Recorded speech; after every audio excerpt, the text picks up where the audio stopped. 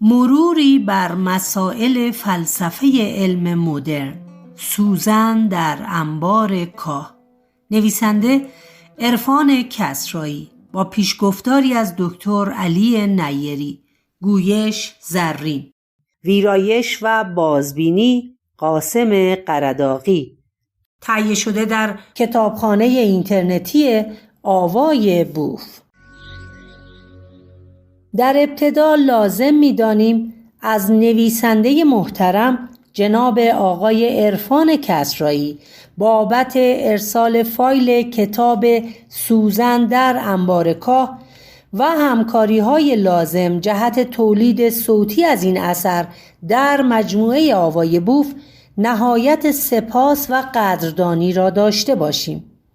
نسخه صوتی این کتاب با شماره ISBN 978 خط فاصله 87 خط فاصله 93 926 خط فاصله 98 خط فاصله 1 جهت انتشار رایگان در آوای بوف تولید شده و فروش و استفاده تجاری از آن کاری غیر اخلاقی و ناپسند می باشد.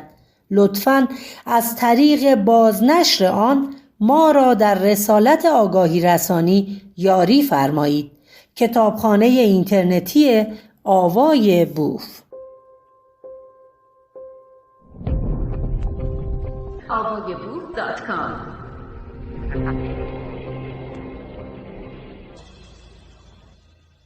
فایل اول درباره نویسنده. عرفان کسرایی دانش آموخته مهندسی مکانیک و فلسفه علم است و سالهاست که به عنوان نویسنده و روزنامه‌نگار علم و فناوری با نشریات و رسانه‌های فارسی زبان همکاری می‌کند. او عضو انجمن فلسفه علم آلمان GWP است و در حال حاضر به تحصیل در مقطع دکترای فلسفه علم با موضوع پژوهشی استدلال ریاضی در کیهانشناسی مشغول است. با یاد کودکان پرواز شماره 752 که طلوع آفتاب 18 دی 98 را ندیدند. پیش از پیشگفتار دکتر علی نیری. به باورم این کتاب در نوع خود از نخستین کتاب‌هایی است در زمینه فلسفه علم که تاکنون برای فارسی زبانان نگاشته شده است. کتاب‌های علمی زیادی به زبان ساده به فارسی ترجمه و یا حتی نوشته شدند، اما در مورد موضوع مهم فلسفه علم دست کم به زبان فارسی، آن هم از سوی یک نویسنده ایرانی، کار جدی صورت نگرفته است.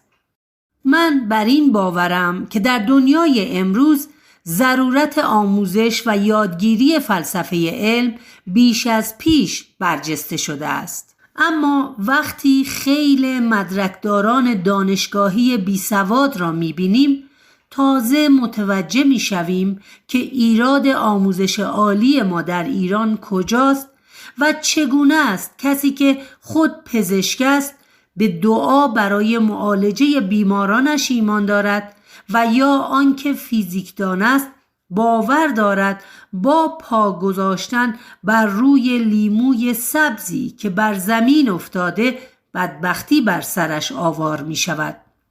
آدم متحیر می شود که چرا این اشخاص در تمام سالهای تحصیلیشان تفکر نقادانه یا سنجشگرانه را نیاموختند. چگونه میتوان مهندس بود و روش علمی بلد نبود؟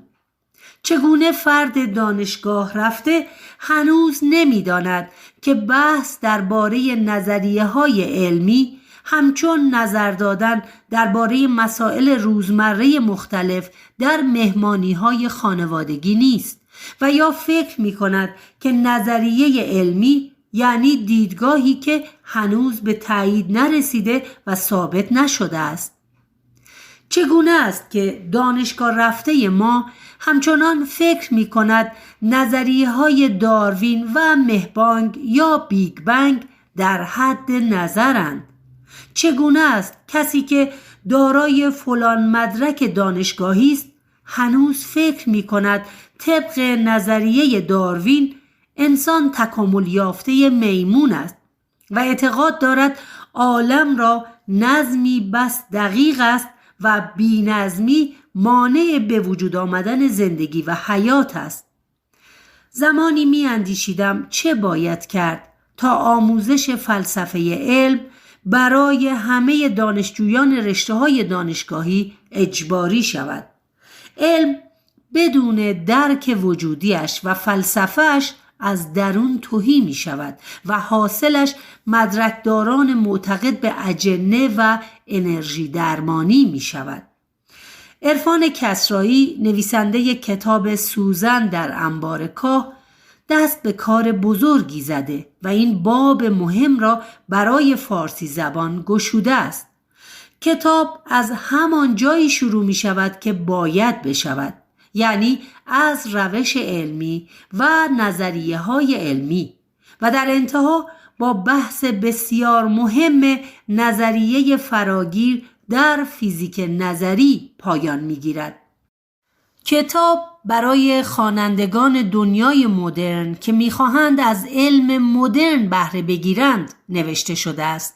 خواننده می‌تواند از این کتاب به عنوان نقشه راهی برای مسیر پرسنگلاخ علم مدرن استفاده کند و از آن بهره‌ها برد. به جسارت عرفان کسرایی برای گشودن این مبحث بسیار مهم آفرین می‌گویم. اطمینان دارم نسخه های بعدی کتاب پربارتر و پربارتر خواهد شد. علی نیری، اورنج کانتی، آمریکا، یکشنبه 5 جولای 2020. سخنی با خوانندگان. در تمام قرن اخیر فیلسوفان و دانشمندان درباره موضوعاتی صحبت کردند که امروزه به عنوان مسائل فلسفه علم شناخته می شوند. فلسفه فیزیک، فلسفه ریاضی، فلسفه زیستشناسی و فلسفه کیهانشناسی و طیف بزرگی از مسائلی که امروزه زیر مجموعه مباحث فلسفه علم قرار می گیرند همگی قطعات پازلی به شمار می روند که دست کم در یک نقطه با هم اشتراک دارند.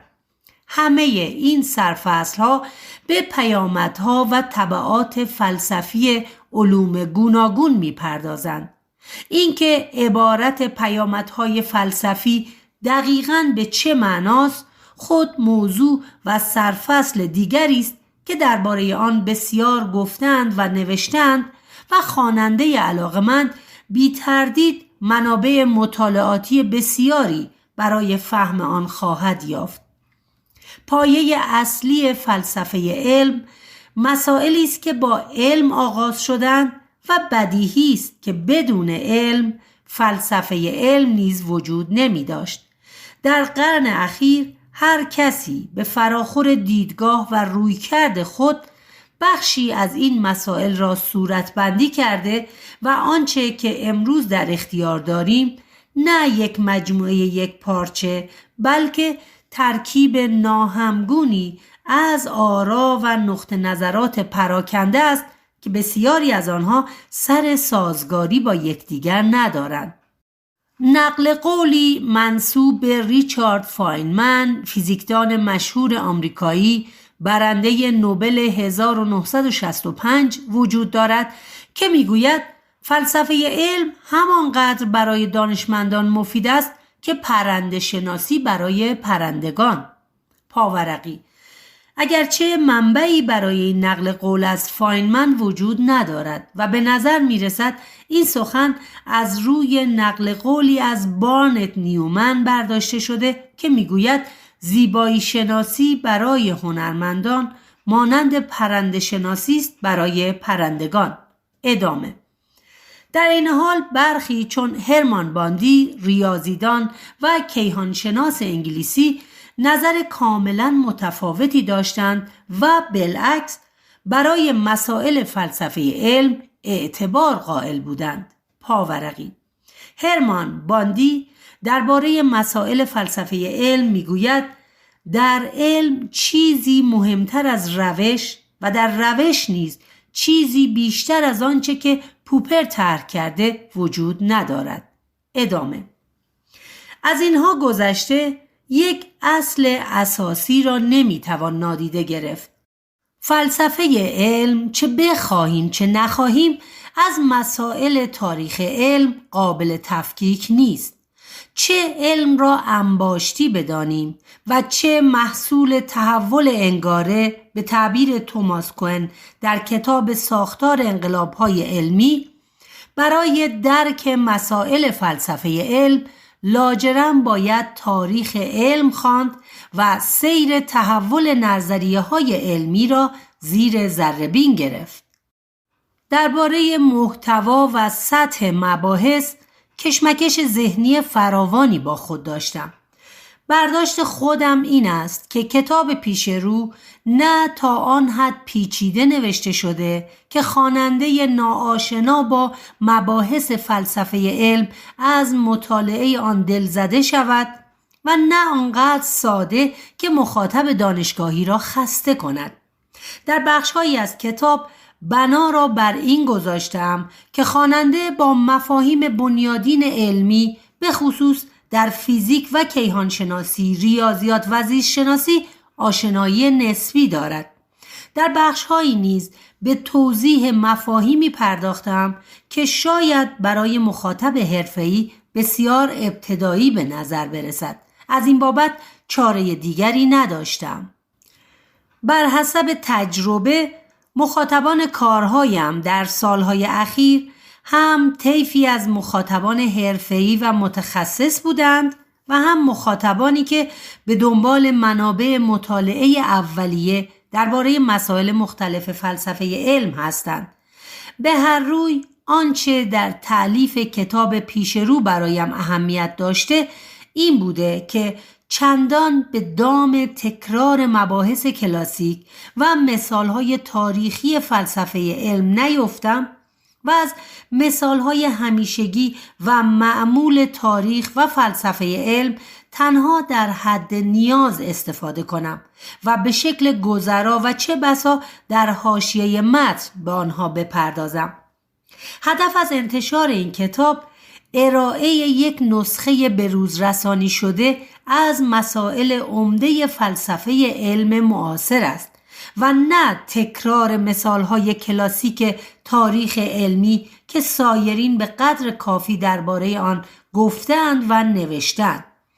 من با خودم اینطور اندیشیدم که بحث چندین و چند باره درباره مبانی فلسفی دوگانگی موج ذره و یا اصل عدم قطعیت احتمالاً نکات تازه و درخور توجهی برای خواننده علاقه‌مند به فلسفه علم که پیشتر کتاب‌هایی در این زمینه خوانده نخواهد داشت. بدیهی است که من در مسائل فلسفه علم و مناقشات تاریخی آن ناظر و راوی بی‌طرف نیستم و انکار نمی کنم که در شرح مسائل فلسفه علم که در این کتاب طرح شده سوگیری دارم. خواننده‌ای ممکن است با برخی دیدگاه‌های طرح شده در این کتاب مخالف بوده و رویکرد فلسفی متفاوتی داشته باشد. این مسئله به خودی خود چندان هم بد نیست، چرا که در اینجا بحث بر سر صدق و کذب یا درستی و غلطی آراء فیلسوفان علم نیست. کسی نمیتواند بگوید دیدگاه توماس کوئن یا کارل پوپر، هیلاری پاتنم یا هانس رایشنباخ و همپل و اوپنهایم و یان هاکینگ درباره فلسفه علم اشتباه است. راه برای نقد نقطه نظرات این فیلسوفان علم همواره باز بوده، ولو اینکه نقدهای بسیاری بر هر کدام از این فیلسوفان طرح شده و مورد اقبال و انکار بسیاری دیگر قرار گرفته است. اما برای روشن شدن ذهن خواننده شاید بیان این نکته ضروری باشد که در مطالعه فلسفه علم بیش از هر کسی تحت تأثیر آرای کارل پوپر و رودولف کارناپ بودم. نویسنده دیگری ممکن است به پذیرش آرای پاول فایرابند و لاکاتوش تمایل داشته باشد و نوشته‌ها و افکار خود را به شکلی تنظیم کند که با دیدگاه‌ها و نظرات آنها سازگار باشد. نکته دیگر این که من پیش از هر چیز یک روزنامه‌نگار علم و فناوریم و بیش از هر چیز از پیشرفت‌های حیرت برانگیز علم و تکنولوژی دنیای مدرن می‌نویسم. علم در دنیای مدرن بنای باشکوهی است که نه تنها جهان هستی را به شکل دقیقی تبیین و توصیف کرده، بلکه تکنولوژی‌های خیره کننده‌ای نیز در اختیار انسان قرار داده است. آنچه برای انسان قرن پیش حتی قابل تصور نبوده، اینک به بخش مهمی از زمینه پژوهش و مطالعه دانشمندان تبدیل شده است. در دورانی زندگی می‌کنیم که دستگاه طیف سنجی انرژی تاریک یا داده‌های تلسکوپ فضایی هابل برای شناسایی سرشت ماده تاریک دیدگاهمان درباره ماهیت جهان هستی را به شکل بنیادینی زیر و رو خواهد کرد. پاورقی دستگاه طیف سنجی انرژی تاریک DESI پروژه عظیم که با استفاده از یک ابر تلسکوپ در ایالت آریزونای آمریکا 35 میلیون کهکشان را از 11 میلیارد سال پیش تا کنون رصد کرده و اطلاعات جدید از ماهیت انرژی تاریک و تأثیر آن بر انبساط کیهان به دست خواهد داد. ادامه: ما در آستانه انقلاب‌های بزرگ علمی هستیم. انقلاب‌های بزرگی که چه بسا باعث شود در تمام محتوای دانش و معرفت خود در قبال ساختار جهان هستی تجدید نظر کنیم. پیشرفت‌های علم و فناوری به قدری شتاب گرفته که ممکن است در آینده‌ای نزدیک دانش ما درباره ماهیت حیات، آگاهی، ماده و قوانین فیزیک به کلی دگرگون شود. زمانی انسان برای رصد ماه نیز با دشواری روبرو بود، اما اینک دانشمندان قادرند کاوشگری چون افق‌های نو را به فضا بفرستند تا از 5 میلیارد کیلومتر دورتر از زمین تصاویری واضح به ما ارسال کند. پاورقی فضاپیمای افق‌های نو نیو هورایزنز که در 19 ژانویه سال 2006 از پایگاه فضایی کیپ کاناورال و با موشک آتلس 5 به فضا پرتاب شده بود، در یک سفر 9 ساله به پلوتو رسید. روی این کاوشگر سنجشگری برای اندازه‌گیری میزان گرد و غبار منظومه شمسی نصب شده که گروهی از دانشجویان دانشگاه کارولینای آمریکا آن را ساختند. این دستگاه غلظت، میزان و تراکم غبار را اندازه می‌گیرد و نقشه‌ای از پراکندگی غبار را در منظومه شمسی ترسیم و مشخص می‌کند که غبارها در کمربند کویپر با چه سرعتی به وجود می‌آیند. پژوهشگران با استفاده از یافته‌هایی که کاوشگر افق‌های نو به زمین مخابره کرده خواهند توانست به شباهت‌های پلوتو با دیگر سیارات کوتوله پی ببرند. داده‌های به دست آمده از این مأموریت همچنین به فهم بهتری از شکلگیری منظومه شمسی نیز کمک خواهد کرد. ادامه: زمانی بشر از وجود سیاه‌چاله‌ها در اعماق کیهان به کلی بی اطلاع بود، اما تکنولوژی و دانش امروز به دانشمندان این امکان را داده که از یک سیاهچاله با قطر 40 میلیارد کیلومتر و در فاصله 500 میلیون تریلیون کیلومتر از زمین تصویر تهیه کنند.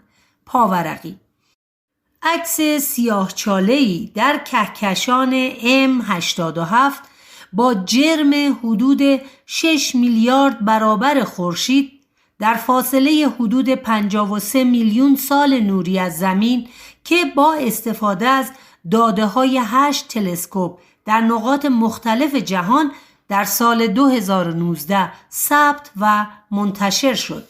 ادامه: امروز دانشمندان از برنامه حفاظت زمین در برابر برخورد سیارک‌ها و طرح‌هایی چون سیستم دفاع سیاره‌ای صحبت می‌کنند. پاورقی: PDCCO Planetary Defense Coordination Office برنامه ناسا برای تشخیص و ردیابی اشیاء نزدیک زمین NEOS و حفاظت از زمین در برابر خطرات بالقوه‌ای است که زمین را تهدید می‌کند. این پروژه برای مقابله با خطراتی چون سیارک‌هایی راه اندازی شده که با ابعاد 30 تا 50 متری به فاصله 5 میلیون مایلی مدار زمین نزدیک می‌شوند و حیات روی زمین را با مخاطره مواجه می‌کنند. ادامه: موضوعات علمی دوران حیات ما به قدری پیچیده و حیرت برانگیز شده که گاهی به سختی میتوان آنها را از موضوعات علمی تخیلی تفکیک کرد. اینک دانشمندان واقعاً به طرح‌هایی همچون طرح موتور ستاره‌ای فکر می‌کنند که با گداخت هسته‌ای بتواند خورشید را با سرعت حدود 50 سال نوری در هر 1 میلیون سال به جای امن‌تری در کهکشان راه شیری انتقال دهد. پاورقی: استلار انجین طرحی است که متیو کاپلان در مقاله‌ای با عنوان استلار انجین Design Consideration for Maximizing Acceleration در سال 2019 در السویر منتشر کرده است. ادامه: در دوره‌ای از تاریخ بشر زندگی می‌کنیم که تلسکوپ فضایی جیمز وب شکلگیری و تکامل نخستین کهکشان‌ها را بررسی و از بزرگترین رازهای کیهان رمزگشایی خواهد کرد. پاورقی: JWST جیمز وب بزرگترین رصدخانه فضایی جهان پروژه مشترک 10 میلیارد دلاری بین سازمان‌های فضایی آمریکا، اروپایی و کاناداست که به عنوان جایگزین تلسکوپ فضایی هابل در فاصله 1.5 میلیون کیلومتری از زمین مستقر خواهد شد. این تلسکوپ با قطر آینه تلسکوپ 6.5 متری قرار است در سال 2021 به فضا پرتاب شده و شکلگیری و تکامل اولین کهکشان‌ها را بررسی کند. ادامه: ضمن این که نباید از یاد برد که این ماجرا فقط به کیهان شناسی یا فیزیک ذرات محدود نمی شود.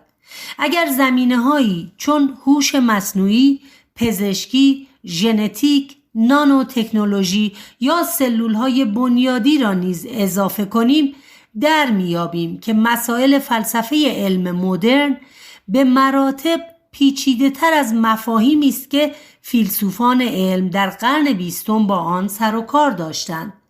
اینک فیلسوفان علم با مسائلی سر و کار دارند که پرسش‌های بنیادین درباره ماهیت وجود و آگاهیمان را انعکاس می‌دهند.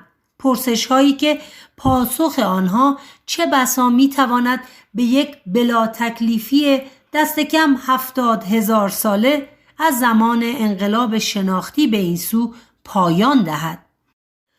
اما چند نکته درباره خود کتاب. من به این مسئله به خوبی واقفم که در متن هر کتابی ایرادات و اشکالاتی یافته خواهد شد که در غالب اوقات به خصوص در چاپ‌های اولیه اجتناب ناپذیر است.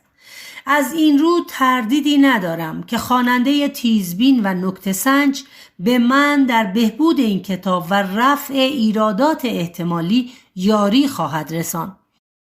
درباره عنوان این کتاب که شاید شبیه به عنوان کتاب‌های کیهانشناسی و نجوم برای عموم به نظر برسد، بیان نکته دیگر ضروری است تا خواننده گمان نکند با انتخاب این عنوان قصد داشتم کتاب را یک کتاب کیهانشناسی عمومی جلوه بدهم. واقعیت این است که در سالهای اخیر تشویق‌ها و توصیه‌های دکتر علی نیری، فیزیکدان و کیهانشناس برجسته، اشتیاق عجیبی را در من برای پرداختن به فلسفه کیهانشناسی ایجاد کرد و باعث شد زمینه پژوهشیم در فلسفه علم را به حیطه روش‌شناسی و کار روی ماهیت استدلال ریاضی در کیهانشناسی تغییر دهم. نوشتن کتابی در زمینه فلسفه علم از چند سال پیش از اینها در ذهنم وجود داشت، حتی در همان دوران آوارگی پس از مهاجرت، زمانی که برای تأمین مخارج تحصیل مجبور به کاری سخت و طاقت فرسا در زیرزمین‌ها و انبارها و سردخانه‌های صنعتی بودم. در پاییز برگ حیات کارخانه‌ها را جارو می‌کردم و در سوز سرما و یخبندان نیمه شب‌های زمستان روزنامه به داخل خانه‌های مردم می‌انداختم. گاهی چراغ قوه را خاموش می‌کردم و در آن تاریکی و سکوت خلوت نیمه شب به مسائلی فکر می‌کردم که بسیاری از آنها را اینک با گذشت سالها در این کتاب نوشتم. اما نام این کتاب چندان هم بی مناسبت نیست. همین حالا که در حال مطالعه این کتاب هستید، کهکشان آندرومدا و کهکشان ما یعنی راه شیری با حدود سرعت 402,000 کیلومتر بر ساعت در حال نزدیک شدن به یکدیگرند و در حدود 3 تا 4 میلیارد سال دیگر به هم خواهند رسید. در حالی که خواننده ممکن است روی مبل یا تخت خواب خود یا کنار شومینه دراز کشیده باشد و توجهی به این موضوع نکند که در زمان خواندن این کلمات روی زمینی زندگی می کند که در میان صدها بلکه هزاران میلیارد کهکشان و ابرخوشه های کیهانی مانند سوزنی در انبار کاه در کیهان بیکران معلق است. عجیبتر از همه اینها شاید این باشد که تمام معرفت و دانش و اندیشه هایی که ما درباره جهان هستی داریم روی همین غبار کوچک در یک کیهان بیکران شکل گرفته است. میلیاردها سال طول کشیده تا از دل آشوب در کیهان پهناور، از گرد و غبار و خاکستر پراکنده ستارگان مرده، چون این حیات با شکوهی روی زمین پدیدار شود. ذرات تشکیل دهنده عاج فیلها، شاخک حلزونها، منقار پرندگان، اتم‌های پوست نوک بینیمان یا حتی اتم‌های کاغذ همین کتاب، دسته فلزی عینک، نان توست داخل کابینت، اتم‌های دماغه یک هواپیمای بوئینگ 747 و یا مغز ما، همه محصول کوره داغ کیهان و میراث چندین میلیارد سال واکنش شیمیایی هستند. حیرت برانگیزترین راز کیهان شاید این باشد که 13 میلیارد و 800 میلیون سال پس از پیدایش جهان مغزی تکامل پیدا کرده که با حدود 86 میلیارد نورون و یک شبکه پیچیده از هزاران اتصال با نورون‌های دیگر کیهان پهناور را به قضاوت نشسته است و جسورانه می‌خواهد از وجود جهان رمزگشایی کند و در یک انبار بزرگ کاه به دنبال سوزنی گم شده بگردد.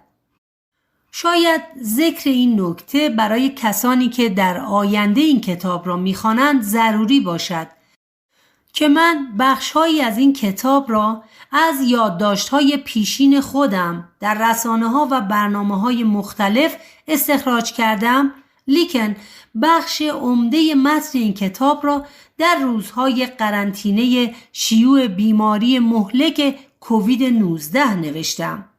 در شرایط هراس‌آوری که صدها هزار نفر در سراسر جهان جان خود را از دست داده، شهرها خالی از جمعیت، قطارها از حرکت ایستاده، خیابانها خلوت و دانشگاه‌ها و کتابخانه‌ها و مدارس برای مقابله با همه‌گیری جهانی و انتشار یک ویروس با قطر حدود 100 نانومتر به نام ویروس سارس کوو-2 تعطیل هستند. در زمان نوشتن این کتاب مردم جهان با نگرانی در انتظار اعلام خبر کشف واکسن این بیماری ترسناک و ناشناخته به سر میبرند. اینک و در زمان نگارش این کتاب زمان مشخصی برای پایان این روزهای رعب‌آور متصور نیست و من نیز مانند بسیاری از مردم جهان روزها و شبهای طولانی را بین 4 دیوار خانه سر می کنم. بیش از 1 قرن از شیوع آنفولانزای اسپانیایی گذشته، اما با وجود پیشرفت‌های چشمگیر پزشکی و بایوتکنولوژی و ژنتیک، بشر همچنان در برابر عفونت‌های ویروسی از این دست بسیار مستعسل و آسیب پذیر است. شیوع این بیماری عجیب و ناشناخته برای بسیاری یادآور این واقعیت بود که نادانسته های انسان از ماهیت و کارکرد آنچه در جهان تجربه می کنیم به شکل تناقض‌آلودی هنوز بسیار ناچیز است. هم کم است و هم بسیار. قرنطینه و خاموشی شهرهای دنیای مدرن به ما نشان داد که حجم معرفت و دانش ما نه فقط نسبت به کیهان دوردست، بلکه درباره بدن انسان، میکروارگانیسم ها و اساساً درباره حیات روی زمین هنوز بسیار اندک است و برای فهم اسرار جهان و یافتن راهی برای حل مسائل زندگی در زمین راه درازی در پیش است. عرفان کسرایی، آوریل 2020، برلین. avogabur.com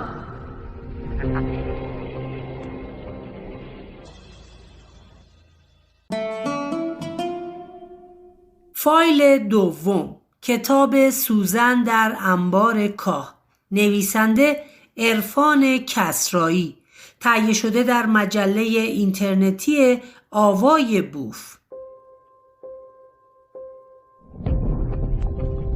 avogabur.com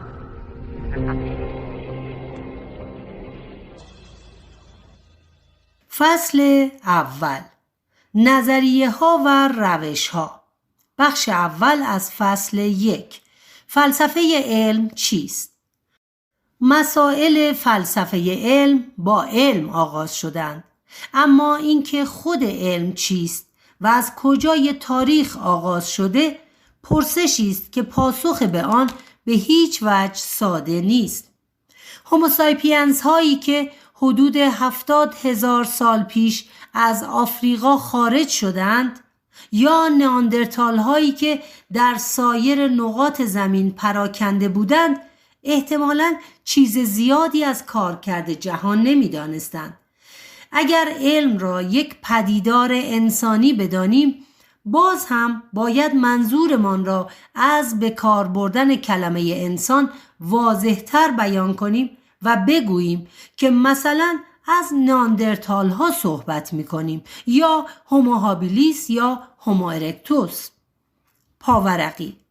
هومو هابیلیس انسان ماهر که در حدود 1.5 تا 2.1 میلیون سال پیش در شرق آفریقا میزیسته است.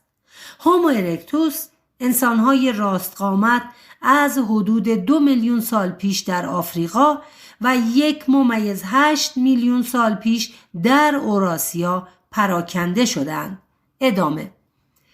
اجداد انسانی ما اگرچه اساساً چیز زیادی از جهان نمی‌دانستند، اما با به کار گرفتن قوه استدلال و آزمون و خطا ابزار می‌ساختند یا با استفاده از قدرت تخیل روی دیواره غارها نقاشی می‌کردند و احتمالاً در شب‌های تاریک به ستاره‌های آسمان خیره می‌شدند و خیال بافی می‌کردند. اگر بخواهیم خیلی به عقب‌تر از اینها برگردیم و درباره دوران‌های باستانی چندین میلیون ساله صحبت کنیم، با بررسی نتایج کاوش‌های باستانی احتمالاً چیز زیادی عایدمان نخواهد شد. مشکل بزرگ اینجاست که ما به محتویات ذهنی و افکار و ایده‌های اجداد انسانی چند میلیون سالمان دسترسی نداریم. ما هنوز به طور دقیق نمی‌دانیم که چرا یک بازه زمانی 2 میلیون ساله لازم بوده تا انسان‌های اولیه از ساخت سنگ‌های تیز به ساخت تبر سنگی برسند، در حالی که می‌دانیم طی تنها 40,000 سال پس از مهاجرت هوموساپینز از قاره آفریقا، انسان هم قایق می‌ساخت، هم تیر و کمان، هم چراغ نفتی و هم سوزنی داشت که به کمک آن برای خودش لباس گرم بدوزد. اینکه از ساخت سنگ تیز تا تبر 2 میلیون سال فاصله بوده چندان هم عجیب نیست. کافی است در نظر بگیریم که تا همین 3 قرن پیش که عصر بخار شروع شد، سرعت جابجایی بشر روی زمین تقریباً پیشرفت چندانی نکرده است.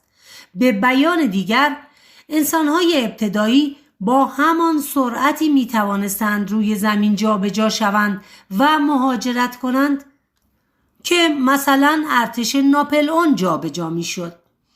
اجداد انسانی ما که 10,000 سال پیش روی زمین بودند، برای پخت و پز، برای شکستن تنه درخت یا دوختن لباس از پوست جانوران، از نیزه و آتش و الیاف و سنگ تیز استفاده می کردند و کم و بیش اطلاعاتی از نحوه کارکرد طبیعت داشتند و مثلا می دانستند که از برخی گیاهان می توان برای تسکین دردها استفاده کرد و خوردن برخی قارچها باعث مرگ یا مسمومیت انسان می شود. آنچه آنها می دانستند را می توان با کمی اغماض علم نامید. از آنجایی که چنین دانسته هایی مبنای تجربی داشت و روی آزمون و خطا بنا شده بود، علم نامیدن آن چندان هم بیراهه نیست. آغاز علم در تاریخ بشر اما هیچ روز و سال مشخصی ندارد و ما دقیقاً نمی‌دانیم که انسان از چه دورانی تلاش کرده رخدادهای جهان هستی و رفتارهای رازآلود طبیعت را توضیح دهد.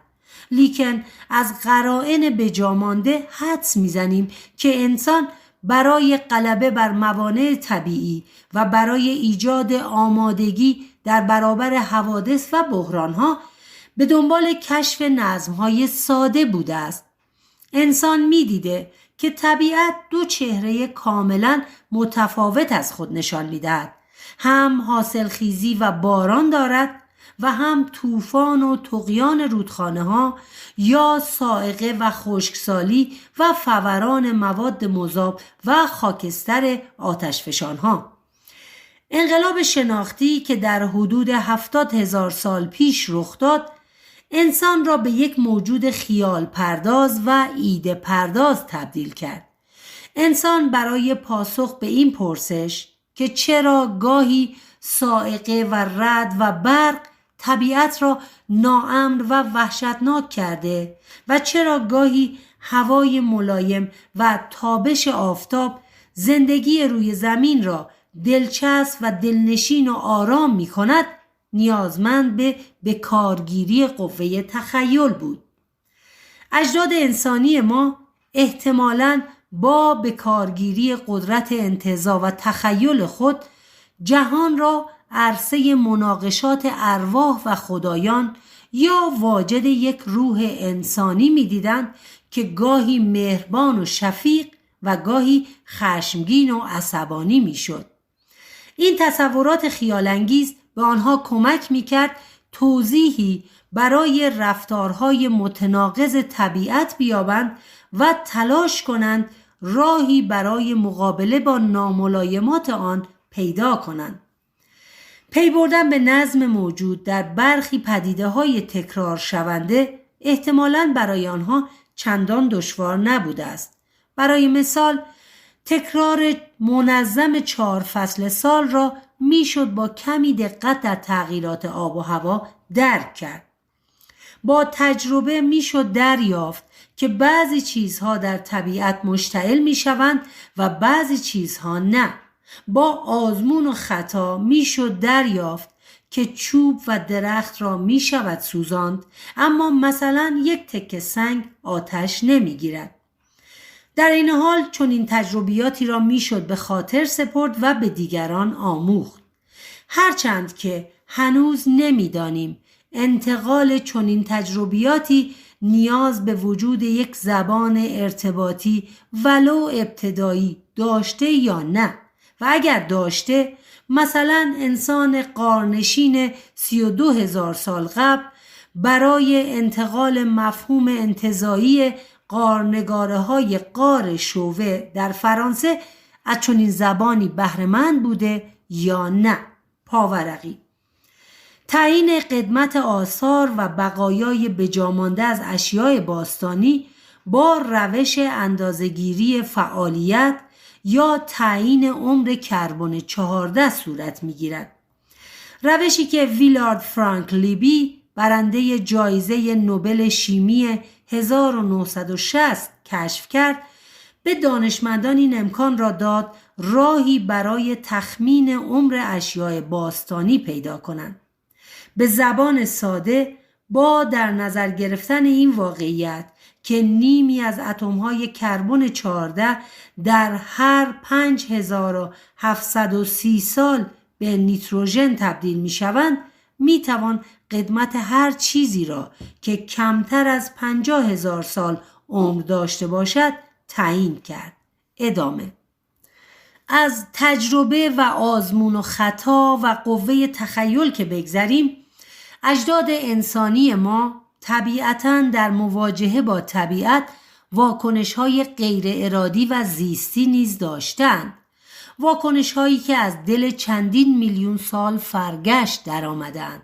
همان چیزی که باعث می شود با دیدن تصویر غذاهای ترش بزاق ترشح کنیم، گربه ها در هنگام نوازش خورخور کنند یا سگ ها هنگام شادی و هیجان دم خود را تکان دهند.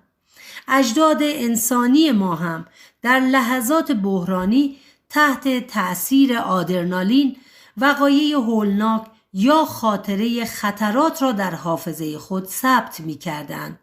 بالا رفتن میزان آدرنالین در خون در زمان مواجهه با حیوانات درنده در جنگل باعث می شد که این تجربه در ذهن انسان وحشت زده حک شود و فرد بیاموزد که مثلا از آن پس باید از ورود به قلمروی حیوانات وحشی پرهیز کند. این که علم دقیقاً از کجای تاریخ آغاز شده واقعاً پرسش دشواری است. ویل دورانت در کتاب تاریخ فلسفه میگوید از روی خطوط درهم و پیچیده هیروگلیف و میخی تمدن‌های پیش از تمدن یونان میتوان دریافت که آن تمدن‌ها به قلمرو علم پا نهاده بودند، اما علم آنها با الهیات درآمیخته بود و هر امر طبیعی که برای آنها مبهم بود با ماوراءالطبیعه توضیح داده میشد. او در این کتاب می نویسد ظاهراً مردم آیونی اولین کسانی بودند که به خود جرأت دادند رخدادهای اسرارآمیز و پیچیده جهان را با استفاده از علل و اسباب مادی و طبیعی توضیح دهند. پاورقی. سرزمین آیونی یعنی قسمت یونانی آسیای صغیر و جزایر مجاور آن. ادامه: آنچه می‌دانیم این است که علم روی تجربه بنا شده و منظور از تجربه نیز مواجهه تکرارپذیر انسان با طبیعت است. اگر سدیم رنگ شعله را زرد می کند یا مثلا آب خالص در دمای 0 درجه سانتیگراد یخ می زند، صحبت از یک بار و دو بار نیست. چون این تجربه‌ای باید قابلیت آن را داشته باشد که همه افراد با در نظر گرفتن شرایط مشابه آن را تکرار کنند و به نتایج مشابه برسند. علم به بیان ساده کوششی فکری است برای توضیح مسائل جهان و تلاشی است برای صورتبندی یک سری پاسخ به پرسش‌هایی درباره ماهیت و کارکرد جهان هستی. ما در تبیین علمی در حقیقت می‌خواهیم به یک سری از چراها جواب بدهیم. مثلا می‌خواهیم بگوییم چرا زمین به دور خورشید می‌چرخد؟ چرا رنگین کمان تشکیل می‌شود؟ چرا کهکشان راه شیری مارپیچی شکل است؟ چرا آب در 100 درجه سانتیگراد می‌جوشد؟ این پاسخ به چراها نه تنها می‌تواند ساختار جهان و عملکرد طبیعت را توضیح دهد، بلکه می‌تواند به ساخت ابزارها و روش‌هایی برای کنترل و مهار طبیعت نیز منجر شود. دانشمندان از همین روش‌ها برای ساخت داروها و وسایل نقلیه، برای تخمین عمر ستارگان یا برای پیدا کردن راهکاری در برابر گرمایش زمین و مقابله با سوراخ شدن لایه اوزون استفاده می کنند. علم واقعاً درست کار می کند و معادلات مکانیک شاره‌ها و قوانین حرکت که هواپیماها بر مبنای آن ساخته شده‌اند واقعاً کارآمدی خود را به صورت عینی نشان دادند. هواپیما واقعاً پرواز می کند چون قوانین حرکت و گرانش و معادلات ترمودینامیک و سوخت و احتراق واقعیت جهان را بازنمایی می کنند و نشان می دهند ما قواعد طبیعت درباره سیالات یا اصطکاک و انتقال حرارت را درست فهمیده ایم. علم درباره طبیعت نظر دارد و به کنجکاوی انسان در مواجهه با جهان هستی پاسخ می دهد. به بیان دیگر، علم درباره حرکت ابرها، پیچیدن صدای سوت قطار داخل تونل، تشکیل رنگین کمان، سوختن یک شمع، سوسو زدن نور ستاره در آسمان، سرد شدن خود به خودی فنجان چای داغ روی میز و خیلی پدیده‌های دیگر توضیحاتی می‌دهد که قانع کننده به نظر می‌رسند. اما کار علم فقط توضیح دادن نیست. علم قادر به پیشبینی هم هست. مثلا به ما میگوید که ملاقات بعدی دنباله‌دار حالی با اهالی زمین در سال 2061 اتفاق خواهد افتاد. پاورقی. دنباله‌دار حالی دنباله‌داری است که هر 76 سال یک بار در آسمان ظاهر می شود و آخرین ظهور آن در سال 1986 اتفاق افتاده است. ادامه: این که علم کوششی است برای توضیح پدیده‌های طبیعت و پیشبینی آینده البته چندان تعریف خوبی نیست، چرا که دین یا آموزه‌های عصر جادوگری هم تلاش‌هایی بودند برای توضیح پدیده‌های جهان. مذاهب هم درباره پیدایش کیهان، پیدایش حیات انسان روی زمین حرف‌های بسیاری زدند، ولی هیچ کسی توضیحات دین درباره کارکرد جهان را علم نمی‌داند. تعریف علم به عنوان تلاشی برای پیشبینی طبیعت نیز تعریف خوبی نیست.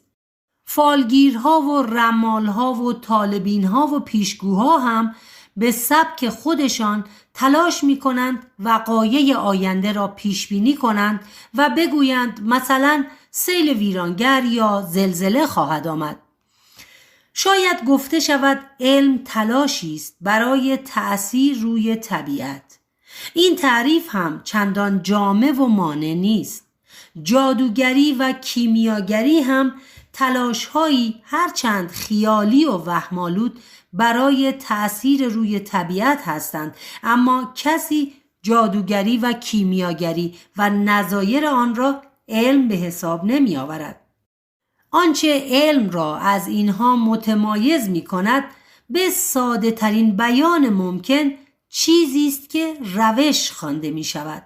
در زبان و ادبیات علمی طبیعت را می توان با زبانی کمی و کیفی توصیف کرد، اما اینکه چگونه باید طبیعت را مشاهده کرد، اینکه اساساً چه چیزی را باید مشاهده کرد، اینکه چگونه می توان فرضیه و نظریه ساخت و مهمتر از آن اینکه چگونه می توان اعتبار این نظریه ها را آزمود، همان چیزی است که پایه اصلی مسائل فلسفه علم محسوب می شود.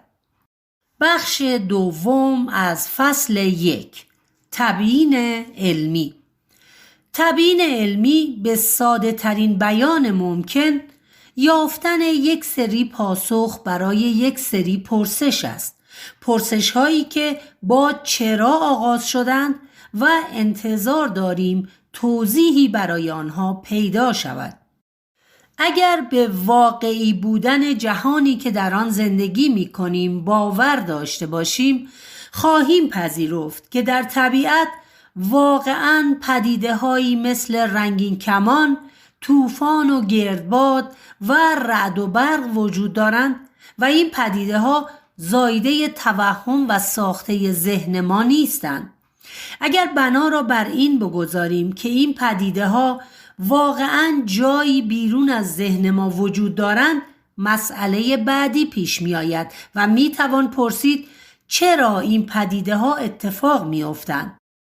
فیلسوفان علم بسیاری درباره ماهیت تبیین علمی صحبت کردند، درباره اینکه چه چیزی را می توان تبیین علمی به شمار آورد و چه چیزی را نه. یکی از مهمترین نظریه های تبیین علمی در فلسفه علم، نظریه کارل همپل، فیلسوف علم در دهه 50 میلادی است که معتقد بود تبیین های علمی پاسخ به چراها هستند و تبیین علمی در واقع آن روی سکه استدلال است. به بیان دیگر قرار است در یک تبیین علمی از یک سری مقدمات به یک سری نتیجه برسیم. در تجربیات زندگی روزمره دیده ایم که رنگین کمان تشکیل می شود یا رعد پس از برق می آید. تبیین علمی صورتبندی یک سری پاسخ به این پرسش است که چرا رنگین کمان تشکیل می شود یا چرا رعد پس از برق می آید. به بیان ساده ما تلاش می کنیم توضیحات و مقدمات استدلالی را صورتبندی کنیم که نتیجه آن چنین باشد: بنابراین رنگین کمان تشکیل می شود یا بنابراین رعد پس از برق می آید. تبیین علمی اما با توضیح معمولی و روزمره تفاوت دارد. هر توضیح و تبیینی در علم قابل قبول نیست. مثلا اینکه رنگین کمان در اثر باز شدن در کوزه طلای لپرکان‌ها ایجاد می شود یک توضیح است، اما این توضیح مبتنی بر افسانه ها و قصه هاست و هیچ گواه مستقلی برای سنجش صدق و کذب آن وجود ندارد. پاورقی لپرکان بر اساس یک افسانه قدیمی ایرلندی در انتهای قوس یک رنگین کمان یک موجود کوتوله با لباس سبز کوزه ای از طلا پنهان کرده است و رنگین کمان پلی است بین دنیای انسانها و لپرکانها. ادامه: بدیهی است که چنین توضیحاتی را تبیین علمی به شمار نمی آوریم. باز شدن در کوزه طلای لپرکانها تبیین مناسبی برای توضیح رنگین کمان نیست، چرا که هیچ راهی برای بررسی درستی و یا غلطی آن وجود ندارد. هیچ آشکارساز یا راه و روشی برای یافتن لپرکان وجود ندارد و چنین تبیینی تا ابد معلق خواهد ماند، زیرا هیچگاه خود را در معرض آزمون قرار نمی دهد و در این حال هیچ راهی هم برای بررسی درستی یا غلطی خود در اختیار ما نمی گذارد. اگر بپرسیم چرا رنگین کمان ایجاد شده، پاسخ خواهیم شنید چون در کوزه طلای لپرکانها در انتهای رنگین کمان باز شده است. اگر بپرسیم که از کجا معلوم که در کوزه طلای لپرکانها باز شده است، پاسخ احتمالاً این خواهد بود که چون رنگین کمان تشکیل شده است. بنابراین هیچ راهی برای سنجش مستقل درستی یا نادرستی این ادعا وجود ندارد. اما در مقابل گزاره‌هایی مانند این را که انسان به ماه سفر کرده است می توان مورد بررسی قرار داد و صدق و کذب آن را تعیین کرد. فضانوردانی که در آینده به ماه سفر کنند باید پر شاهینی که دیوید اسکات در مأموریت آپولو 15 در ماه گذاشته بود پیدا کنند. پاورقی: دیوید راندولف اسکات هفتمین انسانی است که قدم بر ماه گذاشت. اسکات همان فضانوردی است که در مقابل دوربین روی سطح ماه یک پر شاهین و یک چکش را همزمان رها کرد و درستی آزمایش گالیله را در ماه نمایش داد. ادامه: فضانوردان آینده همچنین باید اسکناس $2 که دیوید اسکات و جیمز اروین در ماه جا گذاشتند یا عکس خانوادگی که چارلز دوک در مأموریت آپولو 16 در ماه رها کرد و یا 2 توپ گلف را که آلن شپارد در مأموریت آپولو 14 در آنجا گذاشته است روزی بیابند. پاورقی: اینها تنها شواهد موجود برای بررسی صحت و سقم سفر انسان به ماه نیستند. آزمایش فاصله سنجی لیزری ماه با کمک صفحات بازتاب دهنده‌ای که در جریان مأموریت‌های آپولو 11، 14 و 15 در ماه نصب شدند، محکمترین شاهد در تایید واقعی بودن مأموریت ماه است. گواه دیگر تصاویری است که در سال 2011 به کمک مدارگرد اکتشافی ماه LRO منتشر شدند. تصاویری واضح از مأموریت‌های آپولو 12، 14 و 17 که رد پای فضانوردان، ابزارهای اکتشافی و بقایای ماهنشین‌ها و حتی رد موازی چرخ‌های خودروی ماهنورد در آن دیده می‌شود.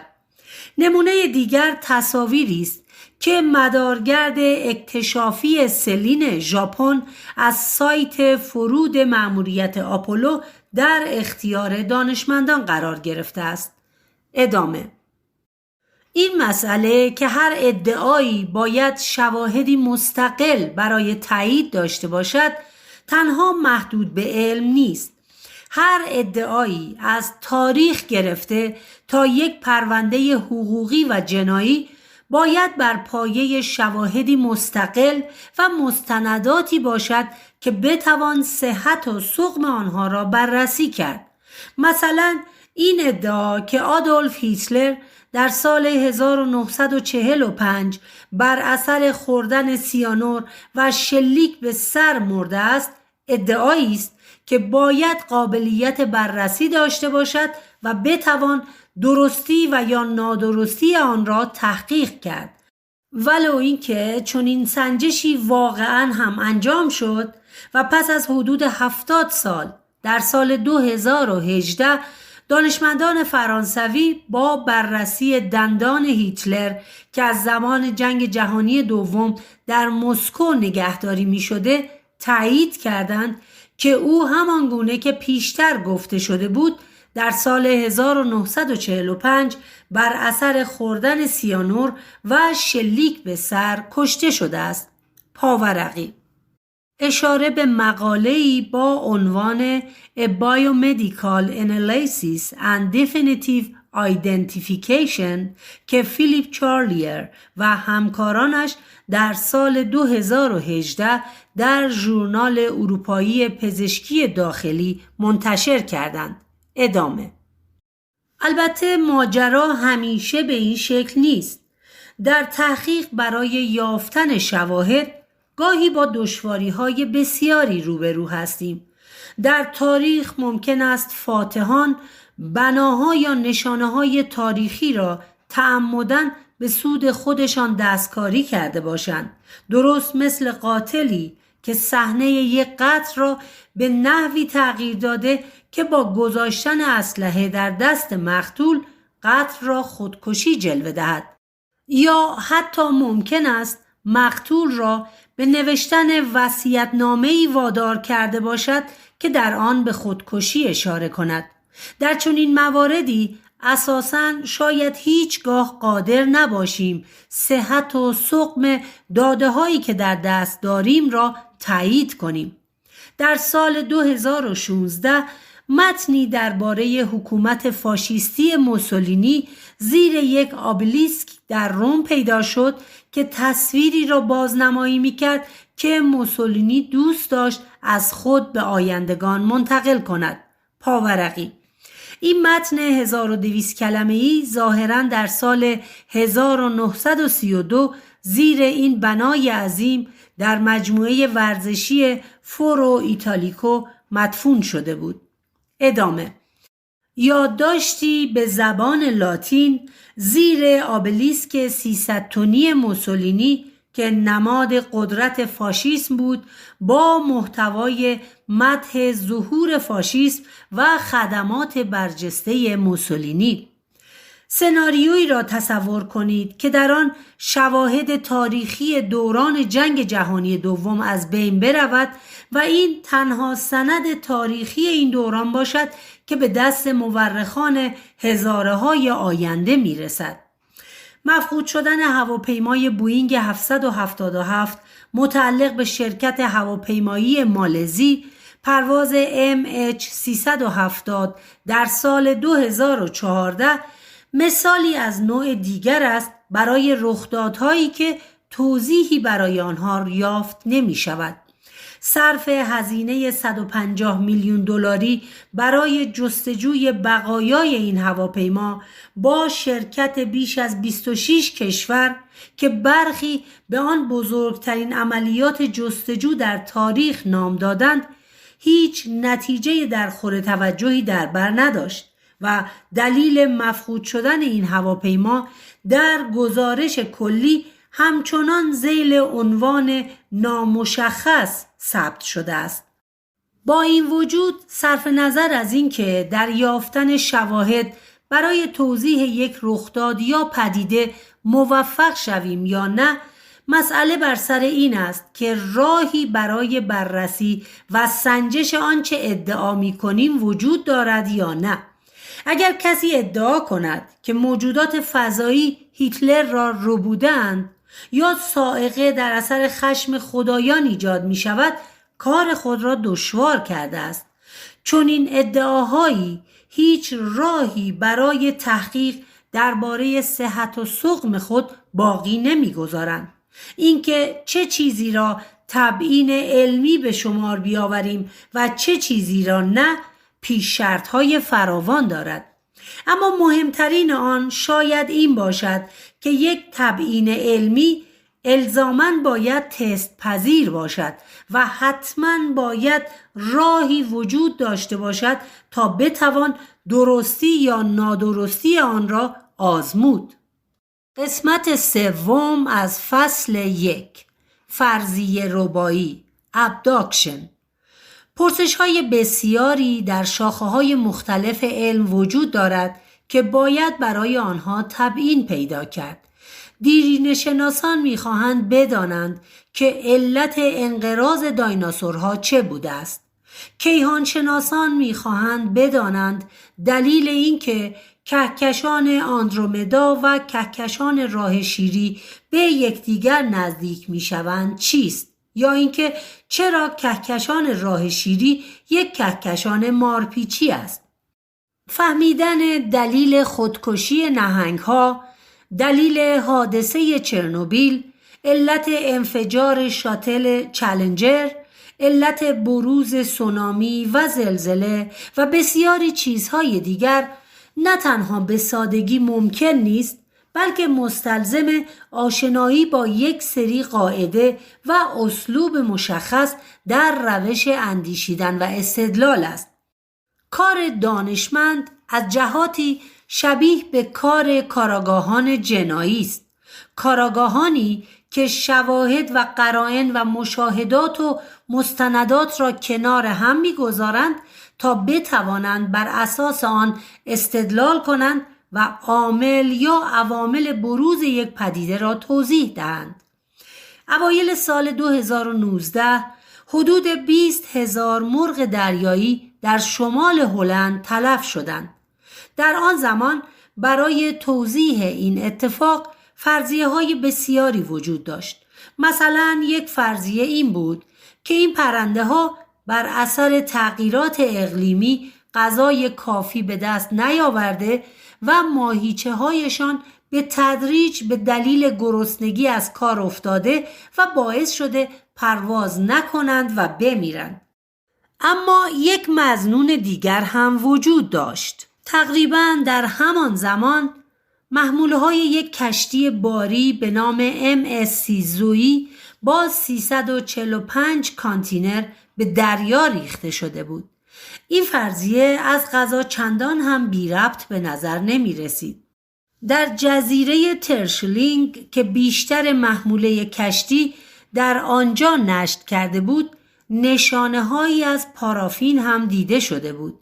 از این رو این فرض یا سناریو که این پرندگان دریایی به دلیل نشت پارافین یا روغن پالم تلف شدند، یک گزینه روی میز تلقی می شد.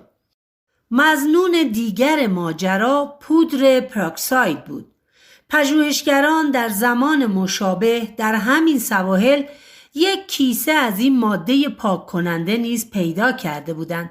این دقیقاً همان نقطه تعیین کننده است که دانشمند باید دست به انتخاب بزند و برای یکی از این توضیحات وزن بیشتری قائل شود. اما مسئله بر سر این است که چگونه و بر چه مبنایی میتوان یک تبیین را بر سایر تبیین‌ها ترجیح داد. بسیاری از ما ممکن است با دو فرم مشهور استدلال، یعنی استقرا و قیاس، آشنا باشیم و تصور کنیم هر استدلالی در نهایت یا استقرایی است یا قیاسی. اما در مسائل جدید فلسفه علم یک نوع استدلال دیگر نیز طرف توجه است که بر اساس آن دانشمندان از یک مجموعه مشاهدات دست به انتخاب بهترین فرضیه میزنند. چه بسا بسیاری از ما این استدلال را حتی در زندگی روزمره به کار گرفته باشیم، اما متوجه نباشیم که از چه مدل استدلالی استفاده می کنیم. استقرا استدلالی است که به ساده ترین بیان ممکن از جزء به کل می رسد، اما در این حال درستی نتیجه استدلال در آن به هیچ عنوان تضمین شده نیست. اگر تمام مهره هایی که تا این لحظه از کیسه خارج کرده ایم سفید بودند، هیچ تضمینی بر آن نیست که مهره بعدی هم حتما سفید باشد. در الگوی قیاسی اما درستی نتیجه تضمین شده است. اگر بدانیم که تمام مهره های درون کیسه سفید هستند، می توانیم با قطع و یقین نتیجه بگیریم که مهره بعدی که از کیسه بیرون می کشیم سفید خواهد بود. فرضیه ربایی نوع دیگری از استدلال که در این بخش درباره آن صحبت می کنیم از این جهت که نتیجه‌ای تضمین شده در اختیار ما نمی‌گذارد به استقرا شبیه است. اما اگر دقیق‌تر نگاه کنیم می‌بینیم که این نوع صورتبندی استدلال تفاوت ساختاری بنیادینی با استقرا و قیاس دارد. به این مقایسه توجه کنید. استقرا می‌گوید این مهره‌ها از این کیسه هستند. این مهره‌ها سفید هستند. همه مهره‌های این کیسه سفید هستند. قیاس میگوید همه مهره‌های این کیسه سفید هستند. این مهره‌ها از این کیسه هستند. این مهره‌ها سفید هستند. فرضیه ربایی میگوید این مهره‌ها سفید هستند. همه مهره‌های این کیسه سفید هستند. این مهره‌ها از این کیسه هستند. همان گونه که از این مثال پیداست، فرضیه ربایی مبتنی بر یک حدس هوشمندانه است. با این وجود نتیجه این نوع استدلال بر خلاف قیاس الزام آور و ضرورتاً درست نیست. در این حال این مدل استدلالی در بسیاری از موارد کارآمد و البته پرکاربرد است. فرضیه ربایی ممکن است در تشخیص افتراقی در پزشکی، در تحقیقات جنایی، در فرایندهای قضایی، در بازرسی‌های فنی برای جستجوی علت نقص فنی، در روانشناسی و بسیاری مسائل دیگر به کار گرفته شود. فایل سوم، کتاب سوزن در انبار کاه، نویسنده عرفان کسرایی، تهیه شده در مجله اینترنتی آوای بوف. avayaboof.com.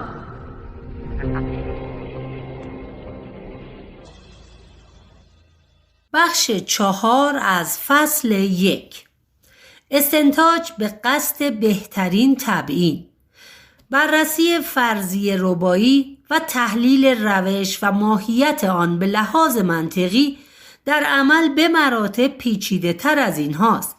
استنتاج به قصد بهترین تبیین یک مدل مبتنی بر فرضیه ربایی است و از قضا بهره‌گیری از آن در بین دانشمندان رشته‌های مختلف علمی بسیار هم رایج است.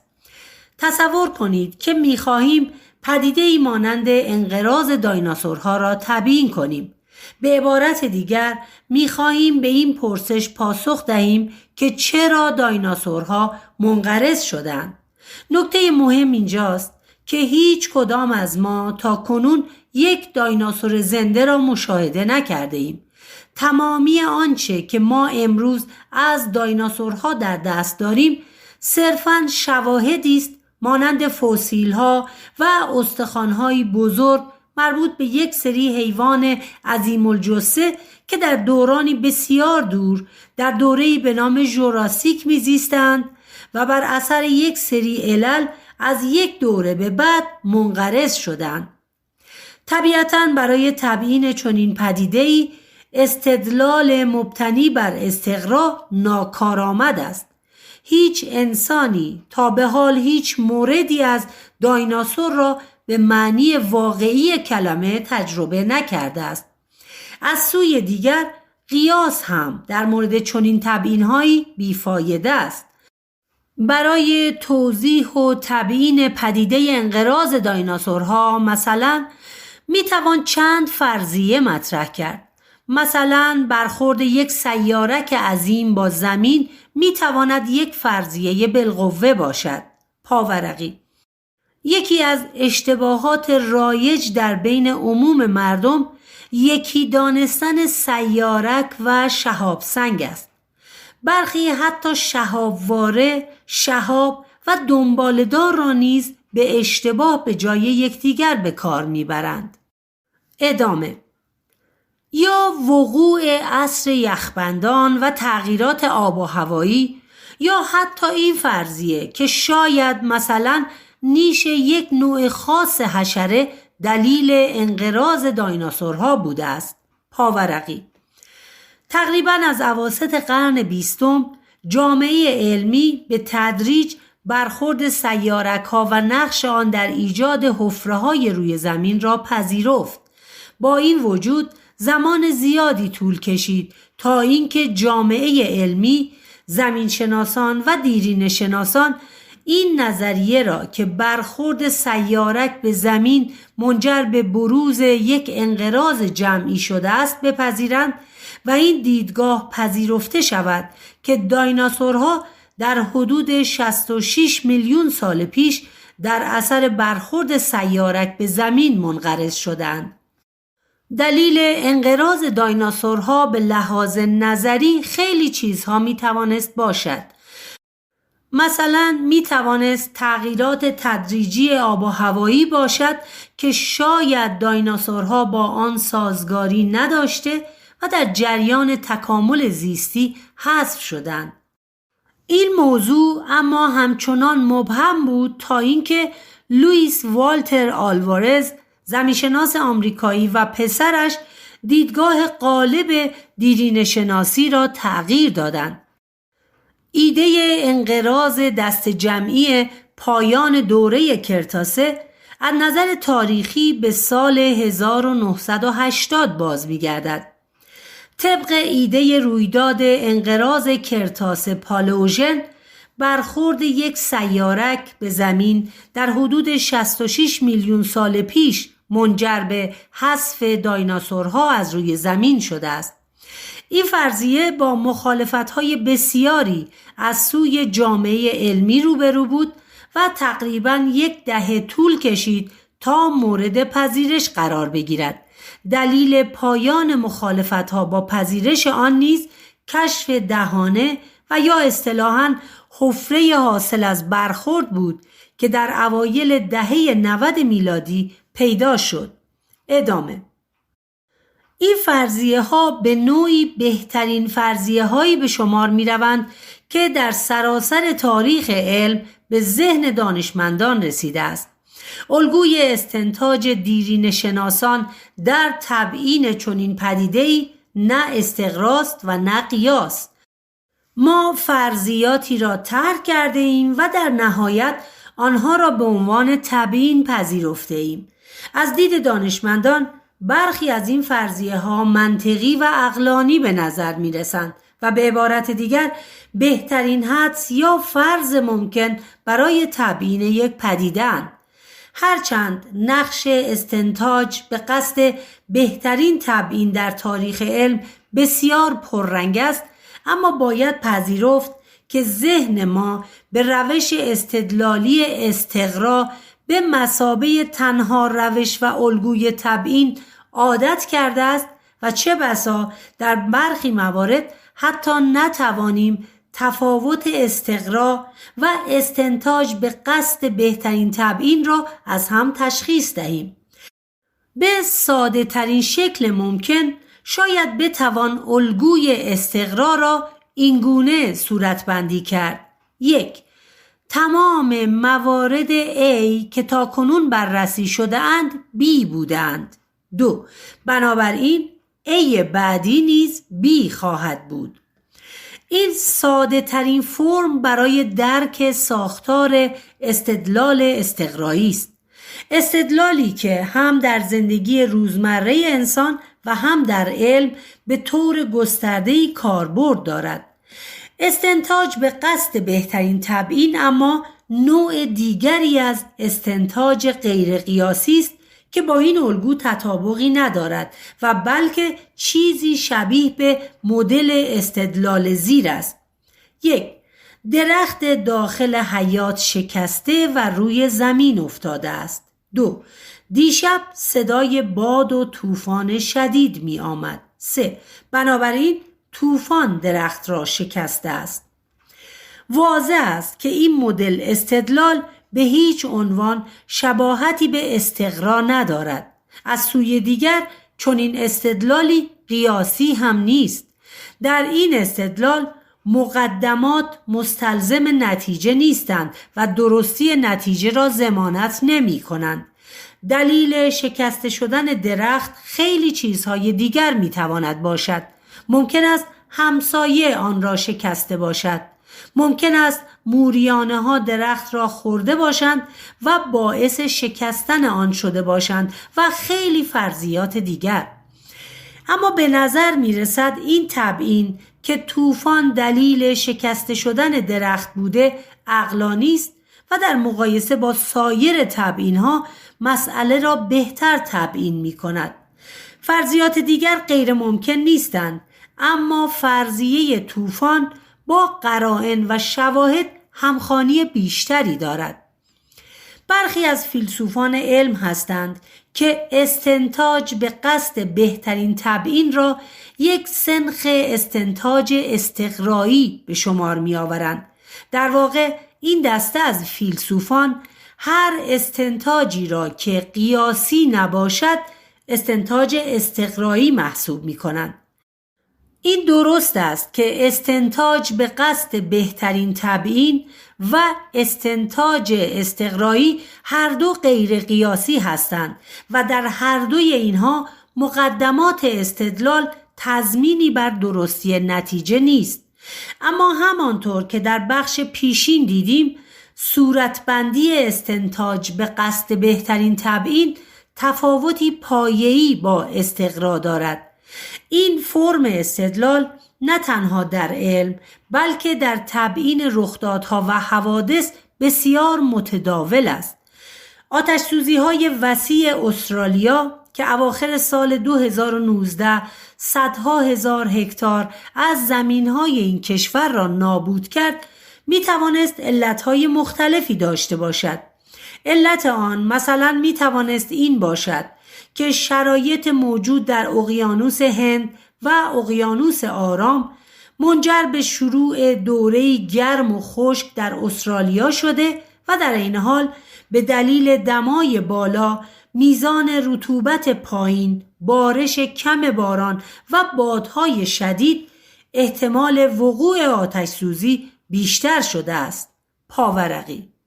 یک مطالعه دانشگاه ایست آنجلیا با عنوان Climate Change Increases the Risk of Wildfires Confers New Review که اوایل سال 2020 منتشر شد، با بررسی 57 پژوهش از سال 2013 به این سو ارتباط بین تغییرات آب و هوایی و اثر آن بر امکان وقوع آتش‌سوزی در جنگل‌ها در سراسر جهان را مشخص می‌کرد.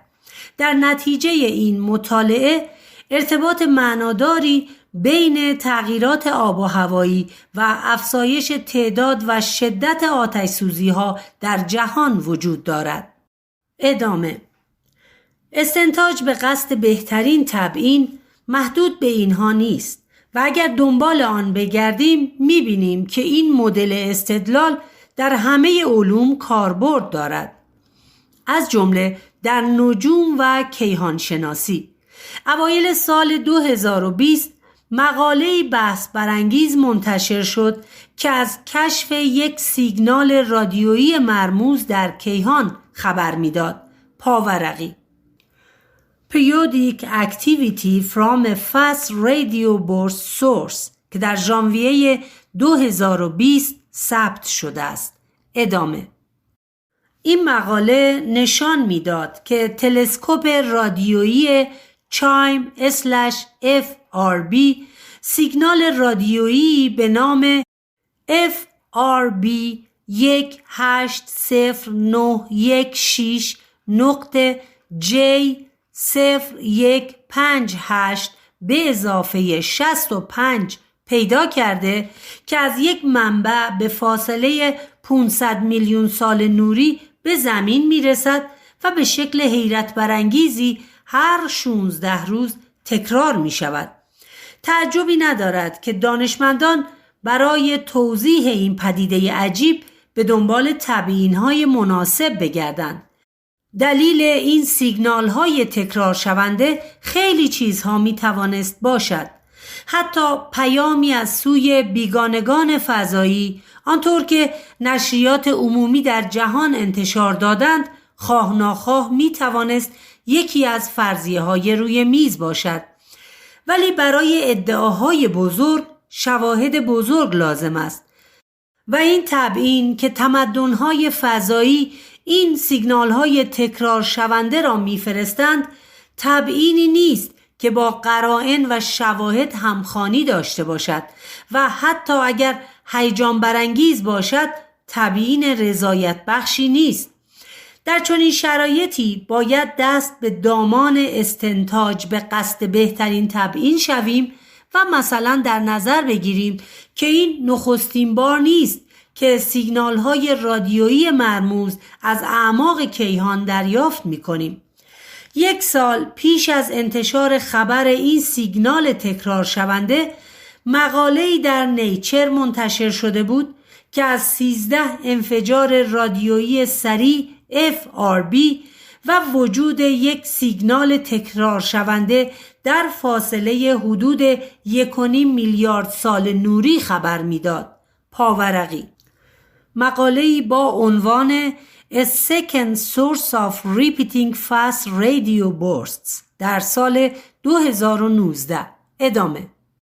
کیهانشناسان تا امروز سیگنال‌های تکرار شونده دیگری را نیز ردیابی کردند و اگر دقیق‌تر بگردیم صدها انفجار رادیویی سریع دیگر نیز ممکن است آشکارسازی شوند.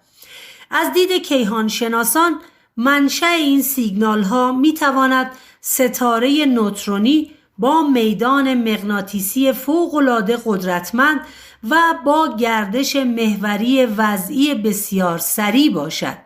تبیین رقیب دیگری نیز وجود دارد که این سیگنال‌های تکرار شونده را به ادغام 2 ستاره نوترونی نسبت می‌دهد.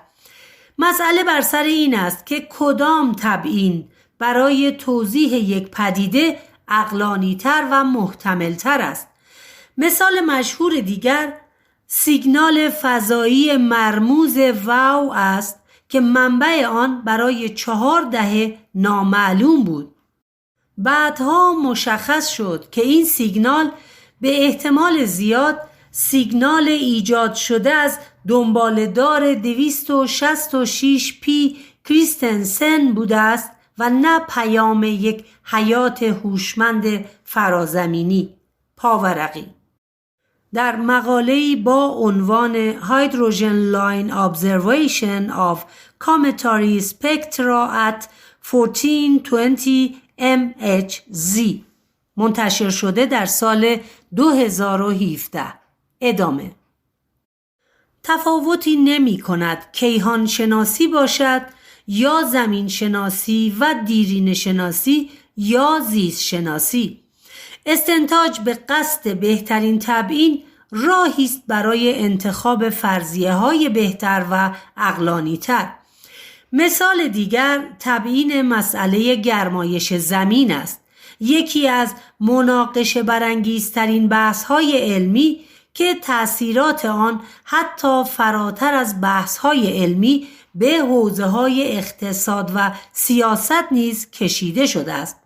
برخی از مخالفان آنتروپوژنیک بودن گرمایش جهانی این پرسش را طرح می‌کنند که چرا باید فرضیه تأثیر دیوکسید کربن بر افزایش میانگین درجه حرارت زمین را بپذیریم و سایر فرضیه‌های رقیب مثلا بخار آب یا گرم شدن زمین بر اثر طوفان‌های خورشیدی را کنار بگذاریم. پاورقی. آنتروپوژنیک تغییراتی است که انسان در بروز آنها دخیل بوده و با مشارکت انسان صورت پذیرفته است. ادامه. اگر از دید استنتاج به قصد بهترین تبیین به مسئله نگاه کنیم، احتمالاً پاسخ این پرسش را خواهیم یافت گزارش‌های کمیته بین‌المللی بررسی تغییرات آب و هوایی IPCC نشان می‌دهد که زمین از سال 1880 تا کنون به شکلی غیر طبیعی در حدود 85 درجه سلسیوس گرمتر شده است. اینکه گرم شدن زمین با شروع فعالیت‌های صنعتی بشر مقارن شده است، طبیعتاً انقلاب صنعتی و وقایع پس از آن را به یک مظنون بالقوه تبدیل می‌کند. همان گونه که اشاره کردیم، کار دانشمند از جهاتی شبیه به کار کاراگاه است، کاراگاهی که باید سرنخ‌ها را پیدا کند و قطعات پازل را کنار هم بچیند تا متهم یا متهمان اصلی را بیابد. برای پیدا کردن سرنخ‌ها باید شواهد و قرائن کافی پیدا کرد. درباره تأثیر دیوکسید کربن ما این شواهد کافی و سرنخ‌های لازم را در اختیار داریم. در سال 2004 پژوهشگران مرکز تحقیقاتی قطب جنوب به یک هسته یخی به ضخامت 3.2 کیلومتر برخورد کردند که به نوعی حافظه تاریخی تحولات اقلیمی زمین محسوب میشد و تغییرات آب و هوایی زمین در طول 800,000 سال گذشته را در خود ثبت کرده بود. مطالعه پژوهشگران روی حباب‌های به تله افتاده هوا در این هسته یخی در اعماق سفره یخی قطب جنوب دلیل محکمی بر این بود که گرمایش زمین با فعالیت انسان مرتبط است. حفاری این هسته‌های یخی ضرباهنگ طبیعی آب و هوای زمین را در این بازه زمانی چند صد هزار ساله آشکار می‌کرد و نشان می‌داد که دیوکسید کربن طی 200 سال گذشته فراتر از حد طبیعی افزایش پیدا کرده است. اینکه آغاز فعالیت صنعتی بشر از یک سو و افزایش میزان دیوکسید کربن از سوی دیگر تصادفاً همزمان شده باشند بسیار بسیار عجیب و نامحتمل است. از این رو اینکه انسان با آغاز فعالیت‌های صنعتی خود عامل افزایش میزان گازهای گلخانه‌ای و گرم شدن زمین بوده، تبیین بهتر، عقلانی‌تر و محتمل‌تری است و شواهد و قرائن بیشتری نیز در تعیین آن وجود دارد. نمودار منتشر شده در NOAA اتمسفریک کربن دیوکسید. غلظت دیوکسید کربن در اتمسفر از 803,000 سال گذشته تا کنون نشان می‌دهد که در تمام این مدت مقدار دیوکسید کربن همیشه کمتر از 300 ذره در میلیون بوده، اما به شکل معناداری در دوران اخیر و از قضا دقیقاً همزمان با رشد و توسعه فعالیت‌های صنعتی انسان با شیب تندی از مقدار 400 ذره در میلیون نیز فراتر رفته است. یک مثال دیگر، اما این بار در تاریخ تکامل انسان و انقراض گونه‌ها، می‌تواند نشان دهد که استنتاج به قصد بهترین تبیین چگونه در طیف بزرگی از مسائل علمی نقش بازی می‌کند. یووال نوح هراری در کتاب انسان خردمند می‌نویسد حدود 70,000 سال پیش انسان‌های خردمند برای بار دوم از آفریقا خارج شدند، به اروپا و شرق آسیا آمدند و در حدود 45,000 سال پیش با عبور از دریا به استرالیا رسیدند. دانشمندی را تصور کنید که قصد دارد تبیینی برای این پرسش ارائه دهد که چرا دیپروتودون‌ها و حیوانات عظیم الجثه استرالیا در حدود 45,000 سال پیش منقرض شدند. چند فرضیه رقیب برای تبیین این انقراض میتواند وجود داشته باشد. مثلا تغییرات اقلیمی و شرایط آب و هوایی قطعاً یک گزینه مشکوک است، اما برای انتخاب بهترین تبیین شواهد و مدارک بسیاری را باید کنار هم بگذاریم. اینکه تغییرات آب و هوایی عامل انقراض بوده از چند جهت حدس بد و ضعیفی است. در 1,000,000 سال گذشته زمین به طور میانگین در هر 100,000 سال یک دوره یخبندان را تجربه کرده است. آخرین عصر یخبندان زمین چیزی حدود 75,000 سال پیش تا 15,000 سال پیش رخ داده و 2 نقطه اوج آن نیز یکی در 70,000 سال قبل اتفاق افتاده و دیگری در 20,000 سال قبل. اینکه دیپروتودون ها 45,000 سال پیش بر اثر تغییرات آب و هوایی منقرض شده باشند برای حیوانی که حداقل 1.5 میلیون سال قبل ظاهر شده و دست کم 10 عصر یخبندان را تجربه کرده چندان قابل پذیرش نیست. نکته جالب دیگری که هراری به آن اشاره می کند این است که شواهد مبنی بر نقش انسان در انقراض جانوران یکی دوتا نیست. اینکه بیش از 90% از حیوانات عظیم الجثه استرالیا به همراه دیپروتودون ها منقرض شدند، آن هم درست همزمان با ورود انسان به استرالیا، انسان را در انقراض دیپروتودون ها به یک مظنون اصلی تبدیل می کند. ضمن اینکه اگر فقط تغییرات آب و هوایی مقصر و مظنون این انقراض بود، بایستی قاعدتاً شامل انقراض حیوانات دریایی نیز میشد. اما هیچ مدرکی در دست نیست که در حدود 45,000 سال پیش چنین چیزی برای حیوانات دریایی رخ داده باشد. نکته بعدی که دخالت انسان را به عنوان مظنون اصلی این واقعه پررنگ می کند، سابقه بد تاریخی انسان در موارد مشابه است. ماموت ها که طی میلیون ها سال در اغلب مناطق نیمکره شمالی زندگی می کردند، دقیقاً هر جا که انسان وارد شد منقرض شدند. ماموت های جزیره ورانگل در اقیانوس منجمد شمالی همین 4,000 سال پیش، یعنی مقارن با ورود انسان به این جزیره، منقرض شدند.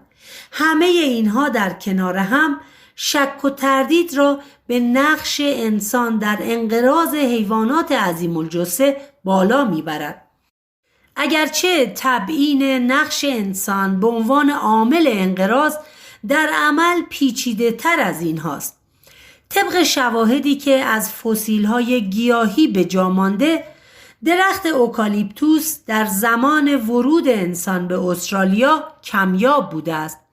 ورود انسان خردمندی که کشاورزی با آتش را آموخته بود، احتمالاً ماشه یک زنجیره از اتفاقات را کشیده و این زنجیره از رخدادها در نهایت به انقراض دیپروتودون ها انجامیده است. یک تبیین این است که اوکالیپتوس در برابر آتش مقاوم بوده و زمانی که انسان بیشه های انبوه و جنگل ها را به آتش می کشیده تا مرتع ایجاد کند، برخلاف سایر درختان و بوته های دیگر به این سادگی ها از بین نمی رفته است. این مسئله زنجیره غذایی در اکوسیستم را به شدت تحت تأثیر خود قرار داده، زیرا غذای کمتری در دسترس حیوانات گیاهخوار قرار گرفته و حیوانات گوشتخواری که از حیوانات گیاهخوار تغذیه می‌کردند نیز آسیب پذیر شدند. یک تبیین دیگر این است که همه توضیحات بالا را در تبیین انقراض دیپروتودون ها بپذیریم، اما تأکید کنیم که تغییرات آب و هوایی را نباید به کل از معادلات کنار گذاشت. اکوسیستم در این دوران به خودی خود در شرایط نامساعدی بوده و طبیعتاً نقش زیادی در انقراض این حیوانات عظیم الجثه ایفا کرده، اما انسان این روند را تسریع کرده و یا اصطلاحاً شرایط را به سمت انقراض هل داده است. نکته اینجاست که در آن زمان نه دوربین کشاورزی ایستگاه فضایی بین المللی وجود داشته و نه دانشمندی که داده‌های اکوسیستم را ثبت کند و بر اساس پژوهش علمی مشخص نقش و سهم عوامل در رویداد انقراض را مشخص کند. پاورقی: دوربین کشاورزی ایستگاه فضایی بین المللی ISSAC تکنولوژی ماهواره‌ای است که برای مدیریت منابع زمین و همچنین کمک به مؤسسات کشاورزی درباره زهکشی و آبیاری و کود و آفتکش طراحی شده است. دانشمندان با بررسی تصاویر ماهواره‌ای ISSAC به بررسی روند نابودی منابع طبیعی و جنگل‌ها می‌پردازند. ادامه: برای تبیین چنین رخدادی تنها روش کارآمد استدلال استنتاج به قصد بهترین تبیین است. دانشمندان به کمک این مدل استدلال تبیین‌های عجیب و جالبی درباره گونه‌های منقرض شده زیستی که امکان آزمایش و مشاهده آنها وجود ندارد ارائه می‌دهند. در سال 2017 گروهی از دانشمندان با بررسی استخوان‌ها، دندان‌ها و همچنین داده‌های ژنتیکی 98 فسیل ماموت یافته شده در سیبری مشاهده کردند که فسیل ماموت‌های نر در نهایت تعجب در حدود 2/3 بیش از فسیل به جا مانده از ماموت‌های ماده است. تبیینی که دانشمندان برای توجیه این مسئله ارائه می‌دهند این است که ماموت‌های نر در عصر یخبندان بیش از ماموت‌های ماده به تنهایی به گشت و گذار می‌پرداختند و از این رو بیشتر در معرض گرفتاری در میان یخ‌ها یا سقوط در رودخانه و تله‌های طبیعی و شکاف‌های دره قرار می‌گرفتند و به همین دلیل تعداد فسیل‌های ماموت‌های نر به مراتب از فسیل‌های ماموت ماده بیشتر پیدا شده است. پاورقی: این مطالعه با عنوان Genome Based Sexing Provides Clues About Behavior and Social Structure in the Woolly Mammoths در ژورنال Current Biology منتشر شده است. ادامه: اگر از مثالهای تاریخ طبیعی و زیستشناسی جانوری بگذریم، مثالهای فراوانی از همین روش استدلالی را میتوان در کیهان شناسی و بسیاری از شاخه‌های دیگر علمی نیز پیدا کرد. حدوداً اواسط دهه 1960 نخستین آشکارسازهای پرتو ایکس یک منبع گسیل ایکس را در صورت فلکی ماکیان شناسایی کردند و با بررسی طول موج‌های رادیویی متوجه وجود یک ستاره در نزدیکی این منبع شدند. اما مشکل بزرگ بر سر راه این بود که با در نظر گرفتن شرایط فیزیکی این ستاره گسیل پرتوهای ایکس چندان معقول به نظر نمی رسید. دانشمندان به این باور رسیدند که شاید پای عامل دیگری در میان است و نتیجه گرفتند در نزدیکی این ستاره احتمالاً سیاهچاله‌ای وجود دارد که با ربودن گازهای این ستاره آنها را به سمت خود کشیده است و باعث شده دمای گازهایی که سیاهچاله می‌بلعد تا میلیون‌ها کلوین افزایش یابد و با ایجاد چنین دمای بالایی پرتو ایکس ساطع شود. این در واقع بهترین تبیینی بود که می‌توانست منبع پرتو ایکس در این ناحیه از کیهان را توجیه کند. سیاهچاله بودن دجاجه X1 یا ماکیان X1 نمونه جالب از شباهت کار کارآگاهان و دانشمندان است و البته مثال خوبی برای استنتاج به قصد بهترین تبیین. این همان مسئله است که استیون هاوکینگ و کیپ تورن در سال 1975 بر سر آن شرط بندی کرده بودند و هاوکینگ آنگونه که در کتاب تاریخچه زمان می نویسد با وجود آنکه احتمالاً می دانست وجود یک سیاهچاله بهترین تبیین برای توضیح منبع پرتو ایکس به شمار می رود، اما در پذیرش آن احتیاط کرد. پاورقی کیپ تورن برنده جایزه نوبل فیزیک در سال 2017 بابت آشکارسازی امواج گرانشی. امواج گرانشی همان امواجی هستند که برای نخستین بار در سال 2016 در حدود 100 سال پس از پیشبینی نسبیت انیشتین در رصدخانه موج گرانشی با تداخل سنج لیزری LIGO آشکارسازی شدند.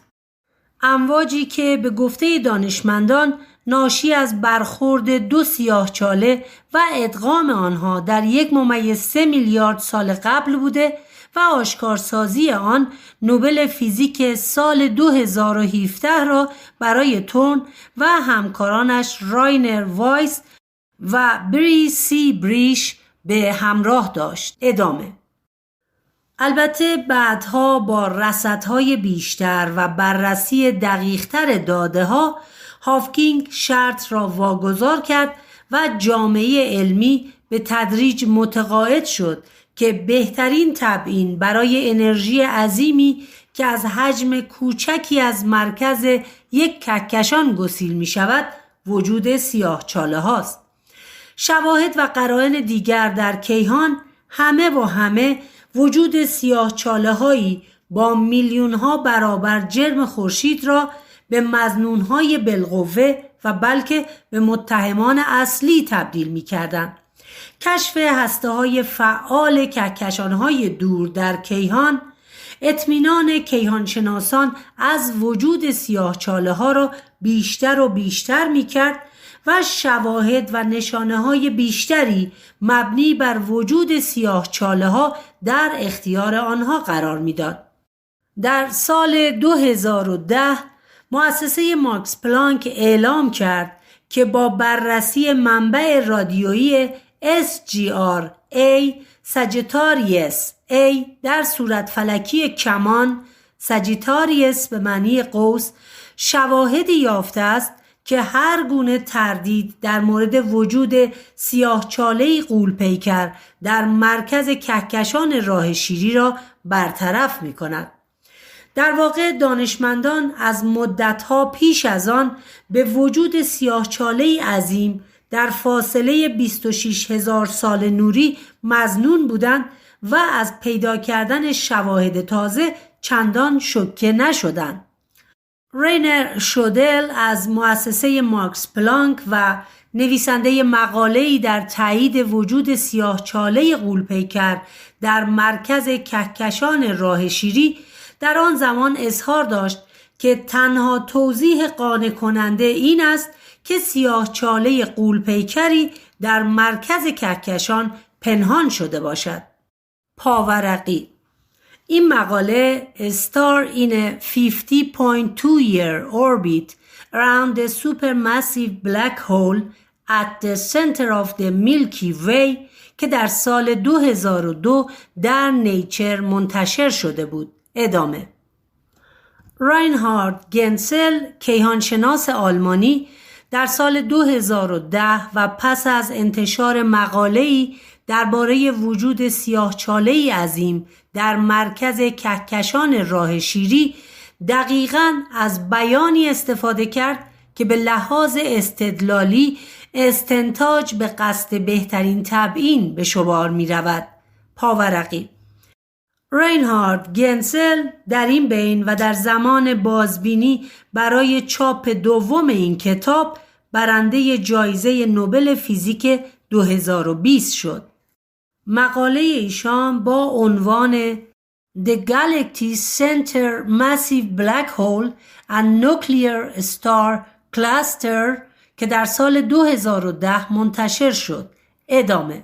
او گفت ما توانستیم ثابت کنیم که تنها توضیح واقع گرایانه و ممکن در این رابطه چیزی غیر از پذیرش وجود سیاهچاله نمیتواند باشد.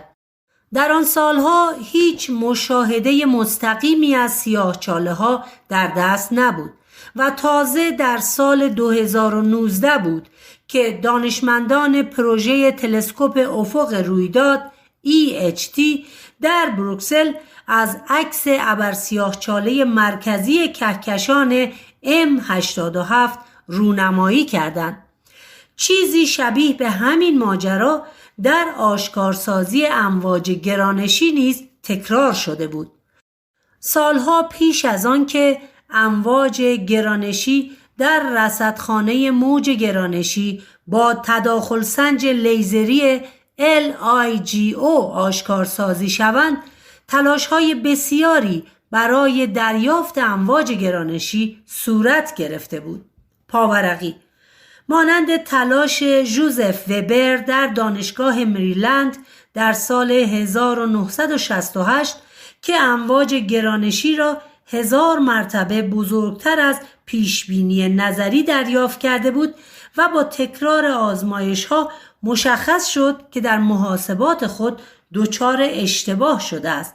ادامه: یکی از مهمترین نمونه‌های تاریخی در تلاش برای آشکارسازی امواج گرانشی حتی باز می‌گردد به چند دهه پیش از اینها، در سال 1974 که هولز و تیلور با بهره‌گیری از رصدخانه رادیویی آرسیبو تغییراتی در پریود سیستم دوتایی تپه‌تر PSR 1913 به اضافه 16 مشاهده کردند و به این نتیجه رسیدند بهترین تبیین برای این تغییرات میتواند تابش امواج گرانشی باشد.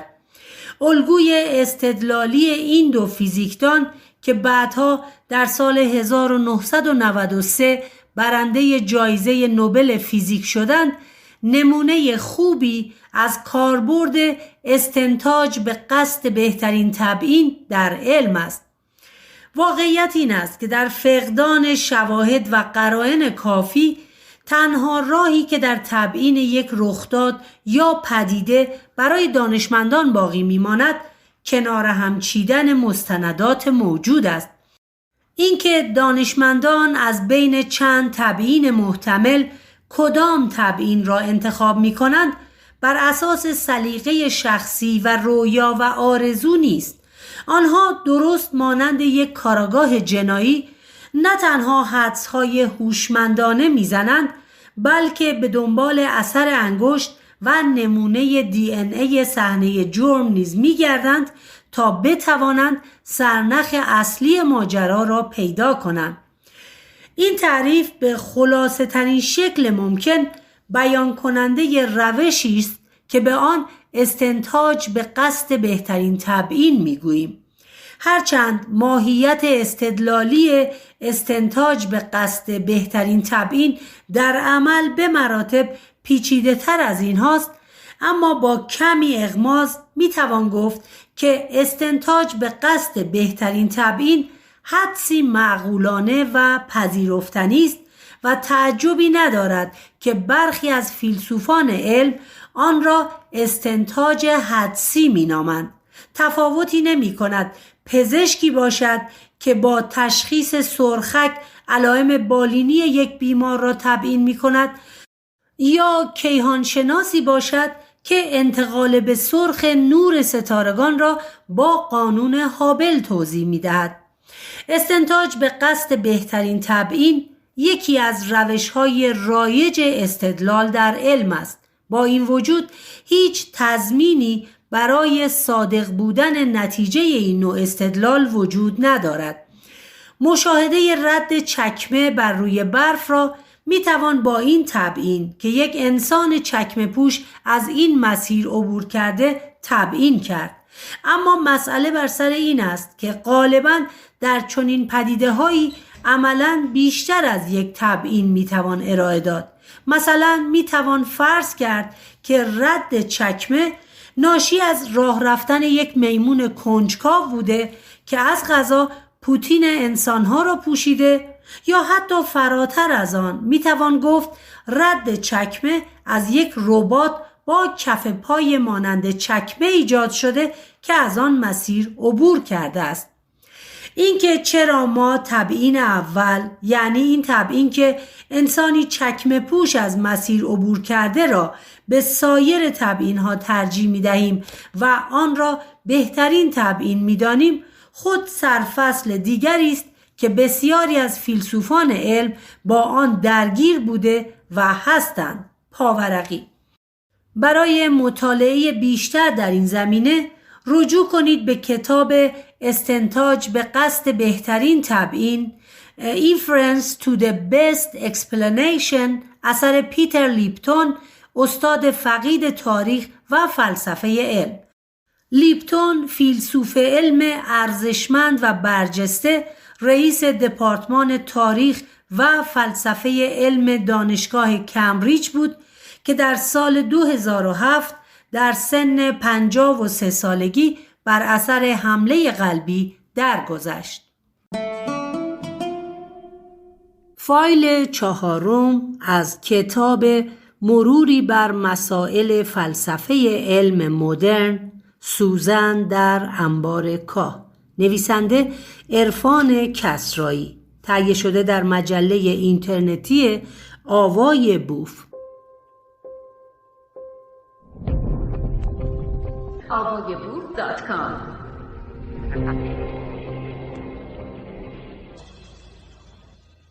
بخش 5 از فصل 1، همپل و قانون فراگیر.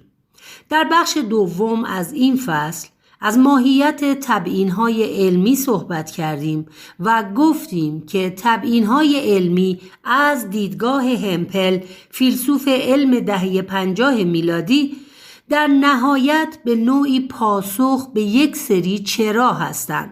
پاورقی. از نظر تاریخی مقاله مشهور همپل و اوپنهایم در سال 1948 با عنوان مطالعاتی در منطق تبیین به نوعی نخستین فعالیت جدی برای مطرح کردن الگویی منطقی در مورد تبیین در علم بوده است. ادامه. از دید همپل تبیین علمی هر چه باشد در 2 قالب کلی جا می گیرد: الگوی قیاسی قانونی و الگوی استقرایی آماری، و این 2 الگو در کنار هم نظریه‌ای را تشکیل می دهند که می توان آن را مدل قانون فراگیر نامید. دانشمندی را در نظر بگیرید که می خواهد توضیح دهد چرا کمبود اکسیژن باعث آسیب به مغز می شود. این چرا یک چرای جویای تبیین است و لازم است برای آن توضیحی پیدا کنیم. به بیان ساده، ما در هر تبیین از یک سو با یک تبیین خواه روبروییم و از دیگر سو با یک تبیینگر و در نهایت باید استدلال یا استدلال‌هایی ترتیب دهیم که نتیجه آن چنین باشد: بنابراین کمبود اکسیژن باعث آسیب به مغز می شود. البته تبیین خوب پیش شرط‌هایی هم دارد و بدیهی است که هر تبیینی تبیین خوب و موجهی نیست. در نظریه همپل تبیین‌ها دست کم باید پیش شرط‌های زیر را برآورده کنند. در یک تبیین، 1. مقدمه استدلال باید مستلزم نتیجه باشد، ویژگی استدلال قیاسی. 2. مقدمات باید صادق باشند. 3. در مقدمه ها باید حداقل یک قانون کلی طبیعت وجود داشته باشد که برای تبیین به آن نیاز است. مثلا مثل این قانون که همه فلزات رسانای الکتریکی هستند. 4. تبیینگرها باید به طور تجربی قابل آزمایش باشند. تبیین مانند هر استدلال دیگری صغرا و کبرا و نیز نتیجه‌ای دارد که از این صغرا و کبرا در می آید. صغراها در الگوی همپل یک سری عبارت هستند که از واقعیت‌های جزئی گزارش می‌دهند. مثلا اینکه فنجان قهوه روی میز من سرد شده است، یا به مغز این مرد برای 5 دقیقه اکسیژن نرسیده است. صغرا با 30 نمایش داده می شود و البته ممکن است بیش از یکی باشد. بخش دیگر استدلال کبرای استدلال است که در مدل همپل با ال نشان داده می شود و وجودش ضروری است. ال ها نیز به بیان ساده همان قوانین طبیعت هستند. مثلا اینکه حرارت همیشه از جسم گرم به جسم سرد منتقل می شود، یا اینکه ضریب انبساط جیوه بیشتر از شیشه است. در این حال الگوی همپل یک جزء دیگر هم دارد و آن هم نتیجه تبیین است که با ای نشان داده می شود. نتیجه در الگوی همپل همان تبیین خواه است، یعنی همان چیزی که قرار است برای آن توضیح و تبیینی ارائه کنیم. قالب کلی مدل همپل را به ساده ترین شکل ممکن می شود به صورت زیر نمایش داد. صغرا C1 الی CN، کبرا L1 الی LN، نتیجه E. هر دو حالت قانون فراگیر، یعنی هم مدل قیاسی قانونی یا DN و هم مدل استقرایی آماری یعنی IS، ساختاری شبیه به این دارند. هر دوی آنها مقدمه یا مقدماتی دارند. صغرا C1 C2 C3 الی CN به علاوه قانون طبیعت یا کبرا L1 L2 L3 الی LN و همچنین نتیجه E که قرار است تبیین شود. تنها تفاوت بین مدل قیاسی قانونی یا DN از یک سو و مدل استقرایی آماری یا IS از سوی دیگر این است که L در اولی یک قانون کلی طبیعت است، ولی در دومی یعنی در مدل استقرایی آماری صرفاً پای یک تعمیم آماری در میان است. به عبارت دیگر برای برخی تبیین‌ها الگوی DN کارآمد است و برای برخی دیگر الگوی IS. مثلا برای این تبیین که چرا سیارات در مدارهای بیضی شکل به دور خورشید در گردشند، الگوی قیاسی قانونی کاملا موجه است. با در کنارم گذاشتن مقدمات استدلال یعنی C و همچنین قانون گرانش جهانی یعنی L می توان تبیین کرد که مدار گردش سیارات به دور خورشید به شکل بیضی است یعنی E. یا برای این تبیین که چرا فلز سدیومی که در آب انداختم آتش گرفت یعنی C، می توانیم از قوانین شیمی استفاده کنیم و بگوییم واکنش سدیم با آب به شدت گرماده است و در این واکنش فلز سدیم داغ شده با شعله نارنجی می سوزد و سدیم هیدروکسید و گاز هیدروژن به جا می گذارد یعنی L.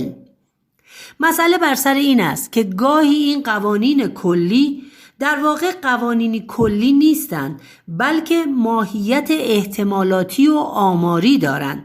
به عبارت دیگر در مدل استقرایی آماری نتیجه فقط با احتمال مشخصی رخ می‌دهد و نه بر اساس یک قانون طبیعی. در اینجا به جای قوانین کلی امکان وقوع نتیجه E بسیار محتمل است، ولی خبری از قانون کلی نیست.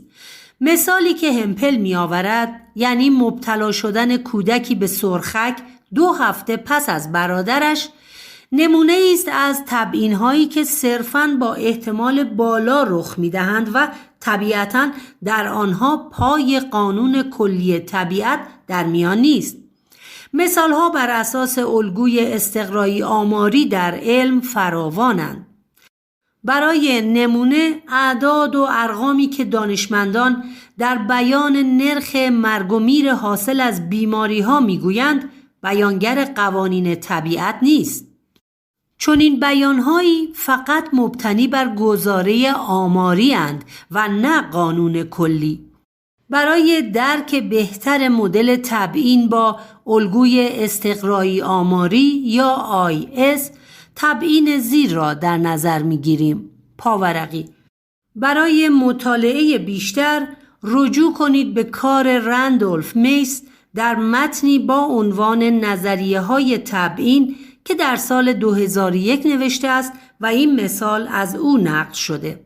ادامه: برای درک بهتر مدل تبیین با الگوی استقرایی آماری تبیین زیر را در نظر می‌گیریم.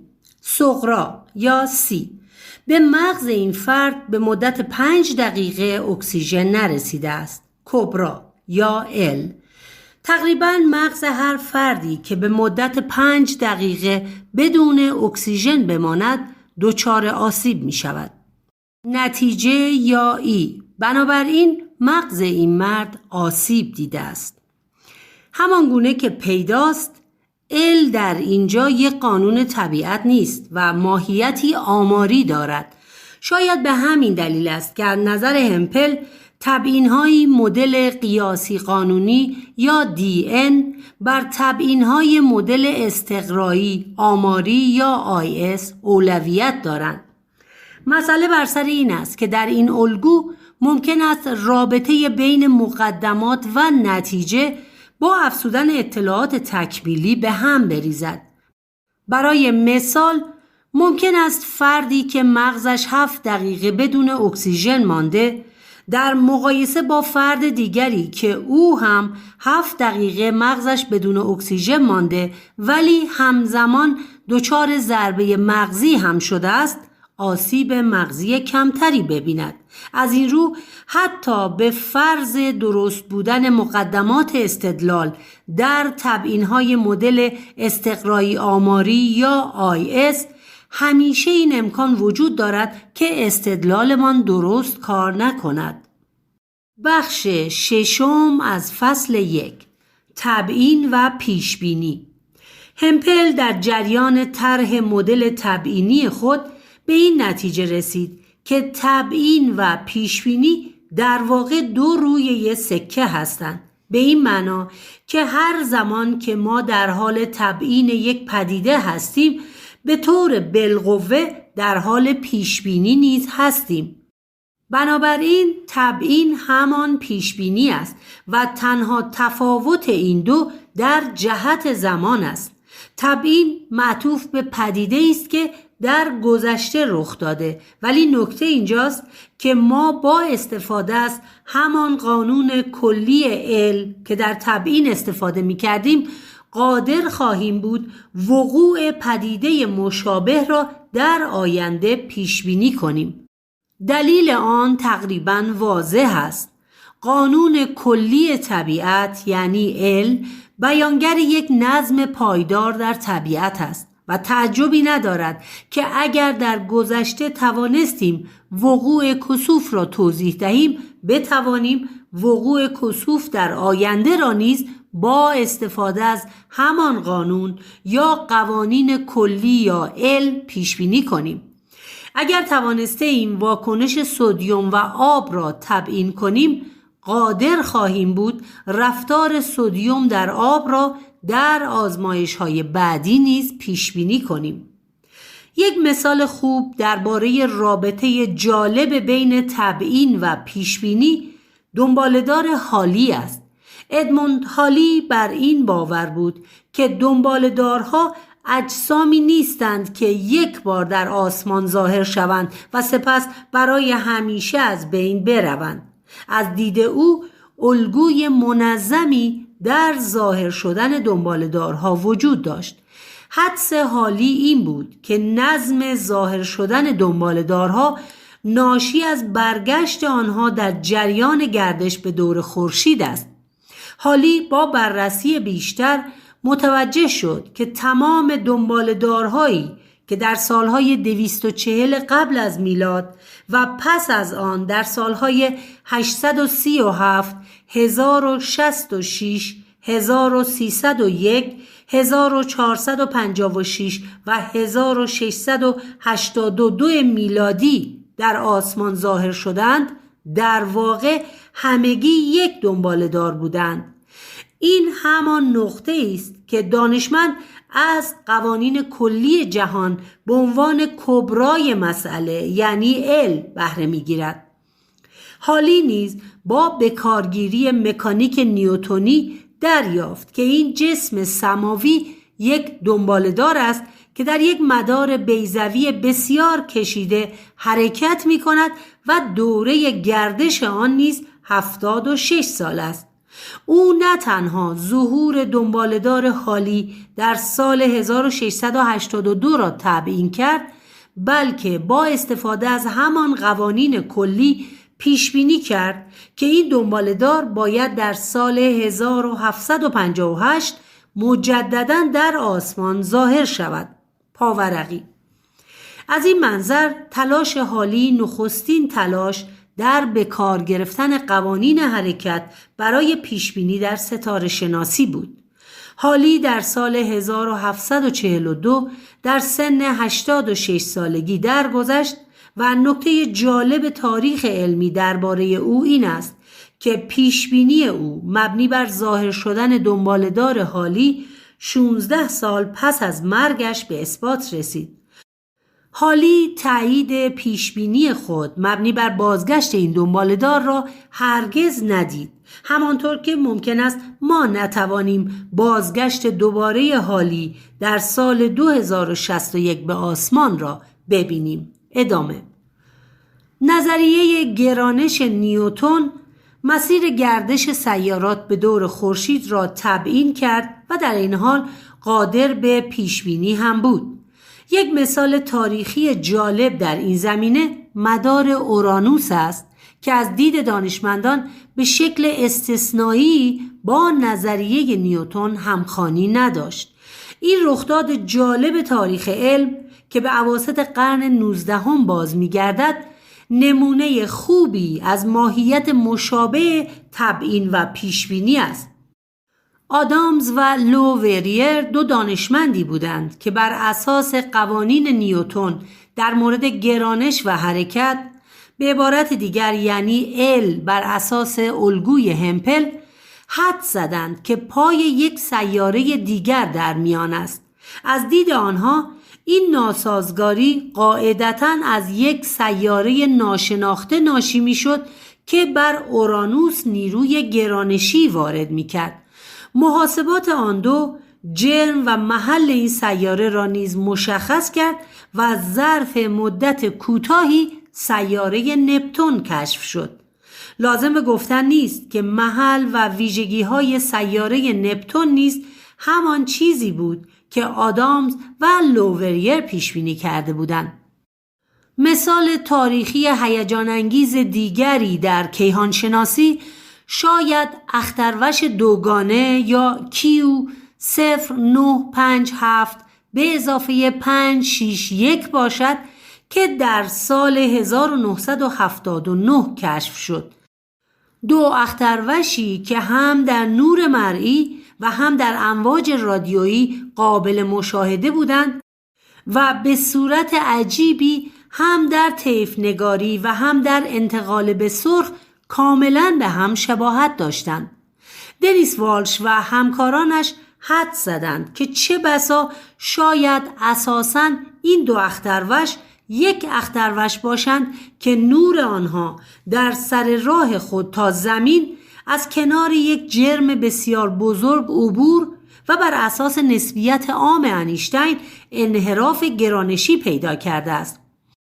از قضا تبیین و پیشبینی آنها کاملا درست بود و مشخص شد که این کهکشان YGKOW G1 بوده که مانند یک عدسی گرانشی عمل کرده و باعث شده که اشتباهاً تصور کنیم دو اختروش متفاوت را مشاهده کرده ایم.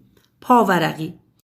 کشف این اختروش دوگانه نخستین مشاهده مستقیم از اثر عدسی گرانشی به شمار می رود. وجود عدسی‌های گرانشی در نظریه نسبیت عام آلبرت انیشتین در سال 1916 پیشبینی شده بود. هرچند انیشتین در مقاله خود با عنوان Lens-like action of a star by the deviation of light in the gravitational field در سال 1936 نوشته بود که البته امیدی به مشاهده مستقیم چنین پدیده‌ای وجود ندارد. ادامه: در سراسر تاریخ علم مثالهای فراوانی درباره سرشت یکسان و ماهیت مشابه تبیین و پیشبینی میتوان یافت. هرچند مفهوم پیشبینی نیازمند شرح و بسطی به مراتب بیش از این هاست، اما نکته مهم در دیدگاه همپل این است که تبیین و پیشبینی دو روی یک سکه هستند. مقصود از پیشبینی در اینجا پیشبینی وجود یا ظهور پدیده‌ای در زمان آینده است که با کمک داده‌های علمی موجود انجام شده باشد. پیشبینی‌هایی نظیر پیشبینی انیشتین مبنی بر وجود امواج گرانشی یا پیشبینی پیتر هیگز در سال 1964 مبنی بر وجود بوزون هیگز و یا پیشبینی ولفگانگ پاولی مبنی بر وجود نوترینوها و تایید پیشبینی او با گذشت 26 سال از جمله مثالهای مشهور تاریخ علم معاصر به شمار می روند. پاورقی: استیون هاوکینگ اوایل سپتامبر 2008 گفته بود حاضر است $100 شرط ببندد که بوزون هیگز در برخورد دهنده بزرگ هادرونی LHC سازمان اروپایی پژوهش‌های هسته‌ای سرن یافته نخواهد شد. چند روز بعد از این مصاحبه شتاب دهنده عظیم 5.5 میلیارد دلاری سرن با یک مشکل عظیم فنی روبرو شد. خرابی و نقص فنی که باعث شد LHC 14 ماه وارد فاز تعمیرات شود و در حدود 25 میلیون دلار نیز هزینه بتراشد. LHC بعد از یک دوره طولانی فاز تعمیر و بروزرسانی در روز 20 نوامبر 2009 مجدداً راه اندازی شد. در حدود 2 سال بعد از آن نشانه‌هایی مبنی بر تایید وجود بوزون هیگز به دست آمد و در نهایت در سال 2012 پژوهشگران سرن اعلام کردند که وجود بوزون هیگز را مطابق با پیشبینی 50 سال قبل پیتر هیگز اثبات کردند. خبر این کشف مهم و تاریخی در یک کنفرانس خبری در 4 جولای 2012 یعنی 1 سال پیش از اعطای نوبل به هیگز اعلام شد و خود پیتر هیگز هم در آن حضور داشت و از این رو پیشبینی استیون هاوکینگ مبنی بر عدم توانایی LHC در آشکارسازی بوزون هیگز اشتباه از آب درآمد. عده‌ای بوزون هیگز را با نام ذره خدا نیز می‌شناسند. این نام ظاهراً از سوی لئون لدرمن، فیزیکدان برنده نوبل 1988 به بوزون هیگز اطلاق شده است. در واقع لدرمن در کتاب خود عنوان دیگری یعنی گاددامن پارتیکل را انتخاب کرده بود که گویا توسط ناشر کتاب در سال 1993 به گاد پارتیکل تغییر داده شد و از آن پس در بسیاری مجامع از ذره هیگز به عنوان ذره خدا نام برده می شود. ادامه پاورقی: نوترینو ذره‌ای است که ولفگانگ پاولی وجود آن را در 4 دسامبر سال 1930 پیش بینی کرده و نام آن را نیز نویترون گذاشته بود. بعدها انریکو فرمی نام این ذره را برای پرهیز از اشتباه گرفته شدن آن با نوترون به نوترینو تغییر داد. کلایو کوان و فردریک رینز، دانشمندانی که روی اکتشاف این ذره کار می‌کردند، 26 سال پس از پیشبینی وجود نوترینو در 14 ماه ژوئن سال 1956 پیام تلگرامی برای پاولی در زوریخ فرستادند و خبر کشف نوترینو را به وی اعلام کردند. این دو دانشمند در تلگرام خود به پاولی نوشتند: خوشحالیم که به اطلاعتان برسانیم که ما نوترینو را به طور قطعی شناسایی کرده ایم. ادامه. در همه این مثالها وجود چیزی پیش بینی می شد که در زمان خود برای کمک به تبیین لازم بوده است. این شبیه به همان نکته است که همپل بر آن تأکید بسیاری داشت. از دید همپل یک تبیین زمانی کامل خواهد بود که قادر باشد به عنوان پیشبینی نیز به کار گرفته شود. بخش 7 از فصل 1. نقایص مدل همپل. اگرچه مدل تبیین همپل با ساختار اغلب تبیین‌های علمی که تا کنون دیده ایم سازگار است، اما واقعیت این است که نقدها و بحث‌های بسیاری درباره کارآمدی و اعتبار الگوی تبیینی همپل وجود دارد.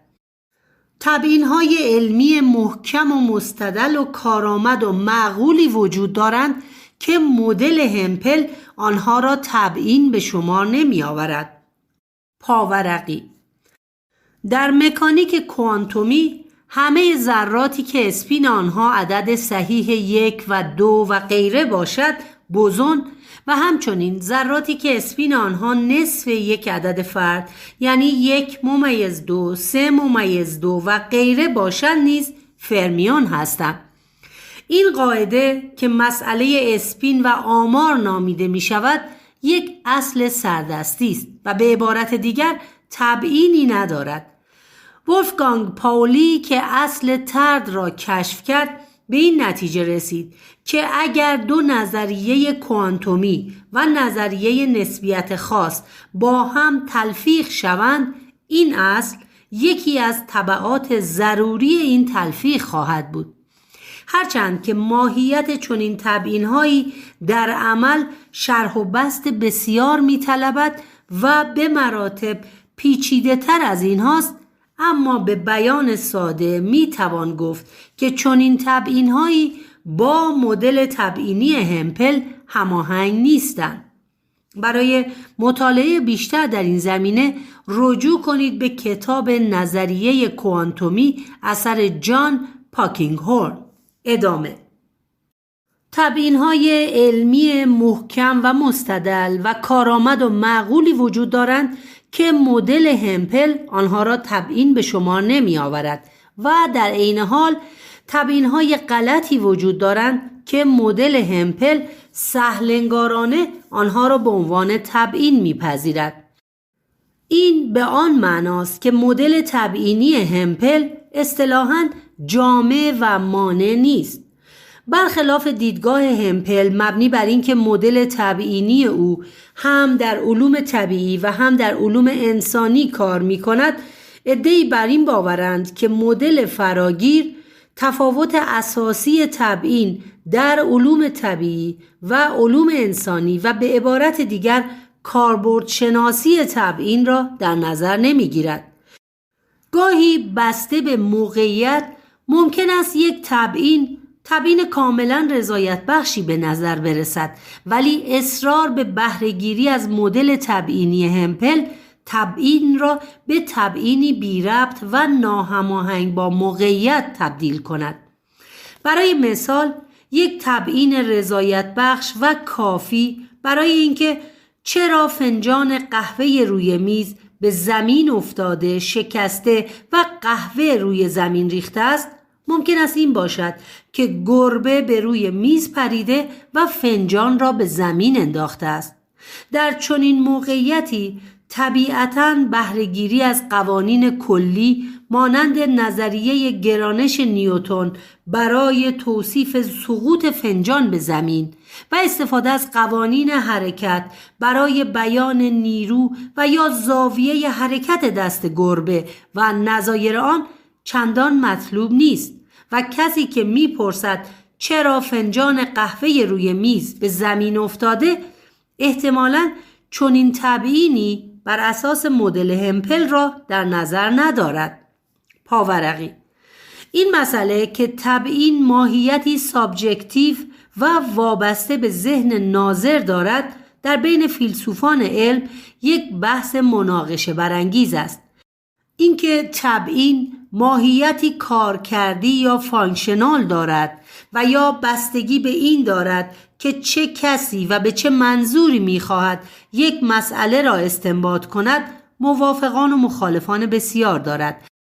از نگاه برخی تبیین سابجکتیو نیست و بهتر است بگوییم معرفتی یا اپیستمیک است. ادامه: هرچند همپل تلاش بسیاری داشته که استدلال‌های غیر تبیینی در مدل او به اشتباه در زمره تبیین قرار نگیرند، اما در بخش‌های 8 و 9 این فصل خواهیم دید که ظاهراً پیش شرط‌های او برای تبیین شمرده شدن یک استدلال مانند آنچه که در بخش 5 این فصل گفتیم کافی نبودند. فراتر از اینها قاعده و دستورالعملی باید وجود داشته باشد تا مانع از آن شود که استدلالی غیر تبیینی مانند استدلال زیر را اشتباهاً به جای تبیین بپذیریم. اکنون باران میبارد. یا سی: همه اجسام با شتاب ثابت G سقوط آزاد می کنند. یا ال: بنابراین اکنون باران می بارد. ای: چون این استدلالی قطعاً تبیین نیست و بدیهی است که قانون کلی طبیعت یعنی ال در اینجا هیچ ارتباطی به تبیین مورد نظر ما ندارد و هیچ کمکی به این استدلال نمی کند. این استدلال بی‌اعتبار است، چون مانند این است که از گزاره اکنون باران میبارد نتیجه بگیریم اکنون باران میبارد. بدیهی است که هیچ چیزی نمیتواند خودش را تبیین کند. از این رو این تبیین غلط است.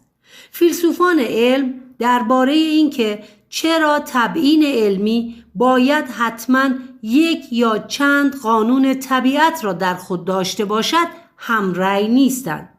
پرسش اصلی اینجاست که چه چیزی در قوانین طبیعت وجود دارد که به آنها قدرت تبیینی می‌دهد. پاورقی: برای مطالعه بیشتر در این زمینه رجوع کنید به کتاب فلسفه علم الکساندر برد سال انتشار 1998 و همچنین کتاب فلسفه علم معاصر اثر الکس روزنبرگ سال انتشار 2000. ادامه: مثلا در تبیین اینکه چرا آسمان به رنگ آبی دیده می شود می توان از قوانین و معادلات فیزیک بهره گرفت و گفت که جو زمین غالباً از نیتروژن و اکسیژن تشکیل شده و مولکول‌های گاز نیز نوری را که به آنها برخورد می کند بر اساس پراکندگی رایلی پاورقی ریلی اسکیترینگ و مقاله‌ای که لورد رایلی برنده نوبل فیزیک 1904 در سال 1871 منتشر کرد. ادامه: جو زمین غالباً از نیتروژن و اکسیژن تشکیل شده و مولکول‌های گاز نیز نوری را که به آنها برخورد می‌کند بر اساس پراکندگی رایلی متناسب با ضریب پراکندگی یعنی 1/روی طول موج لامدا به توان 4 پراکنده می‌سازند و از آنجایی که طول موج آبی حدوداً بین 450 الی 482 نانومتر است، یعنی کمتر از سبز و زرد و قرمز، ضریب پراکندگی برای نور آبی بیشتر از سایر نورهاست. از این رو مولکول‌های جو زمین نور آبی را بیشتر از بقیه رنگ‌ها به زمین پراکنده می‌کنند و بنابراین رنگ آسمان آبی به نظر می‌رسد.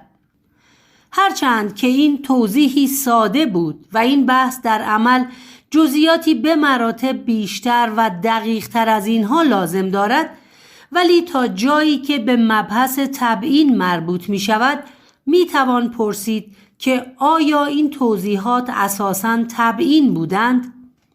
یکی از پاسخها به این پرسش این است که تبیین علمی در واقع چیزی نیست جز تبیین علی و هدف دانشمندان از تبیین این است که روشن کنند علت وقوع یک پدیده چه بوده است.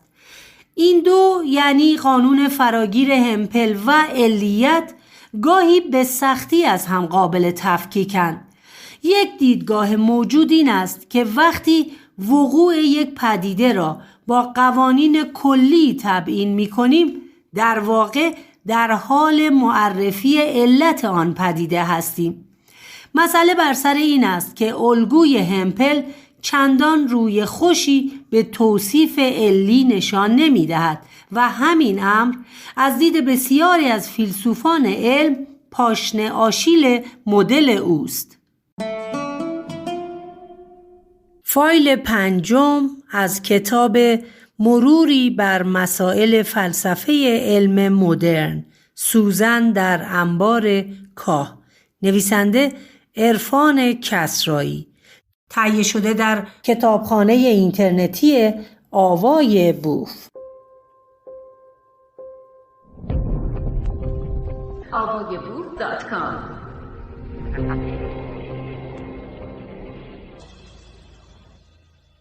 بخش 8 از فصل 1، فراموشی تقارن. از میان نقدهایی که به قانون فراگیر همپل وارد شده، دو مسئله بیش از هر چیز توجه فیلسوفان علم را به خود جلب کرده است. نخستین نقد که سیلواین برومبرگر طرح می‌کند این است که قانون فراگیر همپل نامتقارن بودن تبیین را فراموش کرده است.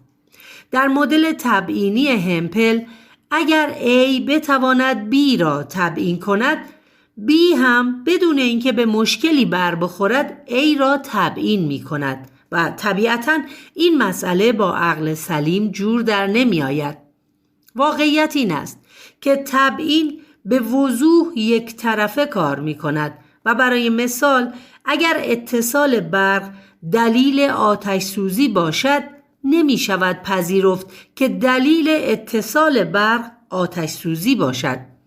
مثالهای جالبی درباره این نقض قانون فراگیر وجود دارد که برومبرگر به برخی از آنها اشاره کرده است. مثلا اینکه بر اساس مدل همپل می توان حرکت دوره‌ای یک آونگ یعنی تی را با در اختیار داشتن طول آونگ در اینجا یعنی L و با استفاده از یک قانون کلی تبیین کرد.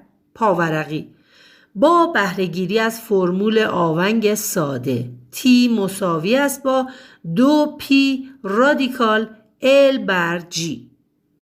ادامه تبیین حرکت دوره‌ای آونگ یعنی T بر اساس طول آونگ یعنی L منطقی به نظر می رسد.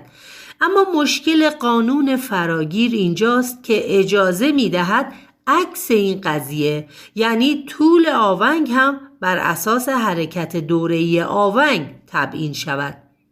درک شهودی ما می گوید اولی را می توان تبیین به شمار آورد ولی تبیین به شمار آوردن دومی بی‌معناست.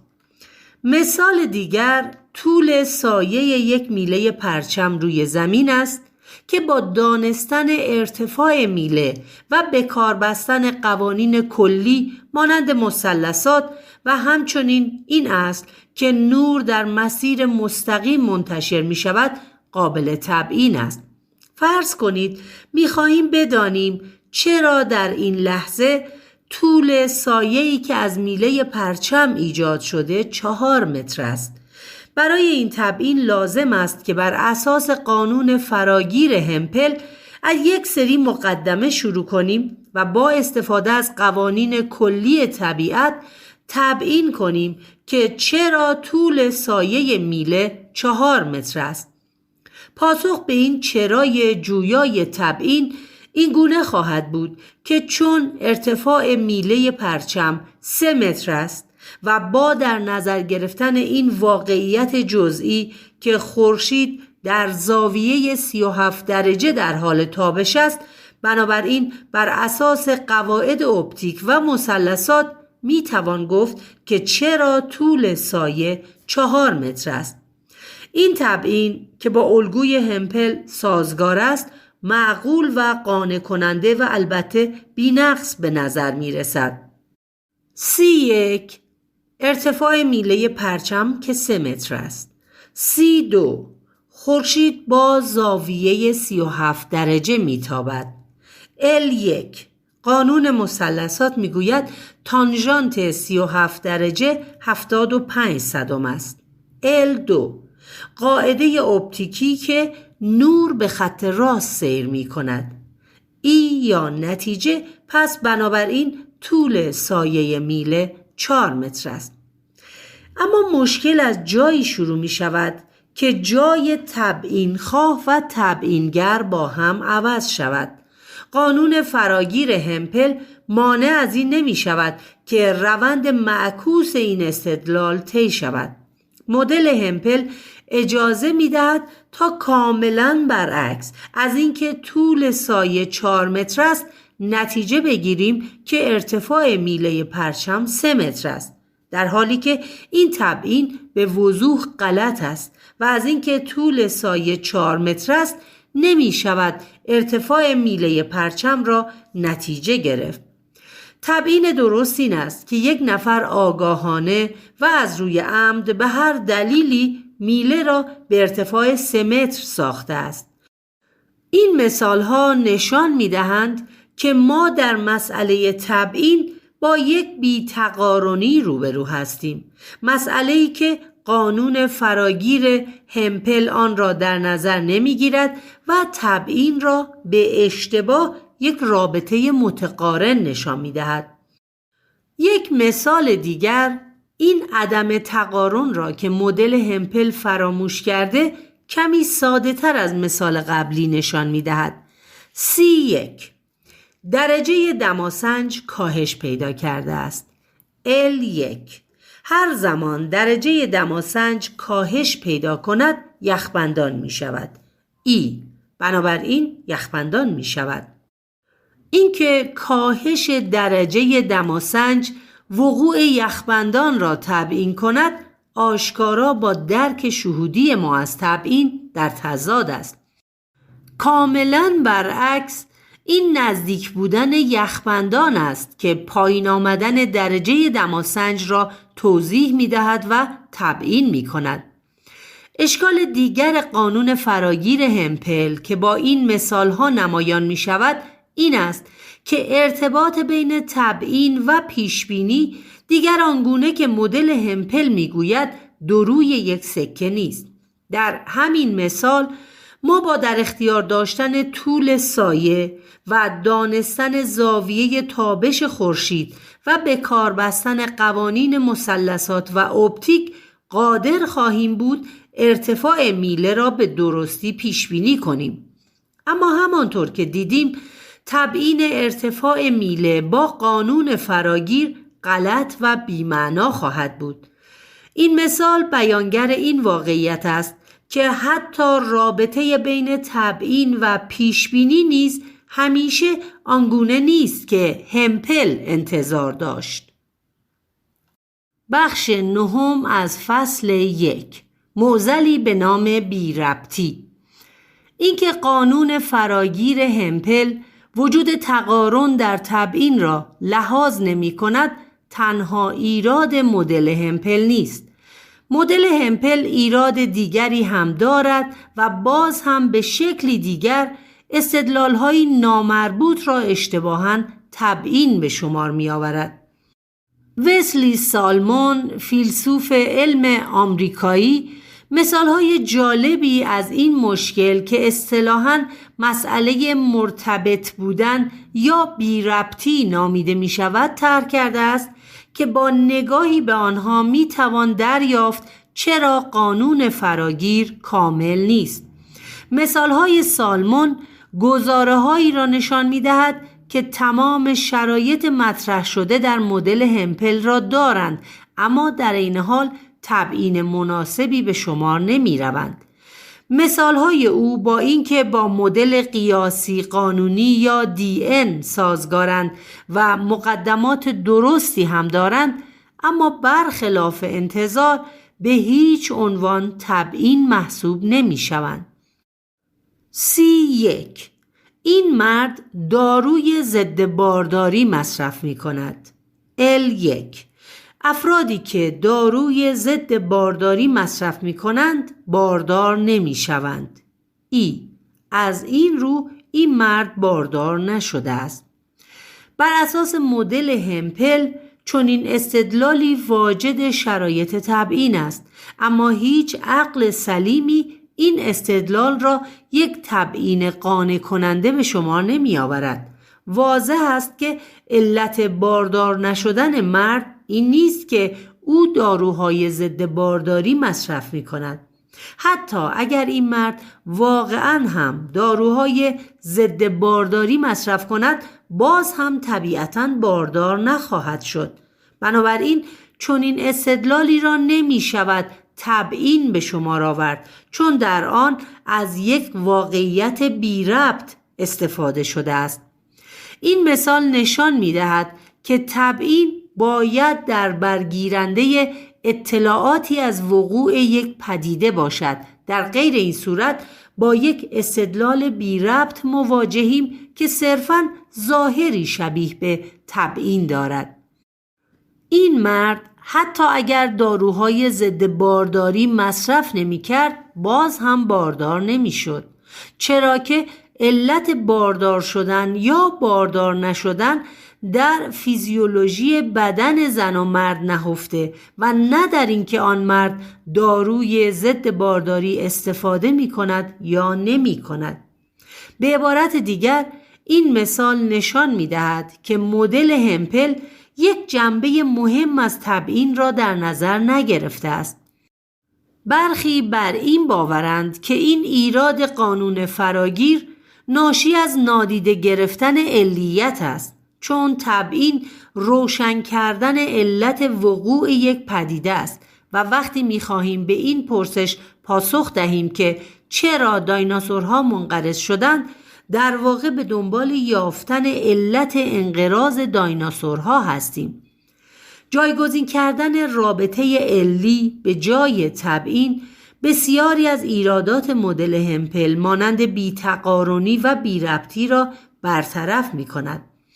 در تمام مثال‌های بالا تبیین ما نامطلوب و غیر عقلانی بود، چون رابطه علی بین تبیینگر و تبیین خواه را نادیده می گرفت و اجازه می داد این رابطه به شکل معکوس هم عمل کند، در حالی که علیت یک رابطه یک طرفه و بی تقارن است و اگر مثلا علت سایه 4 متری روی زمین میله پرچم 3 متری باشد، دیگر نمیتوان گفت که علت میله پرچم 3 متری سایه 4 متری روی زمین است.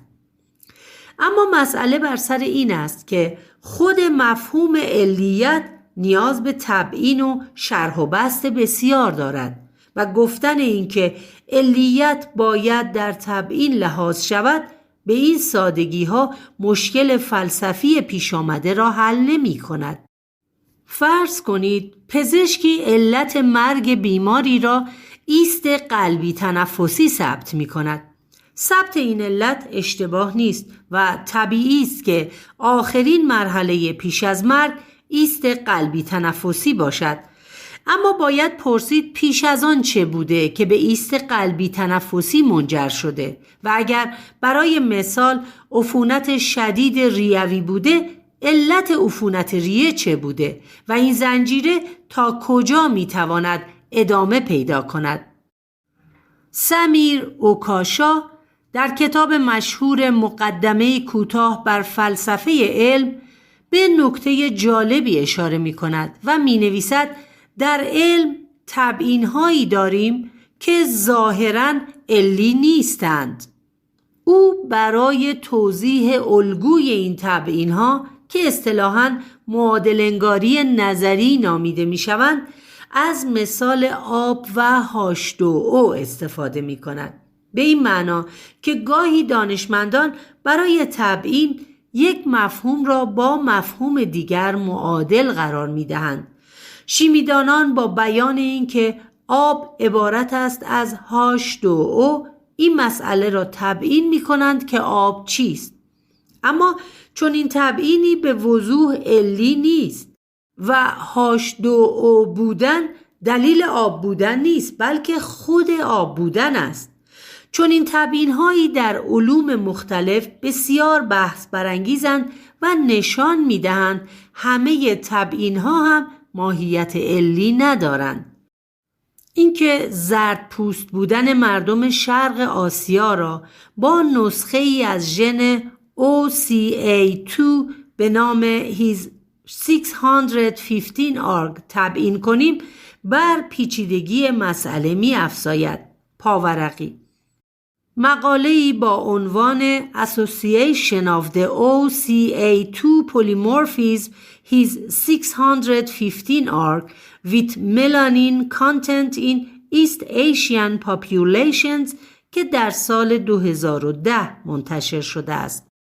ادامه اینکه زرد پوست بودن مردم شرق آسیا را با نسخه ای از ژن OCA2 به نام His 615 ARG تبیین کنیم بر پیچیدگی مسئله می افزاید و این پرسش را پیش می آورد که آیا این ژن علت رنگ پوست مردم شرق آسیاست یا اینکه همچون رابطه بین H2O و آب خود زرد پوست بودن است.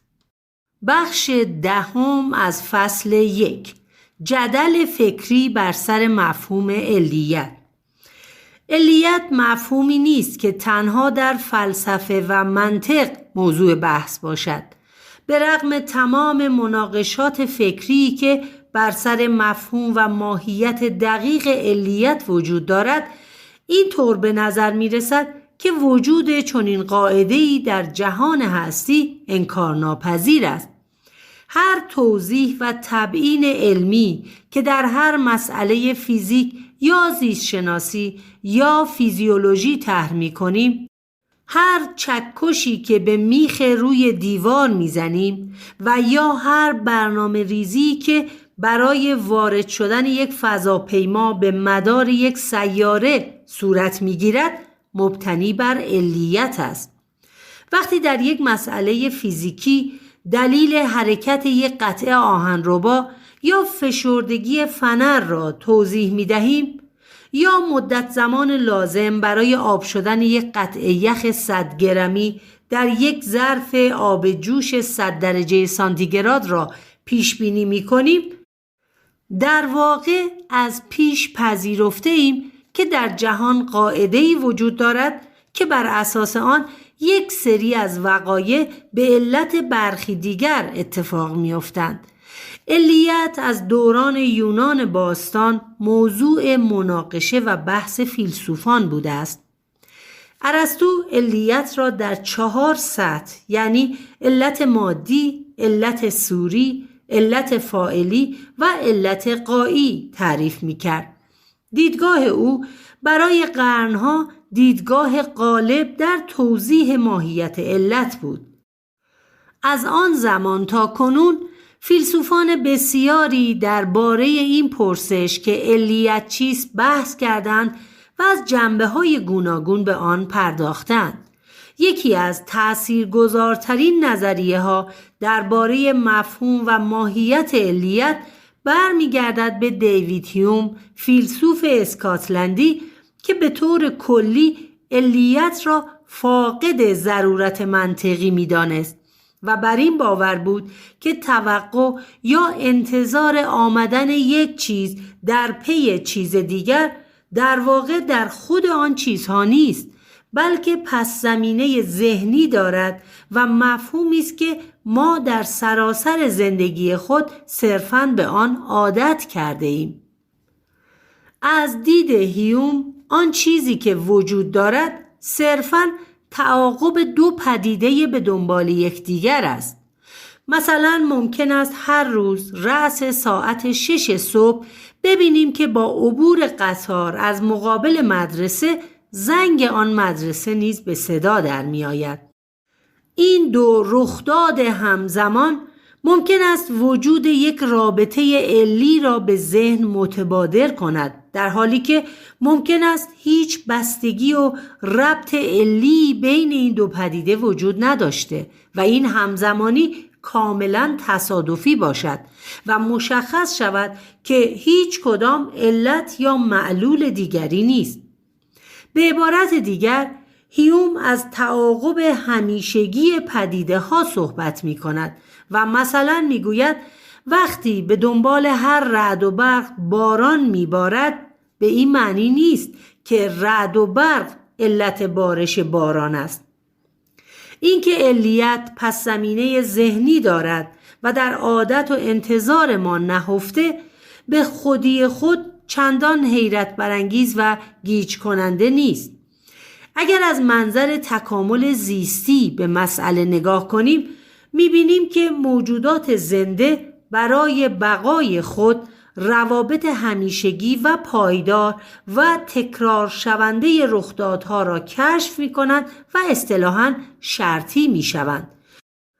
کافی است تصور کنیم در دنیایی زندگی می‌کنیم که برق در آن گاهی منجر به مرگ انسان می‌شود و گاهی نه. خورشید گاهی طلوع می‌کند و گاهی نه و هیچ تضمینی نیست که مثلا اگر از هواپیما به پایین میپریم و چتر را باز میکنیم سالم به زمین برسیم. یک بار مقاومت هوا و قوانین مکانیک شاره‌ها عمل میکنند و یک بار دیگر نه. چون این دنیایی قابل پیشبینی نیست و ما در دنیایی که وقایع آن قابل پیشبینی نباشد مضطرب خواهیم بود، چرا که هیچ تضمینی برای بقا نخواهیم داشت و نمیتوانیم خود را در برابر حوادث احتمالی آماده کنیم و جان به در ببریم.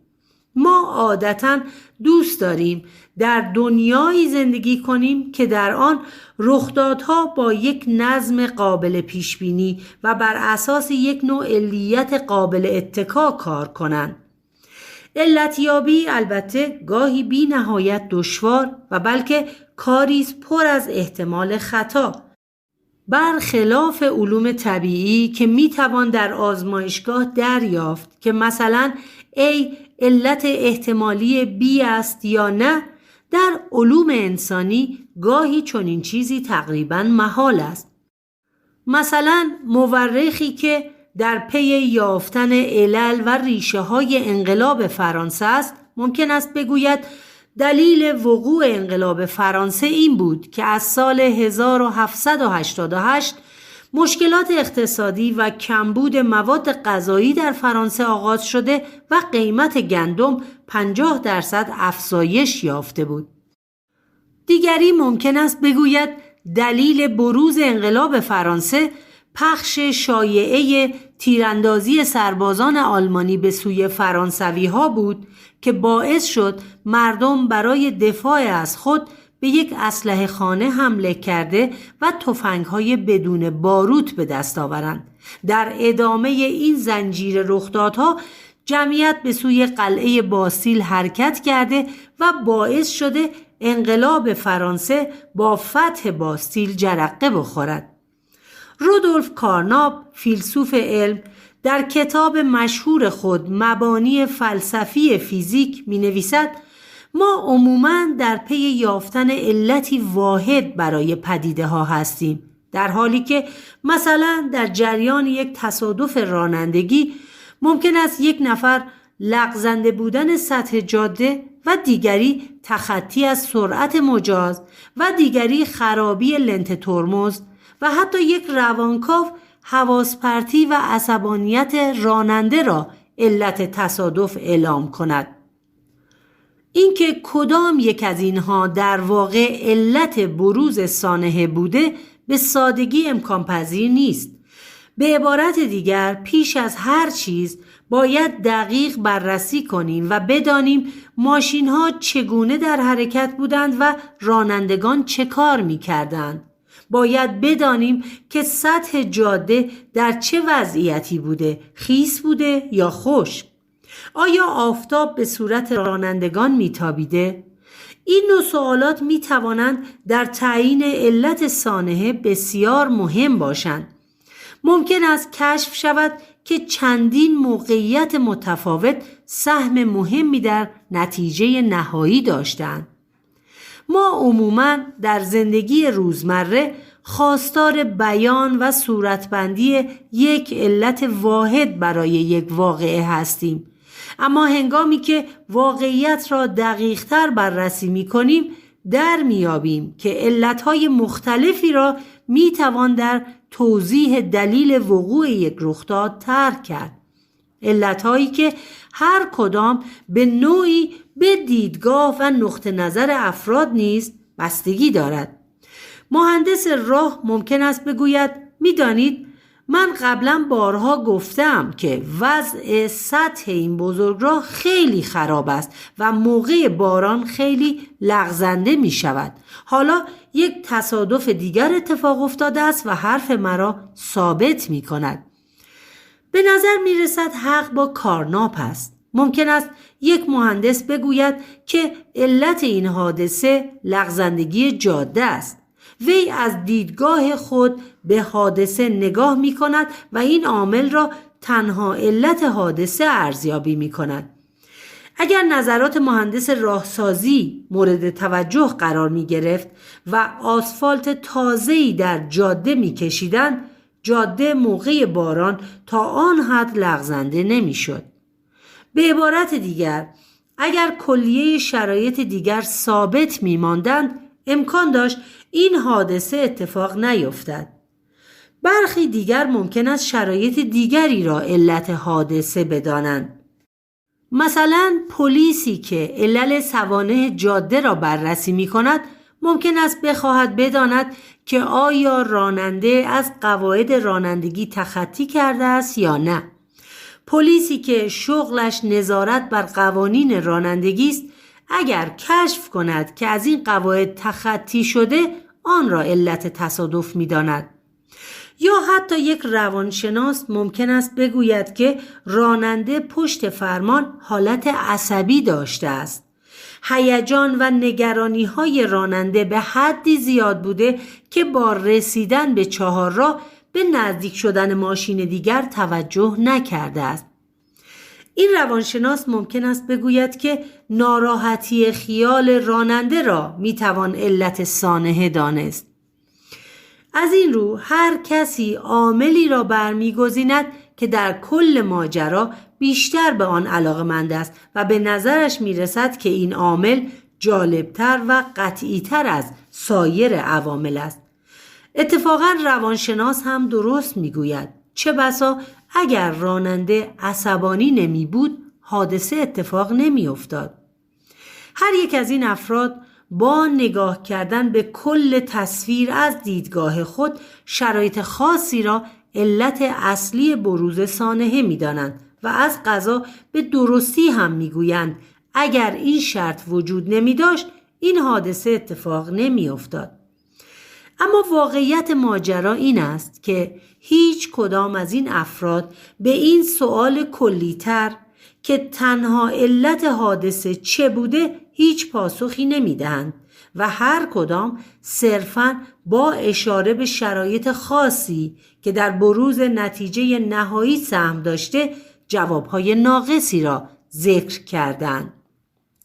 رابطه علی و معلولی و به عبارتی مکانیسم اثر برخی از داروها به خصوص در پزشکی نیز ممکن است ناشناخته باقی بماند.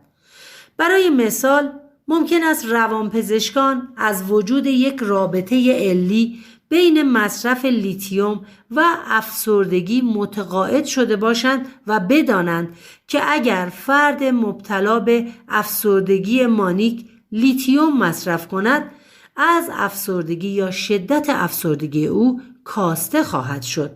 اما در عین حال ممکن است علت اصلی تأثیر لیتیوم هنوز برای آنها ناشناخته باشد. به وضوح میتوان دید که در تبیین افسردگی پای یک علت واحد در میان نیست و مثلا شواهدی وجود دارد که نشان میدهند حتی کمبود ویتامین دی نیز با افسردگی ارتباط دارد. این به آن معنا نیست که کمبود ویتامین دی علت افسردگی است و فرد با مصرف آن بهبودی پیدا می کند.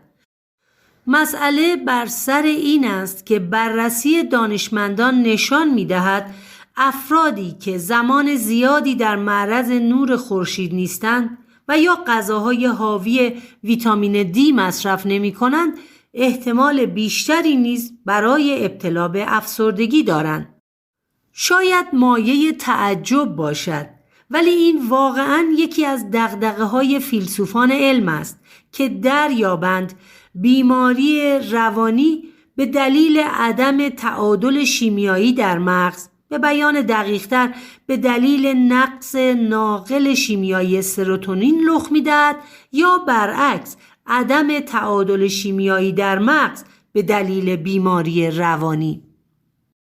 بخش 11 از فصل 1 شبه ربط از خرافات تا علم مدرن. علیت به واسطه پیچیدگی ماهیت و مفهوم خود همواره ممکن است اشتباه فهمیده شود. به بیان ساده ممکن است انسان بین دو رخداد همزمان که هیچ ارتباط مستقیم و غیر مستقیمی با یکدیگر ندارند یک رابطه علت و معلولی تصور کند و آن دو رخداد را با هم مرتبط بداند. کارناپ یک قبیله مکزیکی را مثال می‌زند که به هنگام خورشید گرفتگی مراسم رقص سنتی برگزار می‌کنند. اعضای این قبیله معتقدند که فقط به این طریق می‌توانند خدایی را که مسبب خورشید گرفتگی است با خود آشتی دهند و او را راضی کنند که نور خورشید را بازگرداند. کارناپ می‌گوید فرض کنید که گروهی از جامعه شناسان کوشش کنند این مردم را متقاعد سازند که رقص مذهبیشان هیچ ربطی به بازگشت خورشید ندارد. مثلا جامعه شناسانی را تصور کنید که پیشنهاد می کنند قبیله مذکور برای یک بار هم که شده دست به آزمایشی بزنند و استثناءً به هنگام کسوف نرقصند تا ببینند چه اتفاقی می افتد. کارناپ می افزاید افراد قبیله احتمالاً پاسخ غیظ‌آلودی به این پیشنهاد خواهند داد. این کار برایشان این خطر را در بر دارد که تا پایان زندگیشان را در تاریکی به سر ببرند. آنها به نظریه خود و به وجود رابطه علت و معلولی بین رقص آیینی و بازگشت خورشید آنچنان سرسختانه معتقدند که نمی‌خواهند آن را در معرض آزمون قرار دهند. نگاهی به لیست خرافه‌ها و باورهای کهن مذهبی نشان می‌دهد که ریشه این باورها در یک درک ناصحیح از رابطه علت و معلولی نهفته است. فردی که دعا می‌خواند و تصور می‌کند خواندن دعا باعث دفع سیل و زلزله و بیماری می‌شود، دچار یک برداشت اشتباه از رابطه علت و معلول شده است.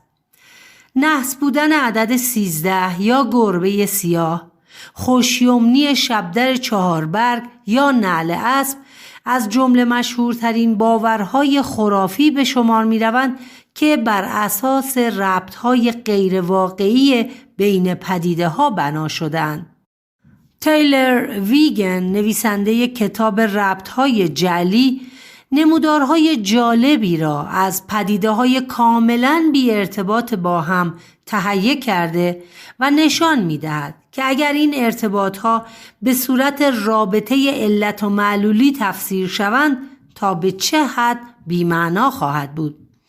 برای مثال انطباق نمودار نرخ طلاق در ایالت مین آمریکا و سرانه مصرف مارگارین در این کشور، یا رابطه بین سرانه مصرف پنیر و میزان مرگ و میر افرادی که در اثر پیچیدن ملافه در رخت خواب جان خود را از دست می‌دهند، و یا حتی ربط ظاهری بین مصرف سرانه پنیر موزارلا با تعداد مدرک دکترای مهندسی عمران با ضریب همبستگی 95.86% نشان می‌دهد که اگر حوصله به خرج دهیم و دقیق بگردیم قادر خواهیم بود هزاران ربط جعلی بسازیم و بین پدیده‌های کاملاً بی ارتباط با هم رابطه شبیه به علت و معلول برقرار کنیم.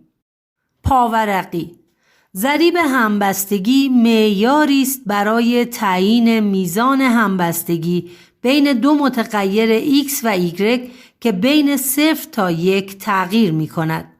در صورتی که دو متغیر به کلی از یکدیگر مستقل بوده و هیچ ارتباطی با یکدیگر نداشته باشند 0، و در صورتی که دو متغیر کاملا با یکدیگر همبسته باشند برابر با 1 خواهد شد.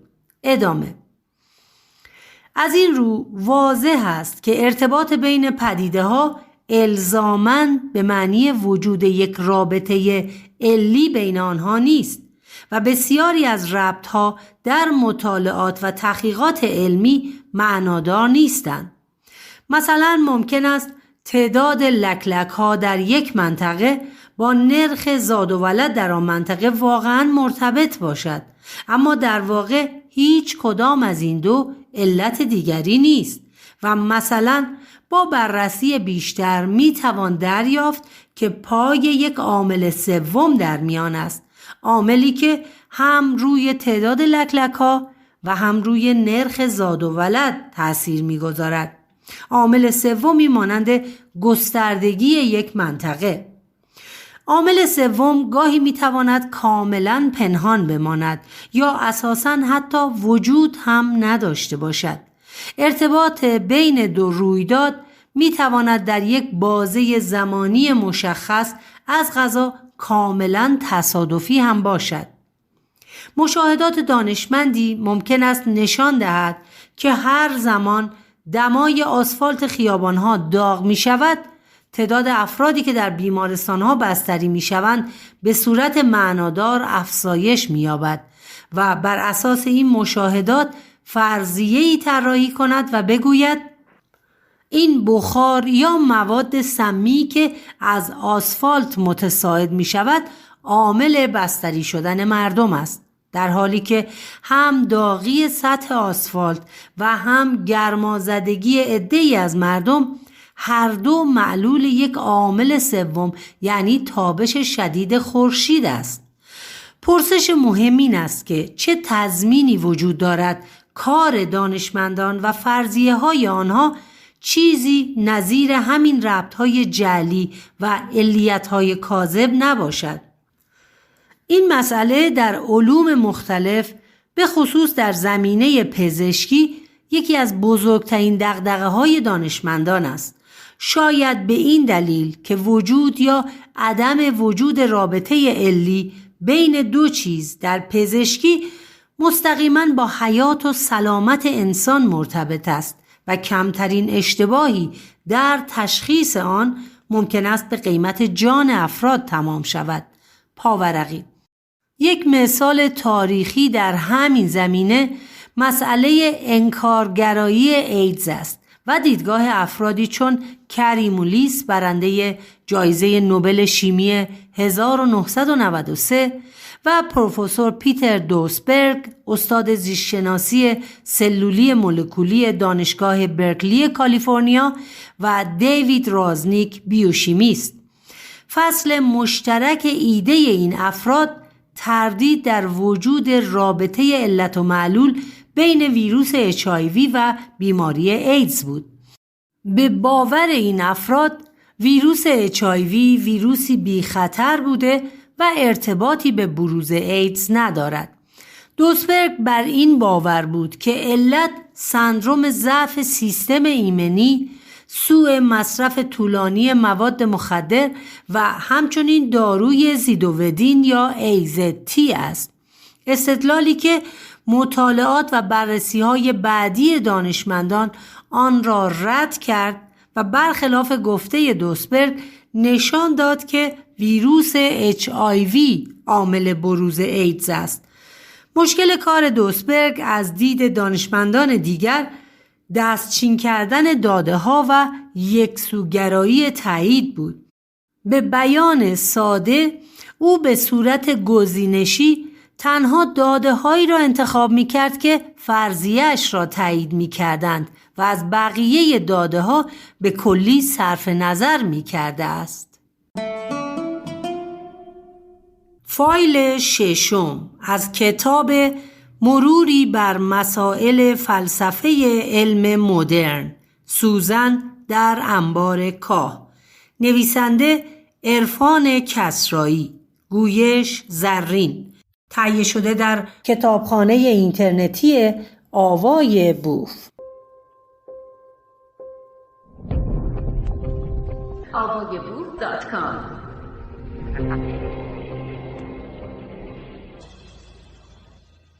فصل دوم، علم از کجا آغاز می شود؟ بخش اول، فرضیه و مشاهده. دانشمندان برای بیان یافته‌ها و دیدگاه‌ها و اکتشافات خود اغلب از مفاهیمی مانند فرضیه، نظریه، قانون و اصل استفاده می‌کنند. تشخیص تفاوت چنین مفاهیمی البته ممکن است برای بسیاری گیج کننده باشد.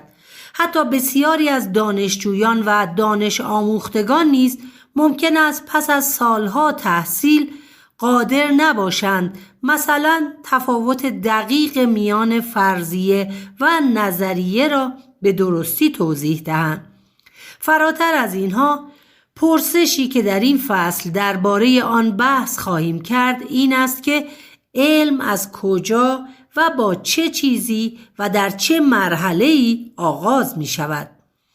اگر بدانیم که علم با مشاهده آغاز می شود یا مثلا با مسئله یا با فرضیه، درک بهتری نیز از سیر تحول و شکلگیری نظریه‌های علمی پیدا می‌کنیم و دستورالعمل‌های بهتری نیز برای تدوین نظریه‌های علمی آینده در دست خواهیم داشت.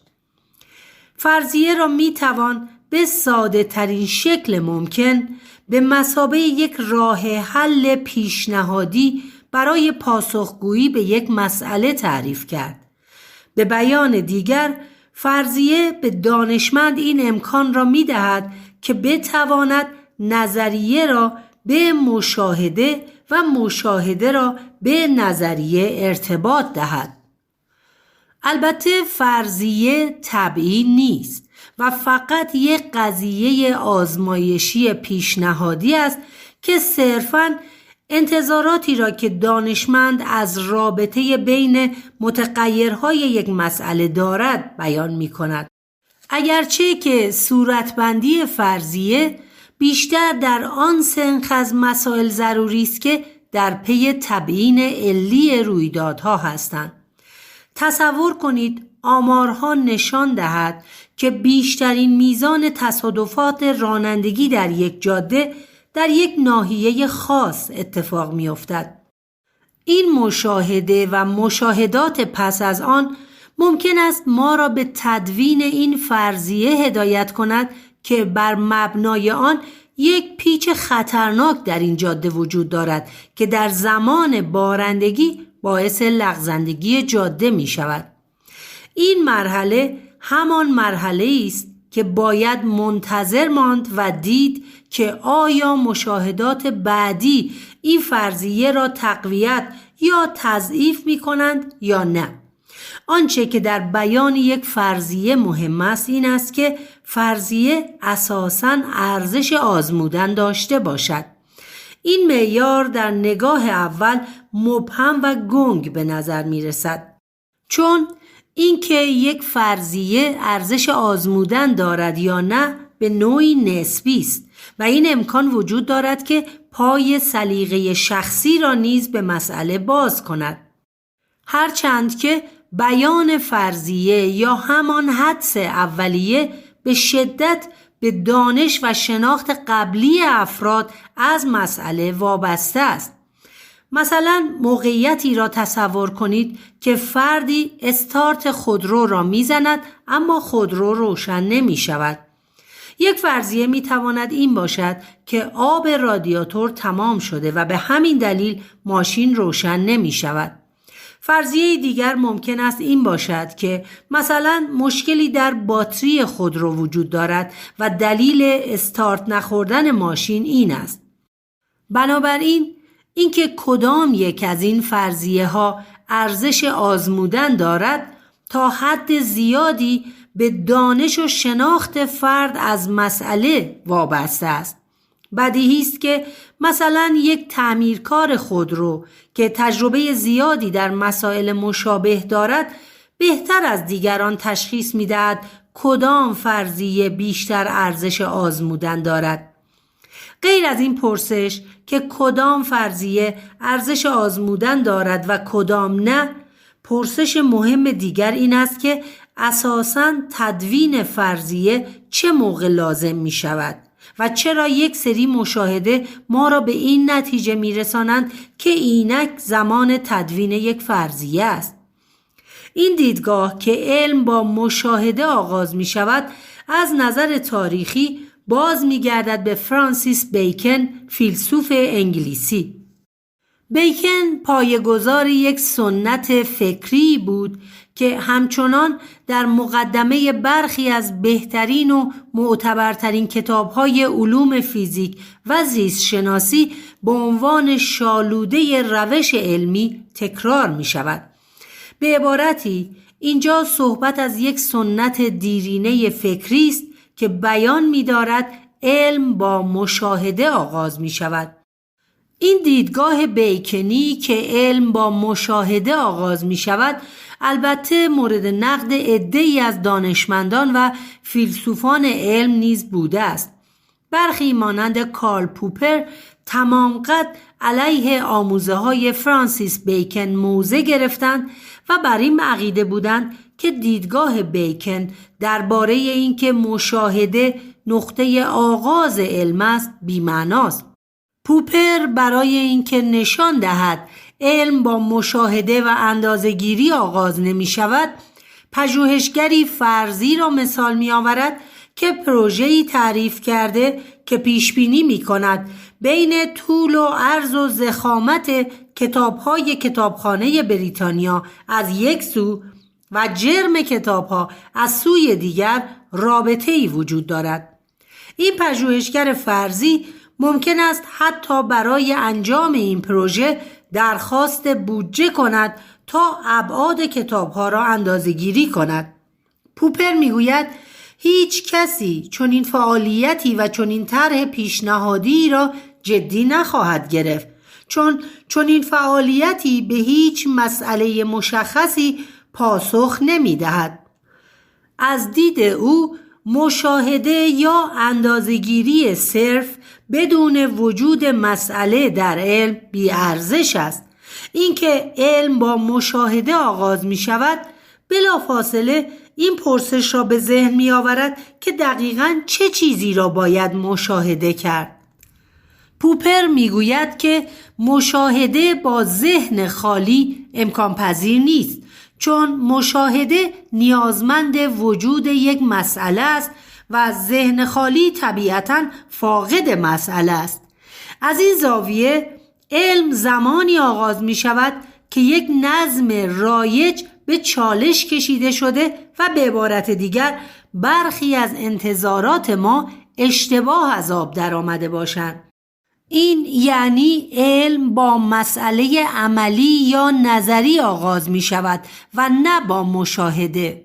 مثال کلاسیکی که پوپر در توضیح دیدگاه خود می آورد زمانی است که در پایین رفتن از پله ها در میابیم که منتظریم پله دیگری نیز هنوز سر راهمان باشد، پله‌ای که تمام شده و دیگر وجود ندارد، یا بالعکس پله‌ای که انتظارش را نداشته ایم سر راهمان میابیم.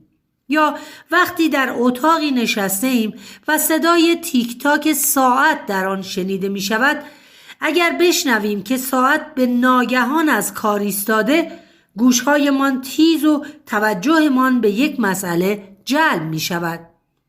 این موضوع به معنای آن است که ما انتظار داشته ایم ساعت همچنان به کار خود ادامه دهد. از دید پوپر این انتظار دقیقاً همان چیزی است که سنگ بنای اصلی نظریه‌های علمی را پایه‌ریزی می‌کند. به بیان ساده‌تر، ما کار خود را نه از مشاهدات بلکه همواره از مسئله آغاز می‌کنیم. بخش دوم از فصل 2.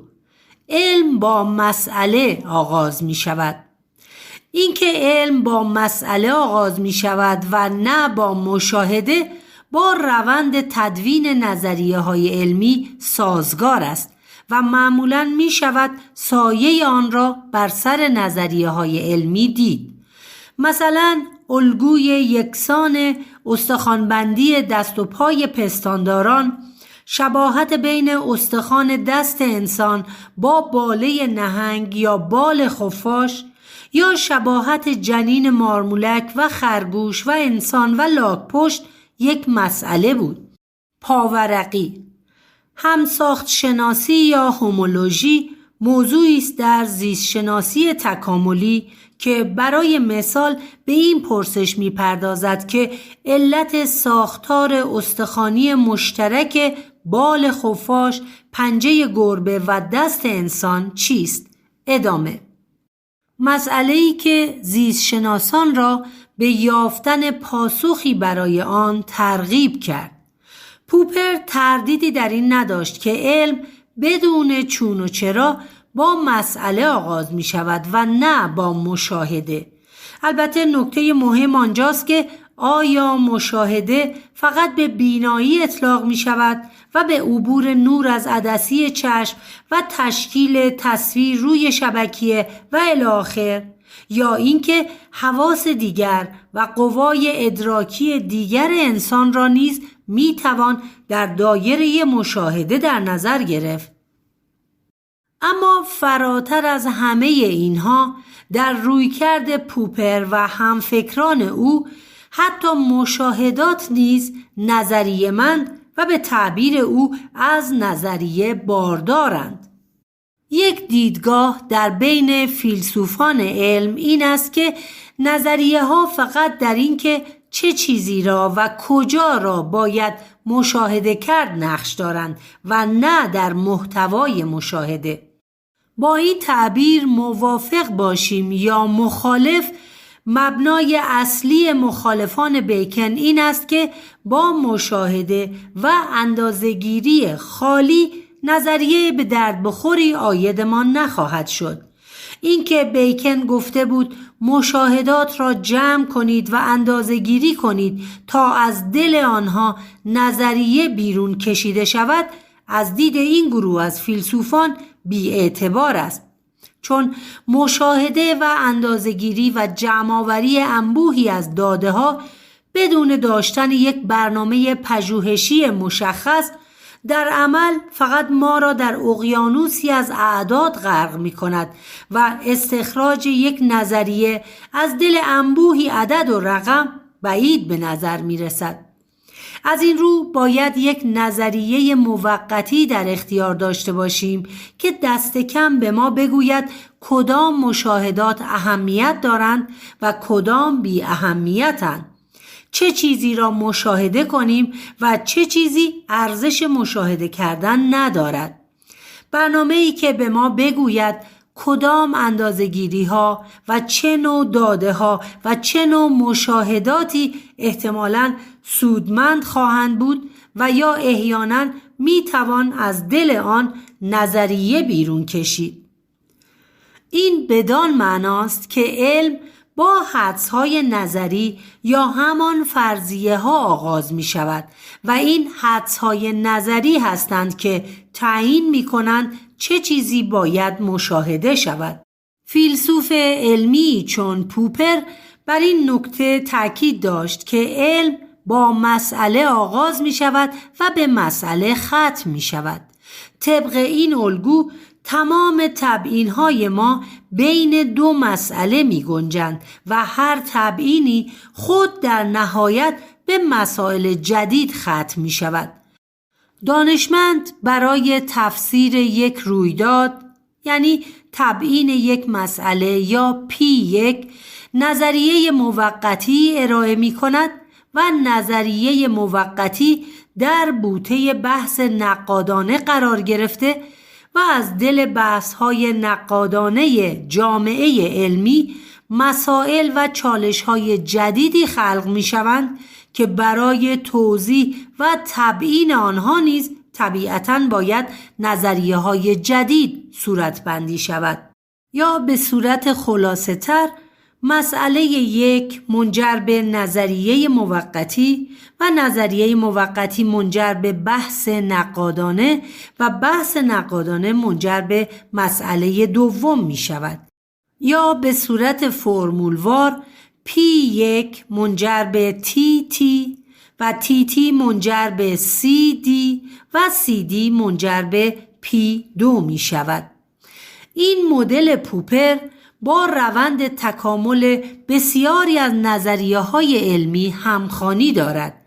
مثلا تالس در تبیین این مسئله که زمین کجا واقع شده است، این نظریه را طرح کرد که زمین مثل کشتی بر روی آب قرار گرفته است.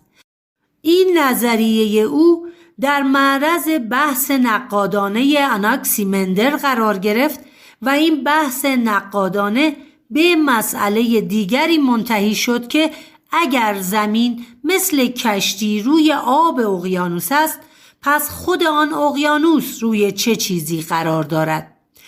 اینجا دقیقاً همان نقطه ای است که همه چیز آبستن ظهور و خلق نظریه های تازه است. اگر سیر تحول نظریات علمی کیهانشناسی را از زمان تالس تا نظریه انیشتین پی بگیریم، می‌بینیم که مدل پوپر با روند تکامل نظریه‌های کیهانشناسی سازگاری دارد. پاورقی. در این بین البته گاهی شکاف‌های عمیق تاریخی هم رخ می‌دهد. به تعبیر پوپر، کوپرنیک 1473 تا 1543 میلادی کیهانشناسی آریستارخوس یا مدل خورشید مرکزی مربوط به 310 سال پیش از میلاد را دوباره کشف کرده است، در حالی که در تمام این سالها الگوی غالب به مدت 1800 سال هیئت بطلمیوسی یعنی مدل زمین مرکزی بوده است. از دیدگاه پوپر در سایه نقد علمی هر نظریه است که نظریه جدیدی خلق می شود، نظریه جدیدی که منسجمتر و دقیقتر بوده و با واقعیت جهان سازگارتر است.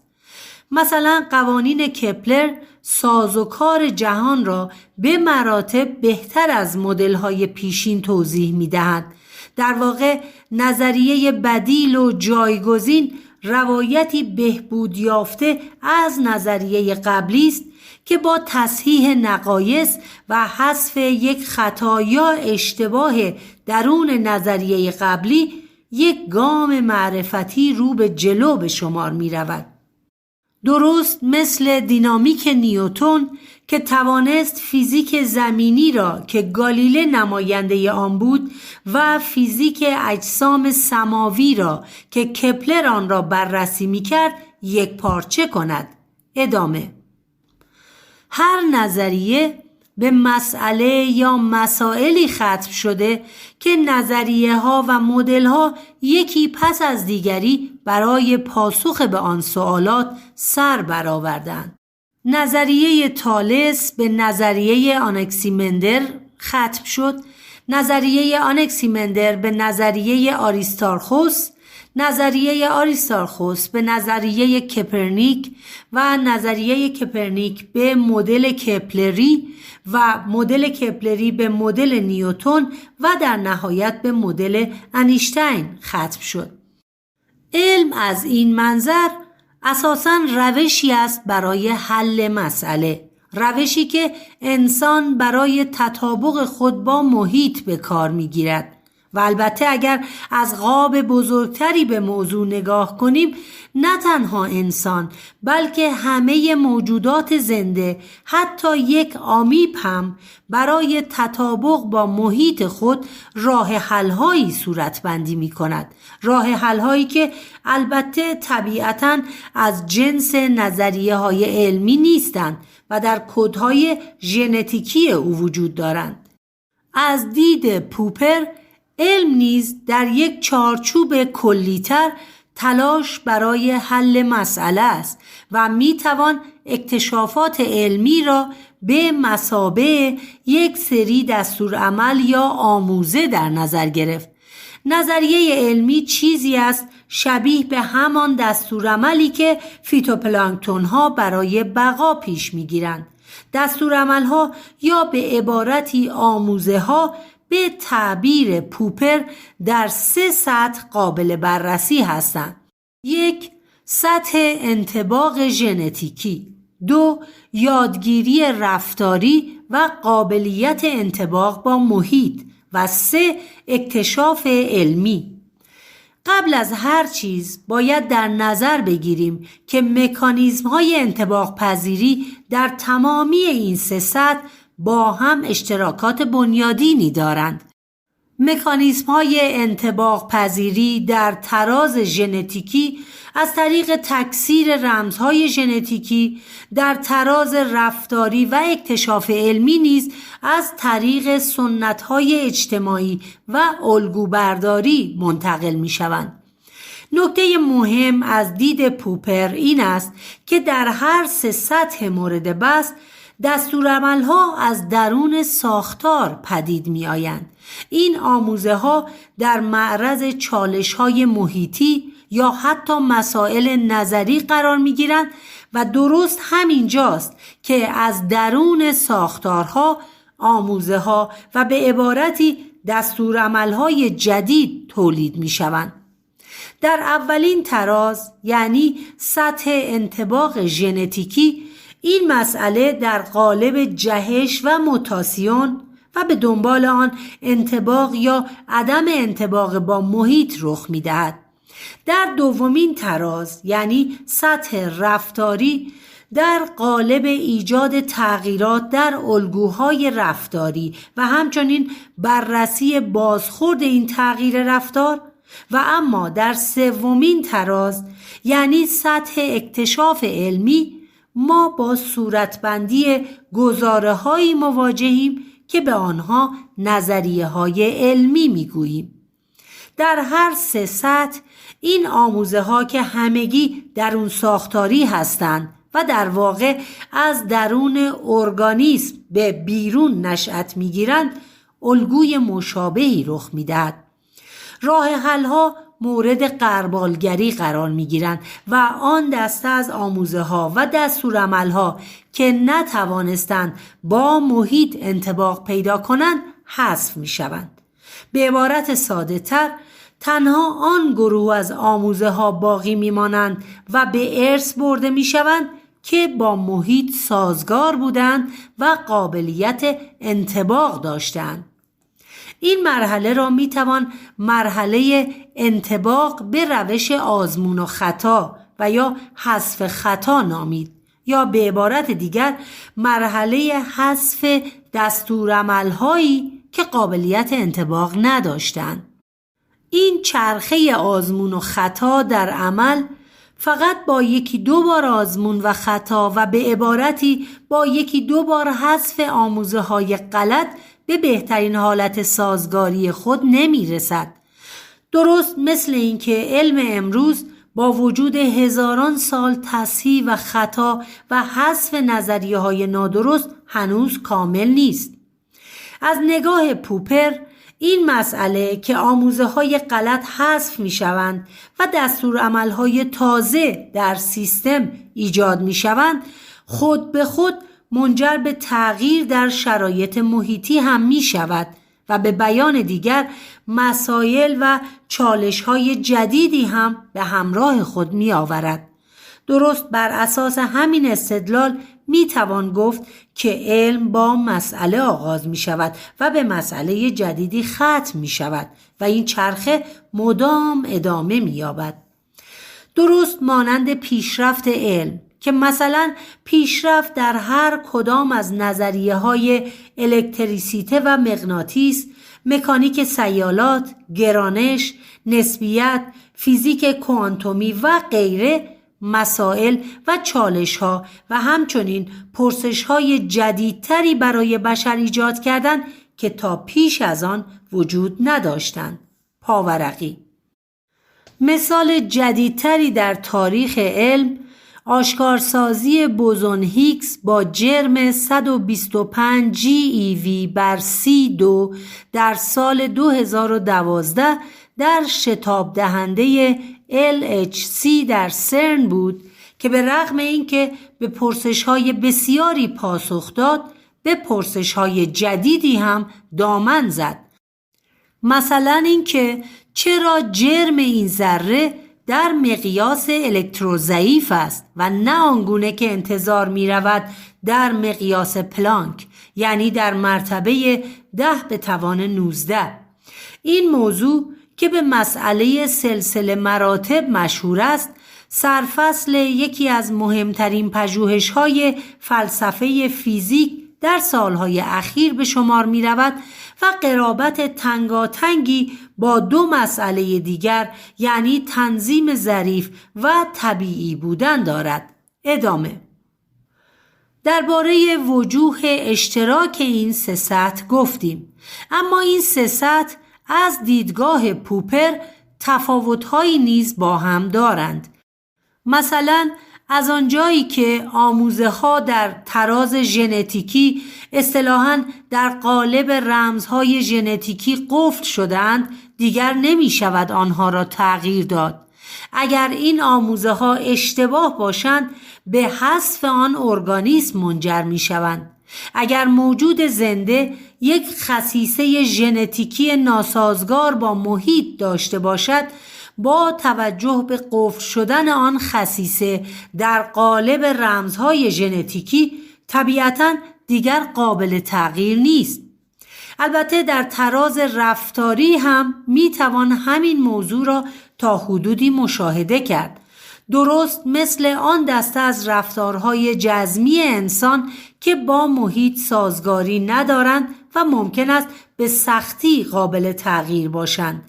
اگرچه که رفتارهای ما الزاماً با کدهای ژنتیکی قفل نشده‌اند و فرد میتواند با بازنگری و نشان دادن قدری انعطاف رفتار خود را که با محیط سازگار نیست تصحیح کند و تغییر دهد، اما این تغییر معمولاً به دشواری رخ می‌دهد.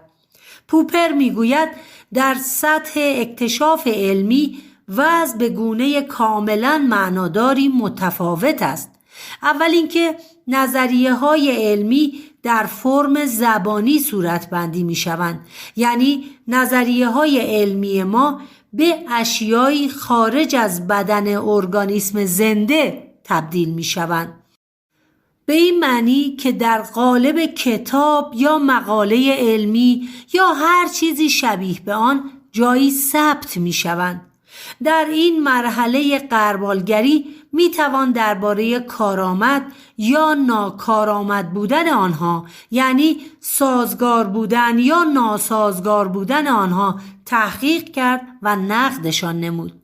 در این صورت می توان نظریه‌ای که با نتایج تجربی یعنی با محیط نمیخواند را کنار گذاشت بدون آنکه به حذف خود ارگانیسم منجر شود. به بیان دیگر این نظریه‌های علمی هستند که به جای ما نقد می‌شوند و فدا می‌شوند. اگر اشتباه باشند اشتباه بودن آنها منجر به حذف ما به عنوان ارگانیسم زنده نمی شود. برخلاف تراز ژنتیکی یا حتی تا حدی تراز رفتاری که ناسازگار بودن یک دستورالعمل با محیط به حذف آن ارگانیسم می انجامد. روش آزمون و خطا که پوپر از آن صحبت می کند از دید او روشی است که حتی یک موجود زنده آغازین، حتی یک آمیب تک‌سلولی نیز برای حل مسئله خود به کار می بندد. تفاوت آمیب با انیشتین از دید پوپر در این است که اگر محیط نظریه یا راه حل‌های به کار گرفته تک‌سلولی را که بخشی از خود تک‌سلولی است پس بزند، تک‌سلولی حذف خواهد شد. اما انیشتین به فرضیه ها و راه حل های خود عینیت می بخشد و راه حل های انیشتین مستقل و بیرون از او وجود دارند. با این تفاصیل تفاوت انیشتین با آمیب این است که راه حل های انیشتین حتی اگر اشتباه هم باشند با حذف آنها، یعنی با رد نظریه، برای خود ارگانیسم یعنی انیشتین مشکلی پیش نمی آید، چرا که نظریه های او به اشیایی خارج از بدن او یعنی در قالب مقاله و غیره تبدیل شدند. ایده پوپر مبنی بر اینکه علم با مسئله آغاز می شود و نه با مشاهده در خور توجه به نظر می رسد. مروری بر نظریه های علمی در تاریخ علم معمولاً نشان می دهد که این الگو کار می کند و در غالب موارد درست از آب در می آید. اما در این حال مثال هایی هم هست که شاید به الگوی فرانسیس بیکن بیشتر شباهت داشته باشد تا الگوی پوپر. در برخی موارد گاهی به نظر می رسد که فقط و فقط با مشاهده و اندازه‌گیری صرف بدون وجود مسئله‌ای خاص میتوان مسئله‌ای بیرون کشید. مثلا پژوهشگری را در نظر بگیرید که جدولی تهیه کرده و به صورت روزانه قد و وزن نوزادان را اندازه‌گیری می‌کند. حال در نظر بگیرید که این پژوهشگر بدون هیچ برنامه پژوهشی مشخصی فقط و فقط روی حساب کنجکاوی داده ها را گردآوری و ثبت کرده و نمودار متناظر با آن را رسم می کند، اما حین بررسی داده ها متوجه وجود یک ناهنجاری در داده ها می شود.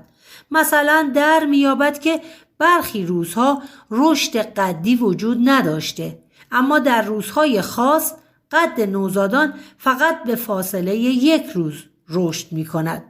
بنابراین به نظر می رسد که نقطه آغاز کار در اینجا مسئله نیست و مسئله خود از دل مشاهده و اندازه‌گیری بیرون کشیده شده است. یا مثال دیگری را در نظر بگیرید که فردی در حاشیه ساحل شنی قدم میزند و در تمام مسیر چند کیلومتری قطر صدفهای مسیر را اندازه‌گیری و در جدول ثبت می کند. او پیش از مشاهده و اندازه‌گیری به هیچ مسئله خاصی برخورد نکرده و اندازه‌گیری قطر صدفها صرفاً بر پایه کنجکاوی شخصی بوده است. ممکن است گفته شود بعید است که کسی صرفاً روی حساب کنجکاوی و بدون وجود مسئله چنین زحمتی به خود بدهد و این مثالهای عملی نیستند و در پژوهش‌های علمی چنین مثالهایی وجود ندارند. این انتقاد تا حد زیادی درست است و به نظر می رسد مشاهده دانشمند صرفاً از روی وقت گذرانی یا کنجکاوی نیست و بهانه او برای مشاهده احتمالاً مسئله‌ای است که از قبل با آن درگیر بوده است. رصدهای گالیله در اوایل قرن 17 مثال تاریخی بحث برانگیزی در همین زمینه است. نتیجه این رصدها تعیین می‌کرد که بالاخره زمین به دور خورشید می‌چرخد یا آنگونه که باور رایج آن دوران بود خورشید به دور زمین. مشاهدات گالیله این ایده را تایید می‌کرد که در حقیقت این زمین است که به دور خورشید می‌گردد و نه بالعکس. گالیله 4 قمر بزرگ مشتری را کشف کرد و اکتشاف او مهر تأییدی بر این دیدگاه میزد که زمین مرکز جهان نیست، زیرا قمرهای کشف شده نه به دور زمین بلکه به دور مشتری میچرخیدند. اگر این قمرها چنین بودند پس اینک نشان داده شده بود که چیزهایی هم در آسمان هستند که به دور زمین نمیچرخند. مشاهدات گالیله بنای یک انقلاب علمی را پایه‌ریزی کرد که به دیدگاه مدرن خورشید مرکزی انجامید. اما آیا گالیله صرفاً بر اساس کنجکاوی به مشاهده مشتری پرداخته بود و یا اینکه مشاهده او نیز نظریه من و به تعبیر پوپری از نظریه خورشید مرکزی باردار بود؟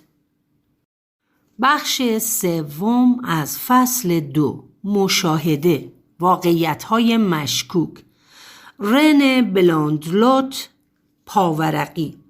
رن بلاندلوت از سال 1849 تا 1930 عضو فرهنگستان علوم فرانسه بود. برای مطالعه بیشتر درباره این ماجرا رجوع کنید به کتاب چگونه درباره چیزهای عجیب بیاندیشیم، اثر تئودور شک و لوئیس وان. ادامه. رن بلاندلوت، فیزیکدان فرانسوی، در دانشگاه نانسی در سال 1903 حدود 8 سال پس از کشف پرتو ایکس خبر کشف پرتو دیگری را منتشر کرد که در آن زمان آن را به افتخار دانشگاه نانسی پرتو ان نامید. بلاندلوت در این حال اظهار داشت که پرتو ان با چشم قابل آشکارسازی و بنابراین یک پرتو قابل مشاهده است. در همین دوران پژوهش‌های دیگری هم انجام شد که کشف بلاندلوت را تایید می‌کرد و در حدود 120 دانشمند دیگر مشاهده پرتو ان را تایید و از ویژگی‌ها و جزئیات بیشتر آن صحبت می‌کردند. اما یک جای کار می‌لنگید و مشکل این بود که دانشمندان بیرون از فرانسه نمی‌توانستند چیزی را که بلاندلوت کشف کرده مشاهده کنند. به تدریج دانشمندان در وجود آنچه بلاندلوت گزارش کرده بود تردید کردند و سال بعد از آن، یعنی در سال 1904، یک فیزیکدان آمریکایی به نام رابرت وود در بازدید خود از آزمایشگاه بلاندلوت بدون اطلاع او شروع به انجام آزمایش‌های مستقل درباره پرتو ان کرد. بلاندلوت معتقد بود که سرب مانع از عبور پرتوهای ان می شود. رابرت وود راه حل زیرکانه‌ای به کار بست و در این آزمایش زمانی که ورقه سربی بر سر جایش بود عمدن به بلاندلوت می گفت که ورقه سربی را برداشته است. بالعکس زمانی که ورقه سربی برداشته شده بود وانمود می کرد که ورقه سربی بر سر راه پرتو ان قرار دارد. نتیجه ساده بود. بلاندلوت بر اثر انتظارات قبلی خود زمانی که تصور می کرد ورقه سربی در کار نیست، در حالی که واقعاً بود، رنگ را درخشانتر توصیف می کرد و این را تأییدی بر وجود پرتو ان می دانست. رابرت وود نتیجه کار خود را در همان سال یعنی 1904 در نیچر منتشر کرد و مشخص شد که بلاندلوت و فیزیکدانان فرانسوی در واقع چیزی را مشاهده می کردند که انتظار دارند، نه چیزی که واقعاً وجود دارد. آنها ناخواسته ادراک و کیفیت شناختی خود را دستکاری می کردند تا آن چیزی را مشاهده کنند که انتظار دیدنش را دارند. این فقط یک نمونه از مشکلات بر سر راه مشاهده است و نشان می دهد که مشاهده در عمل فرایندی بسیار بسیار پیچیده تر از آن است که تصور می شود. فیزیکدانان درباره اتم، الکترون، کوارک، لپتون و دیگر ذرات نظریه پردازی می کنند، در حالی که هیچ یک از این ذرات را نمی توان در معنای عادی کلمه مشاهده کرد. بنابراین پرسشی که طرح می شود این است که وقتی یک فیزیکدان درباره چیزهایی مشاهده ناپذیر از این دست اظهار نظر می کند، دقیقاً از چه چیزی صحبت می کند؟ رودولف کارناپ در فصل 24 کتاب مبانی فلسفی فیزیک، فصلی با عنوان دستورات ارتباطی، مثالهای زیادی در این باره می آورد. او می نویسد: آیا می توان گفت که یک الکترون درست مانند یک میله آهنی وجود دارد؟ از نگاه کارناپ واژه‌های نظری از قبیل الکترون به دلیل دور بودنشان از جهان اشیاء مشاهده شدنی دارای واقعیتی مشکوک هستند. اگر از فیزیکدانان پرسیده شود که آیا الکترون واقعاً وجود دارد، هر کدام یک چیز خواهند گفت. بعضی از فیزیکدانها راضی‌اند که الکترون را یک تعبیر ابزارگرایانه بدانند و بگویند نظریه ها چیزی درباره واقعیت نمیگویند، بلکه صرفاً ابزارهای زبانی هستند که پدیده های مشاهداتی را توصیف می کنند. طبق این الگو واژه‌های نظری مثل الکترون صرفاً نمادهای مناسبی هستند که سودمندند، اما صرفاً یک ابزار برای توصیفند. به عبارت دیگر، بر اساس دیدگاه این گروه از دانشمندان بی‌معناست که درباره الکترون واقعی و میدان الکترومغناطیس واقعی صحبت کنیم. گروه دیگری از دانشمندان و فیلسوفان علم اما ترجیح می‌دهند فکر کنند که الکترون، میدان مغناطیسی و امواج گرانشی چیزهای واقعی قابل مشاهده هستند. آنها معتقدند که مرز دقیقی بین مشاهده شدنی مانند یک سیب و یک مشاهده نشدنی مانند یک نوترون وجود ندارد. آمیب با چشم غیر مسلح قابل مشاهده نیست، اما از طریق یک میکروسکوپ میتوان آن را واقعاً مشاهده کرد. ساختار یک ویروس را که حتی با یک میکروسکوپ نوری قابل مشاهده نیست، ممکن است بتوان با بکارگیری یک میکروسکوپ الکترونی مشاهده کرد. به بیان دیگر، اگر مجاز باشیم بگوییم که آمیب واقعی است، چرا نتوانیم بگوییم پروتون واقعی است؟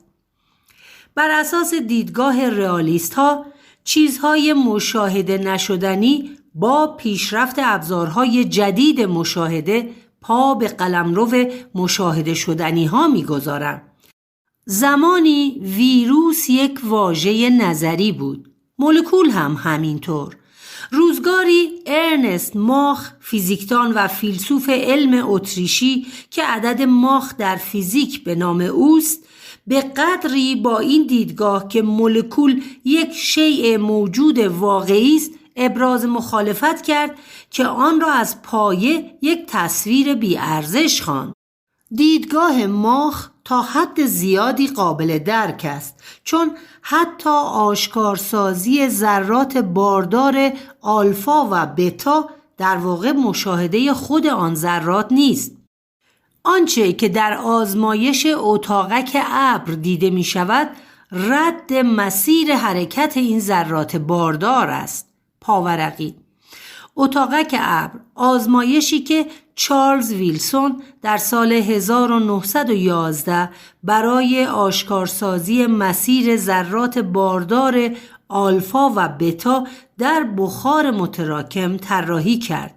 ادامه: از سوی دیگر مثالهایی در تاریخ علم میتوان یافت که در آن چیزهای مشاهده نشدنی به موازات پیشرفت ابزارهای جدید مشاهده پا به قلمرو مشاهده شدنی ها گذاشتند. از آن جمله میتوان به سیاهچاله ها اشاره کرد، وجودهایی نسبتاً مشکوک که برای مدتها از بزرگترین رازهای کیهان به شمار میرفتند تا پیش از سال 2019، زمانی که عکس سیاهچاله‌ای با قطر 40 میلیارد کیلومتر در کهکشان M87 و در فاصله 500 میلیون تریلیون کیلومتر از زمین منتشر شد، هیچ کسی هیچ سیاهچاله‌ای را به معنی متداول کلمه مشاهده نکرده بود. نه تنها مفاهیمی چون اوربیتال، میدان، اسپیم، بلکه مفاهیمی جدیدتر در فیزیک ذرات و کیهانشناسی دوران ما از جمله لپتون‌ها، کوارک‌ها، ماده تاریک، انرژی تاریک و کرمچاله نیز در زمره همین واقعیت‌های اصطلاحاً مشکوک بوده و یا هنوز هم هستند.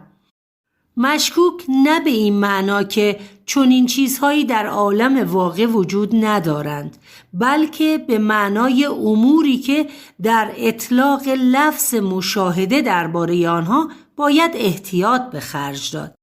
به معنای مفاهیمی که ممکن است زمانی مشاهده ناپذیر تلقی شوند و زمانی با پیشرفت علم و ابزارهای مشاهده به قلمرو امور مشاهده پذیر پا بگذارند.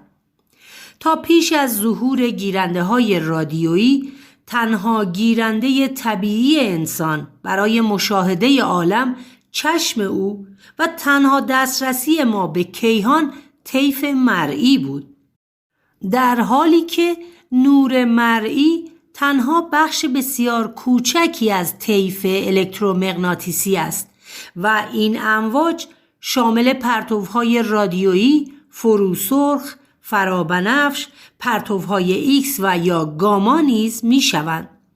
با تکمیل تلسکوپ رادیویی، کیهانشناسان به بخش دیگری از طیف دست یافتند که شامل طول موجهای رادیویی، به خصوص طول موجهای بین 10 متر و 1/1000 متر می شد. تا اینجای کار کیهانشناسان برای مشاهده عالم 2 طیف باریک از طیف امواج را در اختیار داشتند، اما هنوز بخش‌های بزرگی از طیف الکترومغناطیسی وجود داشت که تن به مشاهده نداده بود. جو زمین جز بخش کوچکی از قسمت فروسرخ طیف اغلب طول موجهای دیگر را جذب می‌کرد و تنها راهی که باقی می‌ماند این بود که با ارسال بالون به داخل جو یا فرستادن موشک به طبقات فوقانی جو بتوان چیزهایی را مشاهده کرد که چشم نمی‌بیند. با قرار گرفتن ماهواره‌هایی در مدار زمین این مشکل تا حد زیادی رفع شد و به کمک این تلسکوپ‌ها حجم مشاهداتی ما از کیهان به شکلی باور نکردنی افزایش پیدا کرد. پیشرفت کیهانشناسی با اختراع رادیو تلسکوپ‌ها انفجاری در روند کسب اطلاعات بشر از کیهان بود و با بکارگیری این روش‌های تازه در مشاهده دریچه جدیدی به روی کیهانشناسان گشوده شد. پاورقی. از نظر تاریخی این اکتشاف که بعضی از اجسام موجود در فضا انرژی رادیویی گسیل می کنند باز می گردد به سال 1931. آنگونه که رابرت تی دیکسون در کتاب نجوم دینامیکی می نویسد، کارل جانسکی از پژوهشگران آزمایشگاه‌های بل در پی یافتن منبعی بود که در مدارهای رادیو تلفنی دو سوی اقیانوس اطلس ایجاد تداخل صوتی شبیه به صدای هیس ایجاد می‌کردند. او ابتدا از این مسئله به شدت گیج شده بود، به خصوص که دریافت این تداخل هر روز تقریباً 4 دقیقه زودتر اتفاق می‌افتد.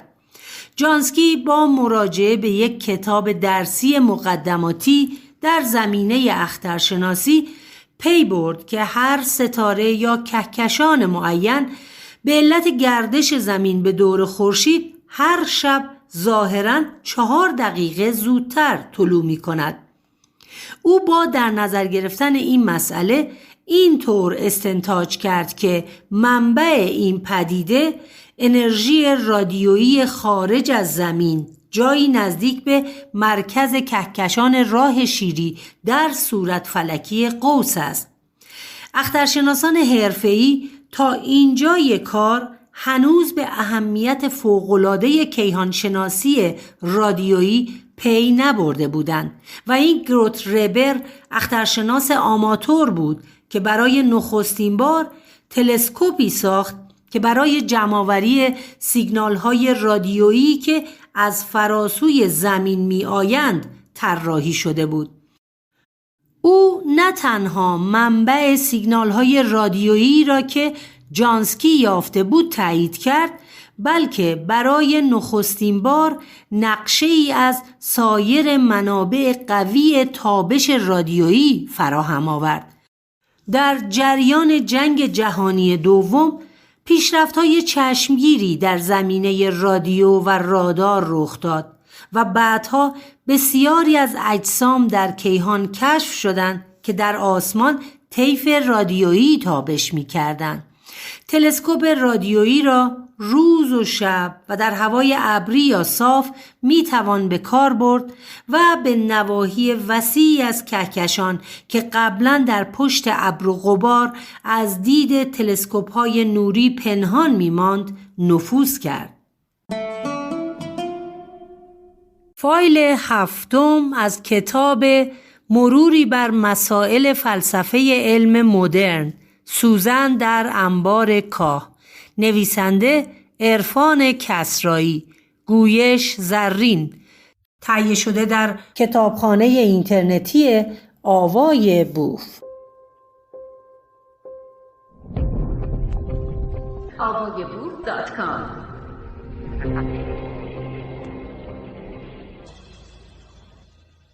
بخش 4 از فصل 2، جنجال مشاهده از درون میکروسکوپ ها و تلسکوپ ها.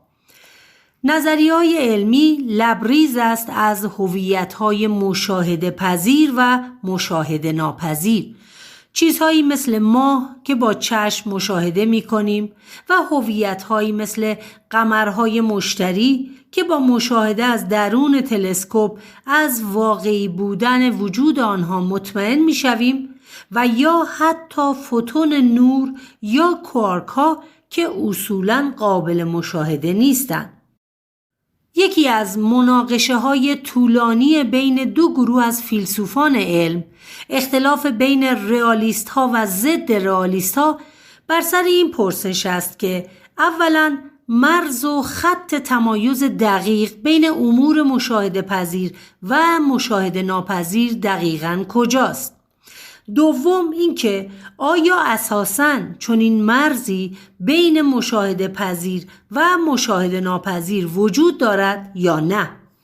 برخی از فیلسوفان علم بر این باورند که برای مثال هویتی به نام الکترون که در نظریه اتمی به ما معرفی شده عملاً مشاهده ناپذیر است و ما با میکروسکوپ قادر به مشاهده چیزی به نام الکترون نیستیم. این مناقشه زمانی جدی‌تر می شود که در نظر بگیریم پیشرفت‌های فناوری در طول تاریخ علم به انسان این امکان را داده که توانایی‌های ادراکی خود را گسترش دهد و چیزهایی را مشاهده کند که زمانی مشاهده ناپذیر بودند. از این رو تلسکوپ‌ها، میکروسکوپ‌ها و رادیو تلسکوپ‌ها ابزارهایی هستند برای دسترسی غیر مستقیم قوای ادراکی ما به چیزهایی که با چشم غیر مسلح قابل مشاهده نیستند. از 4 قرن پیش تا کنون، به عبارت دقیق‌تر از سال 1609 زمانی که گالیله تلسکوپ را برای رصد آسمان به کار بست مفهوم مشاهده دستخوش تحول بسیار شده است. تلسکوپ ها مدام دقیق‌تر و پیشرفته تر شدند. اینک بشر نه تنها روی زمین تلسکوپ های عظیم نصب کرده، بلکه تلسکوپ های بزرگ مانند تلسکوپ فضایی هابل را به اعماق کیهان فرستاده تا روز به روز بخش های مشاهده ناپذیر بیشتری را به بخش های مشاهده پذیر تبدیل کنند. پاورقی. تلسکوپ فضایی هابل با آینه 2.14 متری و طول 13 متر در آوریل 1990 با شاتل دیسکاوری به فضا ارسال شد. این تلسکوپ فضایی که هر 96 دقیقه یک بار به دور زمین می‌گردد، تاکنون تصاویر باشکوهی از کیهان را به زمین ارسال و اجرام آسمانی بسیاری را در نواحی دوردست منظومه شمسی کشف کرده است. ادامه. پروژه های عظیمی مانند EMU و رادیو تلسکوپ های پروژه GLEAM امواج رادیویی را که اساساً با چشم حتی با تلسکوپ نیز قابل مشاهده نیستند مشاهده پذیر می کند. در این قسمت از کتاب تصویری وجود دارد از 300,000 کهکشان و همینطور بخش‌هایی از کیهان که مشاهده ناپذیرند. برای درک این تصویر امواج رادیویی بین فرکانس‌های 70 تا 230 مگاهرتز در پروژه MWA با رنگ‌های مختلف نمایش داده شده‌اند. اگر قادر به مشاهده امواج رادیویی بودیم، احتمالاً کیهان را شبیه به تصاویری می‌دیدیم که پروژه تلسکوپ رادیویی MWA به ما نشان می‌دهد. این همان نکته اصلی و پرسش مهم فیلسوفان علم درباره مفهوم مشاهده است. در پروژه GLEAM امواج رادیویی به نوعی به فرکانس‌های قابل مشاهده برای چشم انسان ترجمه شده‌اند. رنگ قرمز برای نورهای با فرکانس پایین، رنگ سبز برای نورهای با فرکانس متوسط و رنگ آبی نیز برای نورهای فرکانس بالا. به بیان دیگر با کمک این رادیو تلسکوپ فرکانس‌های بین 70 تا 230 مگاهرتز به عبارتی بخش عظیمی از توده‌های کهکشان‌های در حال برخورد و انفجار ستاره‌های اولیه برای انسان قابل مشاهده می‌شود. امواج رادیویی تنها بخش امواج الکترومغناطیسی نیستند که دانشمندان آنها را از مشاهده ناپذیر به مشاهده پذیر تبدیل کردند. پرتو ایکس، پرتو گاما، امواج فروسرخ هر کدام بخش‌های عظیمی از کیهان را بازنمایی می‌کنند که وجود آنها احتمالاً حتی در تصور گالیله نیز نمی‌گنجید.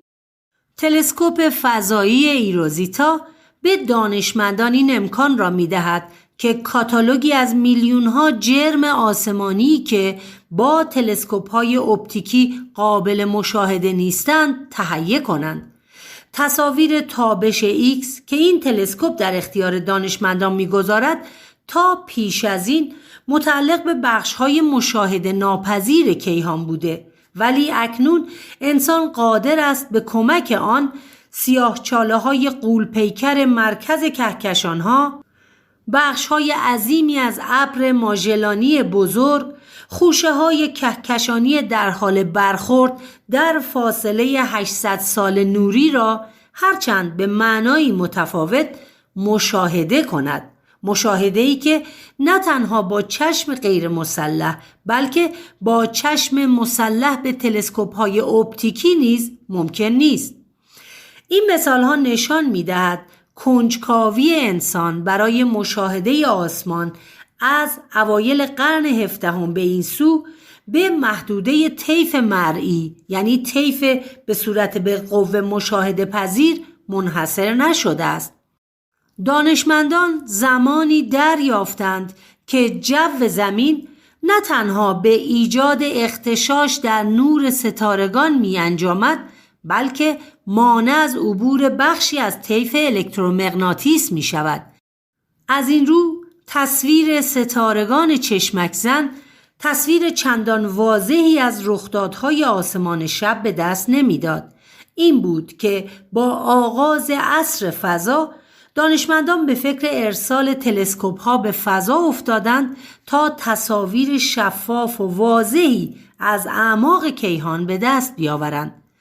دانشمندان تا پیش از ارسال تلسکوپ فضایی هابل در سال 1990 به هیچ عنوان امکانی برای مشاهده زایش و مرگ ستارگان در کهکشان‌های در فاصله 5 تا 10 میلیارد سال نوری نداشتند و بنابراین تلسکوپ‌های فضایی بخش‌هایی از کیهان را مشاهده پذیر کردند که برای تلسکوپ‌های اپتیکی رایج مشاهده ناپذیر به شمار می‌رفت. اگر تلسکوپ‌های فضایی نبودند، شاید بشر هرگز نمی‌توانست از وجود سیارات خارج از منظومه شمسی باخبر شود. چون این مثال‌هایی نشان می‌دهد که بحث و جدل‌های فیلسوفان علم درباره مفهوم مشاهده صرفاً بحث بر سر کلمات و تعاریف نیست.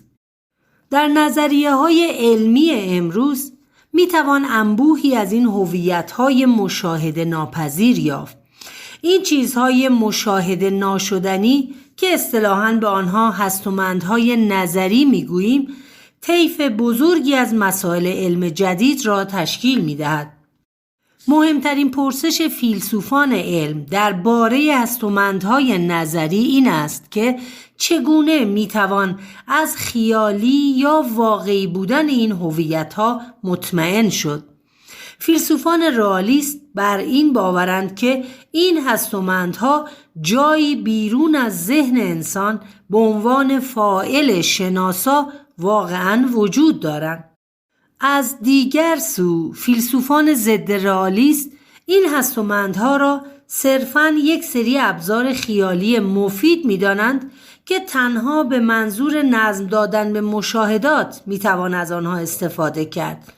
وجود این هستومندها از ابعاد اضافی در نظریه ریسمان گرفته تا بوزون‌ها و ژن‌ها تنها از طریق خود همان نظریه هایی که هستومندها در آنها طرح شده‌اند تایید می شوند و هیچ راه مستقلی همچون مشاهده برای تایید وجود آنها در دست نیست.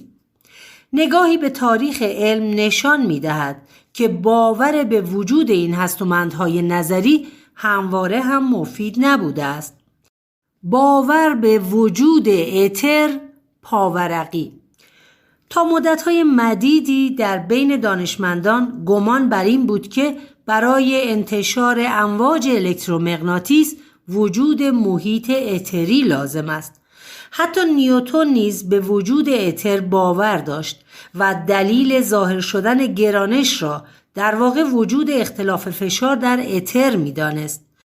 البته او این نظریه را به دلیل فقدان شواهد کافی یا نبود روشی برای آزمایش یا مشاهده اتر منتشر نکرد. نیوتن تنها کسی نبود که به وجود اتر اعتقاد داشت. ماکسول فیزیکدان بزرگ نیز معتقد بود که موج نور برای انتشار نیازمند محیطی آکنده از اتر است و بدون آن موج نور نمیتواند انتشار پیدا کند.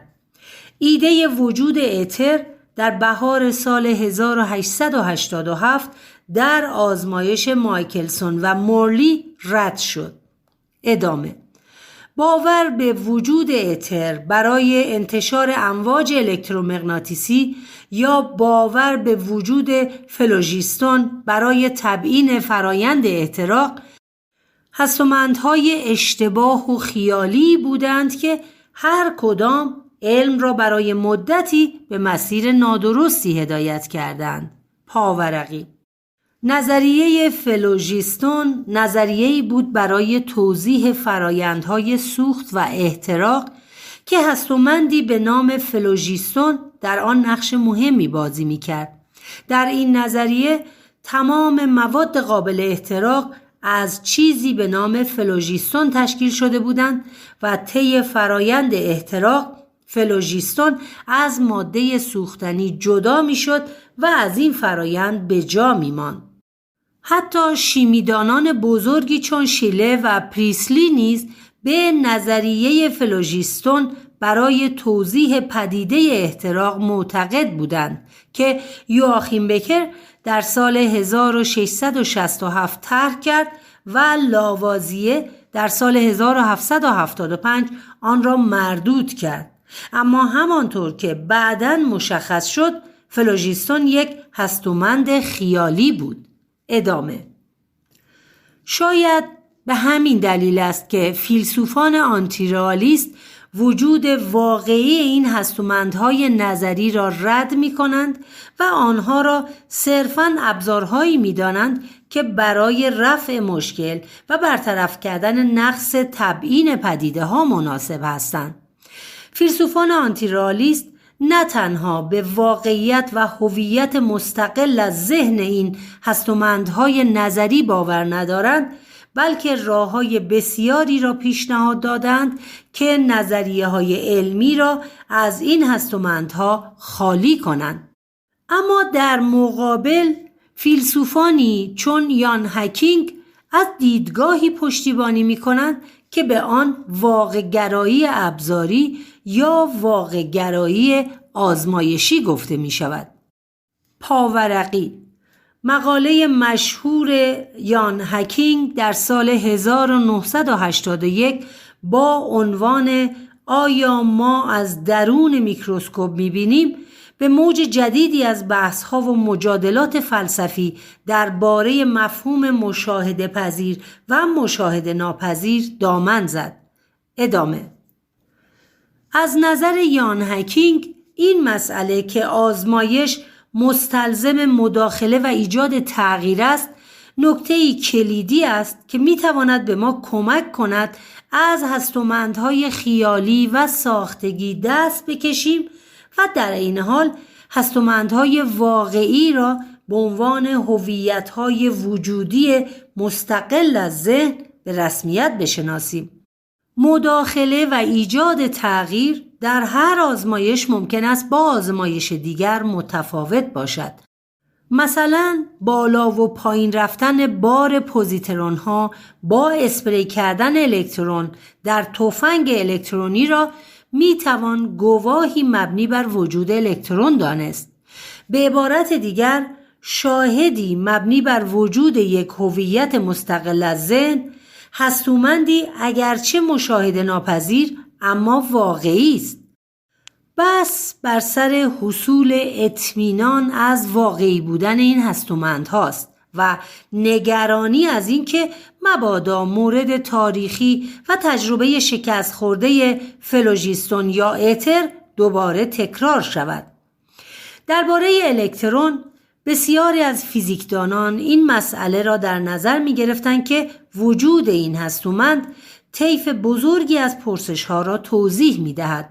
از این رو بسیاری از دانشمندان کمترین تردیدی نیز در وجود واقعی و مستقل از ذهن این هستومند نظری نداشتند. اما مشکل اینجا بود که هستومندهای مردود شده در تاریخ علم نیز روزگاری جایگاهی واقعی داشتند و برخی از آنها برای زمانهای دراز به عنوان هویت‌های واقعی مستقل از ذهن تلقی می‌شدند. یان هاکینگ راه حل‌هایی برای برطرف شدن این نگرانی‌ها و تردیدها پیشنهاد می‌کند که برای بسیاری از فیلسوفان علم راهگشاست.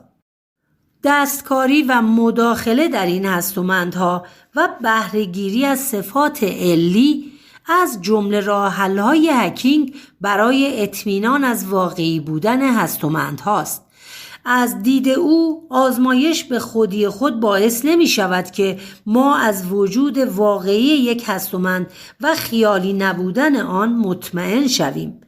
رابرت میلیکان حتی در زمان آزمایش مشهور خود برای اندازه‌گیری بار الکترون هنوز در واقعی بودن وجود آن تردید داشت.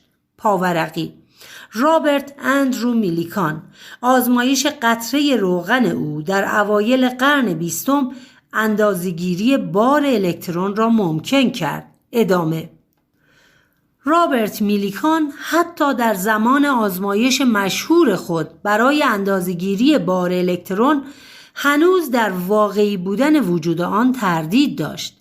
هکینگ میگوید تنها راهی که میتواند ما را از بابت واقعی بودن وجود یک هستومند مطمئن تر کند مداخله کردن در آن و بهره‌گیری از صفات علی است، به این معنی که آن هستومند در جهان خارج اثر میگذارد یا نه. او بر این باور است که نفس مشاهده میکروسکوپی اثباتی بر واقعی بودن وجود یک هستومند نیست. از نگاه هکینگ دو دلیل محکم در دست هست که اطمینان حاصل کنیم وقتی از درون میکروسکوپ مشغول مشاهده سلول هستیم واقعاً داریم آن را میبینیم. دلیل اول او این است که آزمایشگر میتواند در چیزی که دارد مشاهده میکند دستکاری و مداخله کند و نتیجه دستکاریش را نیز طبق انتظار از درون میکروسکوپ ببیند. مثلا میتواند یک سیال به درون سلول تزریق کند و تغییر شکل سلول را از زیر میکروسکوپ ببیند. این یعنی به احتمال زیاد آن زیر میکروسکوپ یک هستومند واقعی وجود دارد. اگر زیر میکروسکوپ چیزی وجود نداشته باشد چگونه ممکن است که یک وجود غیر واقعی بعد از دستکاری و اخلال درست همان گونه تغییر کند که پیش بینی شده بود؟ این مسئله ما را به این باور نزدیک می کند که در حال مشاهده یک هستومند واقعی هستیم. دومین استدلال هکینگ این است که یک هستومند را می توان با چند ابزار مشاهداتی مختلف که کارکرد هر کدام با نظریه فیزیکی مستقلی تفسیر می شود بررسی کرد. مثلا هم با میکروسکوپ معمولی، هم با میکروسکوپ الکترونی و در ادامه با همه این مشاهدات به نتایج یکسان رسید. اینکه یک هستومند را مثلا هم بتوان با میکروسکوپ معمولی دید و هم با میکروسکوپ الکترونی ما را به واقعی بودن هستومند نظری مطمئن‌تر می‌کند. به عبارت دیگر خیلی بعید است که هر دو ابزار مشاهده به صورت تصادفی یک شیء واحد را با مشخصات یکسان نمایش داده باشند. بنابراین منطقی است که باور کنیم هستومند مورد مشاهده واقعی بوده است. به نظر می رسد ایده هکینگ یا همان واقع‌گرایی آزمایشی راهی پیش پای دانشمندان می‌گذارد تا دیگر بابت تکرار سناریوی هستومندهای خیالی مانند ایتر و فلوژیستون نگرانی نداشته باشند. اما این دیدگاه هکینگ ایراداتی هم دارد و فیلسوفان دیگری به مرور نقص‌ها و کاستی‌های آن را آشکار کردند و نشان دادند مسئله مشاهده و هستومندهای نظری دشوارتر از آن است که با راه حل هکینگ خاتمه پیدا کند. کافی است فرض کنیم که به جای سلول ماده تاریک و یا به جای میکروسکوپ رادیو تلسکوپ داشته باشیم. نکته اول هکینگ یعنی مداخله و دستکاری هستومندهایی مانند ماده تاریک یا انرژی تاریک در اعماق کیهان ناممکن است و ما هرگز نخواهیم توانست تغییراتی برای مثال در یک سیاهچاله ایجاد کرده و نتیجه آن را بررسی کنیم. مسئله بعدی این که برخی از آزمایش‌ها فقط با یک ابزار آزمایشی انجام می‌شوند و همانطور که دیدیم بخش‌هایی از کیهان فقط و فقط با رادیو تلسکوپ‌ها قابل مشاهده هستند. بنابراین دومین استدلال هکینگ هم ظاهراً به مشکل برمیخورد و به نظر میرسد هنوز تضمینی برای واقعی بودن هستومندهای نظری در دست نداریم، با اینکه کیهانشناسان و فیزیکدانان اغلب برای هستومندهای نظری در نظریه‌های خود هویت واقعی قائل هستند. با این وجود امروز بسیاری از دانشمندان به ایرادات روش شناختی واقعیت‌های مشکوک آگاهند و درباره هستومندهای نظری تا زمانی که شواهدی در تایید آنها به دست نیامده احتیاط به خرج می‌دهند. فیزیکدانان در بسط مدل استاندارد فیزیک ذرات زمانی که از ابرتقارن و یا ابعاد اضافی و یا جهانهای موازی صحبت می‌کنند، غالباً این واقعیت را در نظر می‌گیرند که برای تبیین و توضیح هستومندهای نظری چه راه درازی در پیش است. واقع‌گرایی ابزاری یا آزمایشی تنها دیدگاه موجود درباره تمایز بین مشاهده پذیر و مشاهده ناپذیر نیست. از جمله دیدگاه‌های دیگر درباره ماهیت مشاهده میتوان به دیدگاه‌های ون فراسن اشاره کرد که معتقد است مشاهده ادراک بدون استفاده از ابزار است. از دید او میز یا قمرهای مشتری و یا درخت صنوبر داخل حیات هویاتی مشاهده پذیر هستند، چون مشاهده آنها هر چه که باشند نهایتاً با چشم غیر مسلح ممکن است، اما الکترون یا میکروارگانیسم ها مشاهده ناپذیرند، چرا که هیچ راهی برای مشاهده مستقیم و بدون ابزار آنها وجود ندارد. این فیلسوف ضد رئالیست در عین حال بر این باور است که ما با تلسکوپ می‌بینیم اما با میکروسکوپ نه.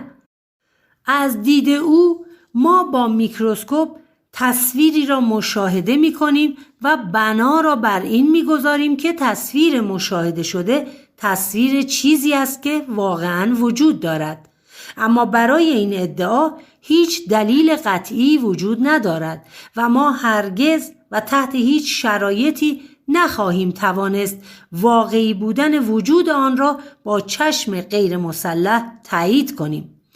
بنابراین مشاهده از میکروسکوپ با مشاهده از تلسکوپ متفاوت خواهد بود، چرا که قمر مشتری را در صورتی که روزی سوار بر سفینه شویم و به نزدیکی آن سفر کنیم با چشم غیر مسلح و بدون ابزار نیز مشاهده خواهیم کرد، اما نمیتوانیم به دنیای میکروارگانیسم ها سفر کنیم و با چشم غیر مسلح از واقعی بودن وجود آنها اطمینان حاصل کنیم.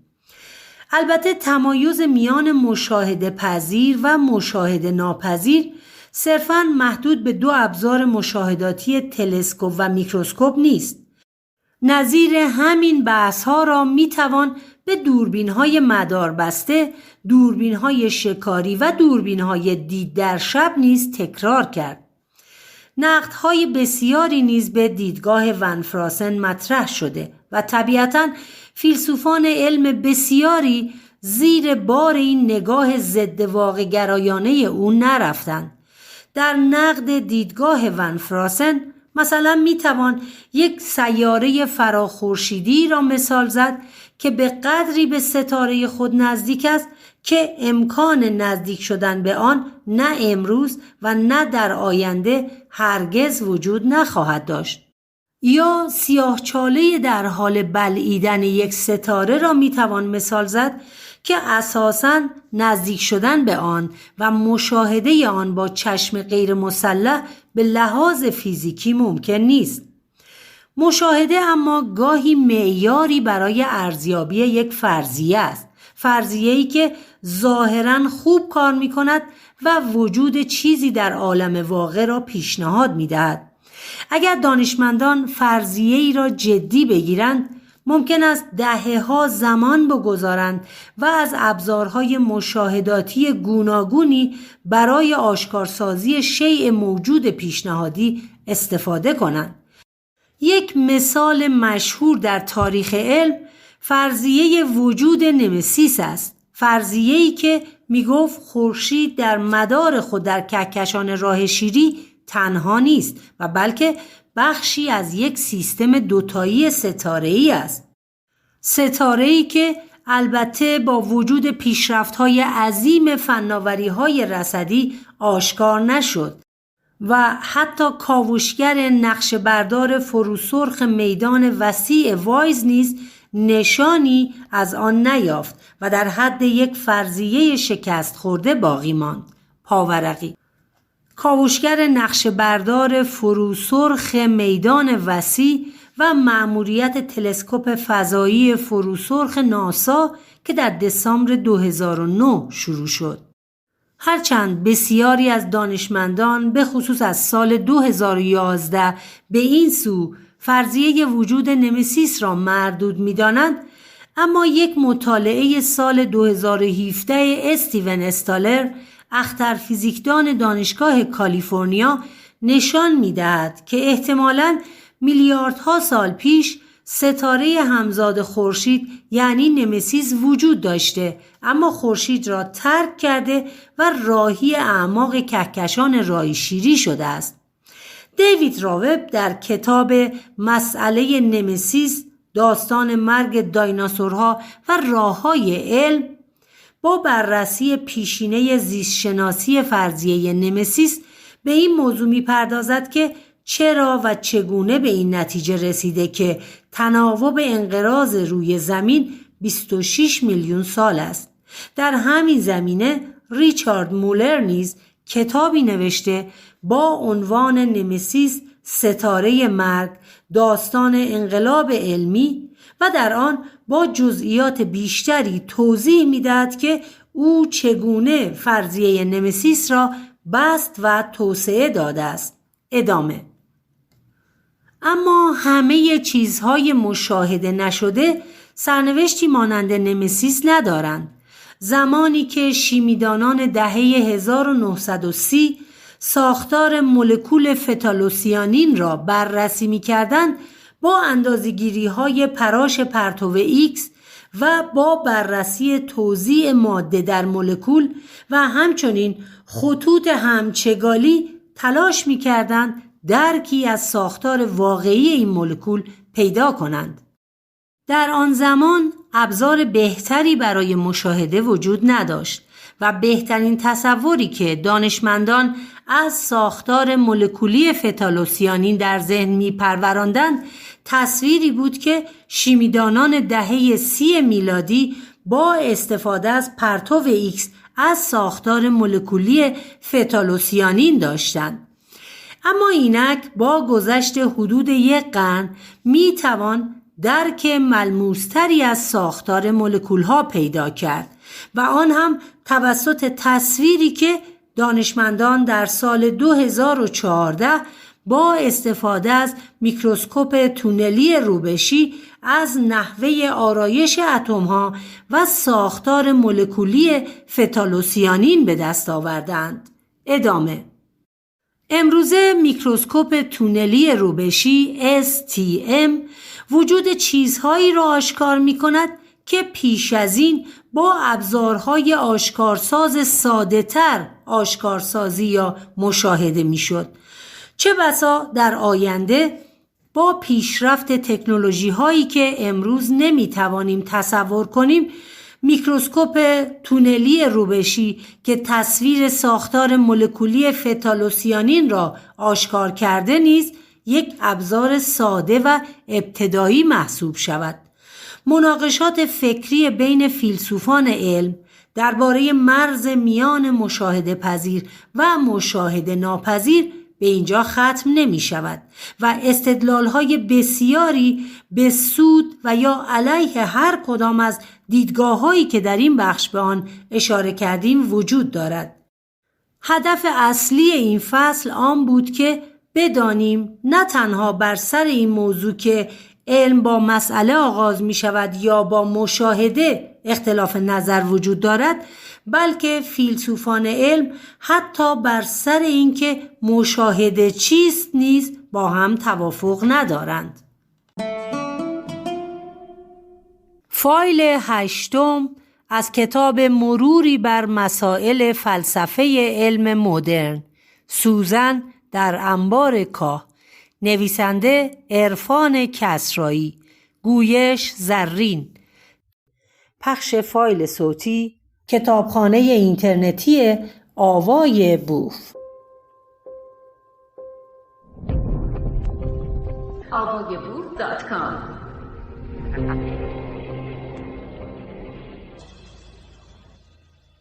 بخش 5 از فصل 2، نظریه ها و فکت ها. یکی از بحث ها و مناقشات دامنه‌دار فیلسوفان علم از چند دهه پیش تا کنون این بوده که آیا گزاره ها و نظریه های علمی فکت ها و واقعیت های تغییر ناپذیر جهان را بازنمایی می کنند یا اینکه صرفاً مجموعه ای از بیان های موقتی و قراردادی هستند. مثلا آیا مجازیم بگوییم که گزاره پلوتو یک سیاره است تا سال 2006 گزاره‌ای صحیح بوده و پس از آنکه اتحادیه بین المللی اخترشناسی آن را از لیست سیارات منظومه شمسی خط زد و در رده سیارات کوتوله قرار داد، گزاره‌ای غلط به شمار می آید. پاورقی. پلوتو را ستاره شناس آمریکایی کلاید تامبا در 18 فوریه 1930 کشف کرد و تا زمان خط خوردن از لیست، یعنی تا 24 آگوست 2006، همگان آن را به عنوان یکی از سیارات منظومه شمسی می شناختند. ادامه. آیا سیاره بودن یا نبودن پلوتو یک فکت مسلم است یا صرفاً قرارداد و تعریفی است که دانشمندان برای طبقه بندی اجرام آسمانی طرح کردند؟ از این دست مثالها در تاریخ علم کم نیستند، اما پایه اصلی همه این مثالها این پرسش است که اساساً رابطه بین فکت‌ها و رخدادهای دنیای واقعی و نظریه‌های علمی چیست؟ آیا نظریه‌های علمی برساخت‌های اجتماعی هستند و وابسته به عقاید دوران و جامعه علمی یا بازنمایی مستقل از واقعیت‌های غیرقابل تغییر؟ حتی مثلا میتوان پرسید چرا جامعه علمی اروپا در کشورهای مختلف با سرعت‌های مختلف نسبت به درستی مکانیک نیوتنی متقاعد شد؟ آیا عوامل تاریخی، اجتماعی یا سیاسی در این تغییر نگرش نقش داشته است؟ چرا مکانیک نیوتنی در انگلستان به سرعت ولی در فرانسه به آهستگی پذیرفته شد؟ فراتر از همه اینها طیف دیگری از پرسش ها هم هست که از قضا در بین برخی محافل فکری کاملا هم جدی گرفته می شود. مثلا این پرسش که آیا سیب ها قبل از نیوتن هم از درخت می افتادند؟ این پرسش اگرچه برای عموم مردم بی‌معنا و حتی چه بسا مضحک است، ولی برخی فیلسوفان علم نسبیگرا واقعاً چنین پرسش‌هایی را طرح و درباره آن بحث می‌کنند. اینکه زمین به دور خورشید می‌گردد یا سیب از درخت می‌افتد از دید بسیاری از ما مسئله دیروز و امروز نیست.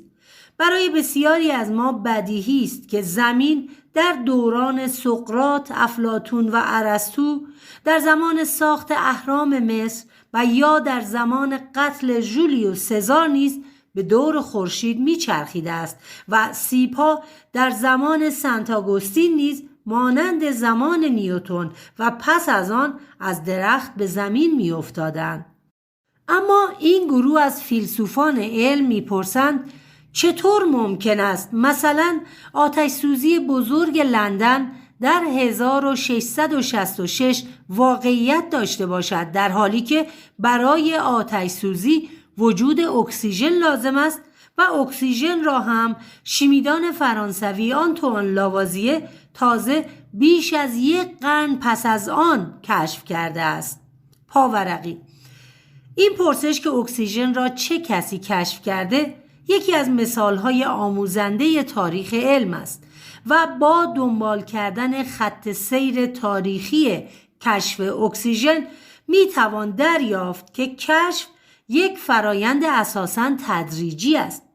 به همین جهت به معنی واقعی کلمه دشوار است بگوییم که اکسیژن را کارل شیله کشف کرده یا جوزف پریسلی، لاوازیه یا حتی پیر باین، چرا که از نظر تاریخی شیله قبل از پریسلی و لاوازیه کار خود را تمام کرده بود. از دیگر سو باین در ماه مارس 1774 متوجه شده بود که با گرم کردن رسوب قرمز جیوه گازی به دست می آید که او آن گاز را هوای غیر فرار نامید. چند ماه پس از آن پریسلی ظاهراً بدون اطلاع از کار باین این آزمایش را انجام داده و نتیجه گرفته بود گاز به دست آمده به فرایند احتراق کمک می کند. اما مسئله بر سر این است که پریسلی تصور می کرد گاز به دست آمده از گرم کردن رسوب قرمز جیوه دی نیتروژن مونوکسید است. پریسلی با سفر به پاریس لاوازیه را از واکنش شیمیایی جدید باخبر کرد.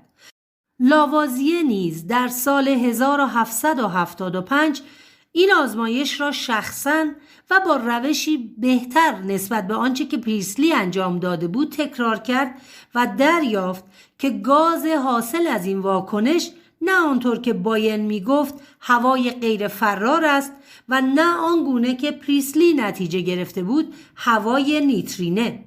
به رغم همه اینها عموماً در تاریخ علم لاوازیه را کاشف اکسیژن می دانند. ادامه: به همین منوال می توان مثالهای دیگری طرح کرد و مثلا گفت آیا زمین فقط از زمان کوپرنیک به بعد به دور خورشید چرخیده و قبل از آن این خورشید بوده که به دور زمین می چرخیده است؟ آیا این ذهنیت و باور افراد است که تعیین می کند واقعیت بیرونی چه باشد؟ برونو لاتور، جامعه شناس و فیلسوف فرانسوی، در مقاله‌ای در سال 1998 به کشف سال 1976 دانشمندان فرانسوی اشاره می کند، مبنی بر اینکه یافتن جسد مومیایی فرعون مصر رامسس دوم نشان داده که مرگ رامسس دوم در حدود 1213 سال قبل از میلاد در اثر بیماری سل رخ داده است. برونو لاتور میپرسد چگونه ممکن است او بر اثر باسیلی مرده باشد که رابرت کوخ در سال 1882 کشف کرده است. لاتور ادامه میدهد اگر بگوییم رامسس دوم با رگبار مسلسل به قتل رسیده یا بر اثر فشار روانی حاصل از سقوط بازار بورس از دنیا رفته، خواهند گفت مرتکب اشتباه تاریخی شده ایم. پس چرا مرگ ناشی از سل رامسس دوم اشتباهی تاریخی نیست؟ لاتور در طرح چنین پرسش‌هایی تنها نیست و چنین دیدگاه‌هایی مبنی بر اینکه واقعیت یک برساخت اجتماعی است سابقه‌ای به مراتب طولانی تر از اینها دارد. پاورقی: هرچند بسیار متفاوت با این نوع نگرش، اما توماس کوهن، فیلسوف و مورخ علم، مسائل فلسفه علم را غالباً از دیدگاه تاریخ علم و با رویکرد جامعه شناسی علم تحلیل کرده است. او اگرچه در رشته فیزیک تحصیل کرده بود، اما شدیداً به مطالعه تاریخ علم علاقه‌مند بوده و در سالهای تحصیل خود به صورت جدی به مطالعه فلسفه علم پرداخته بود.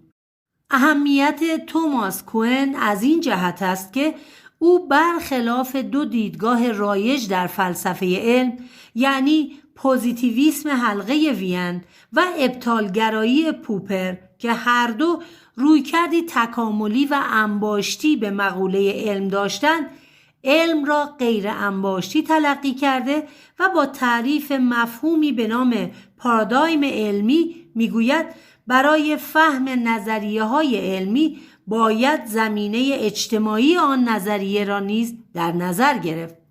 به این ترتیب کوئن پای جامعه شناسی را هم به فلسفه علم باز می کند. تقریبا اغلب فیلسوفان علم توافق دارند که توماس کوئن آغازگر دوران جدیدی از نگرش ما به فلسفه علم است. کار وی به قدری میان رشته‌ای است که نمیتوان به صورت دقیق او را مورخ علم یا فیلسوف علم دانست.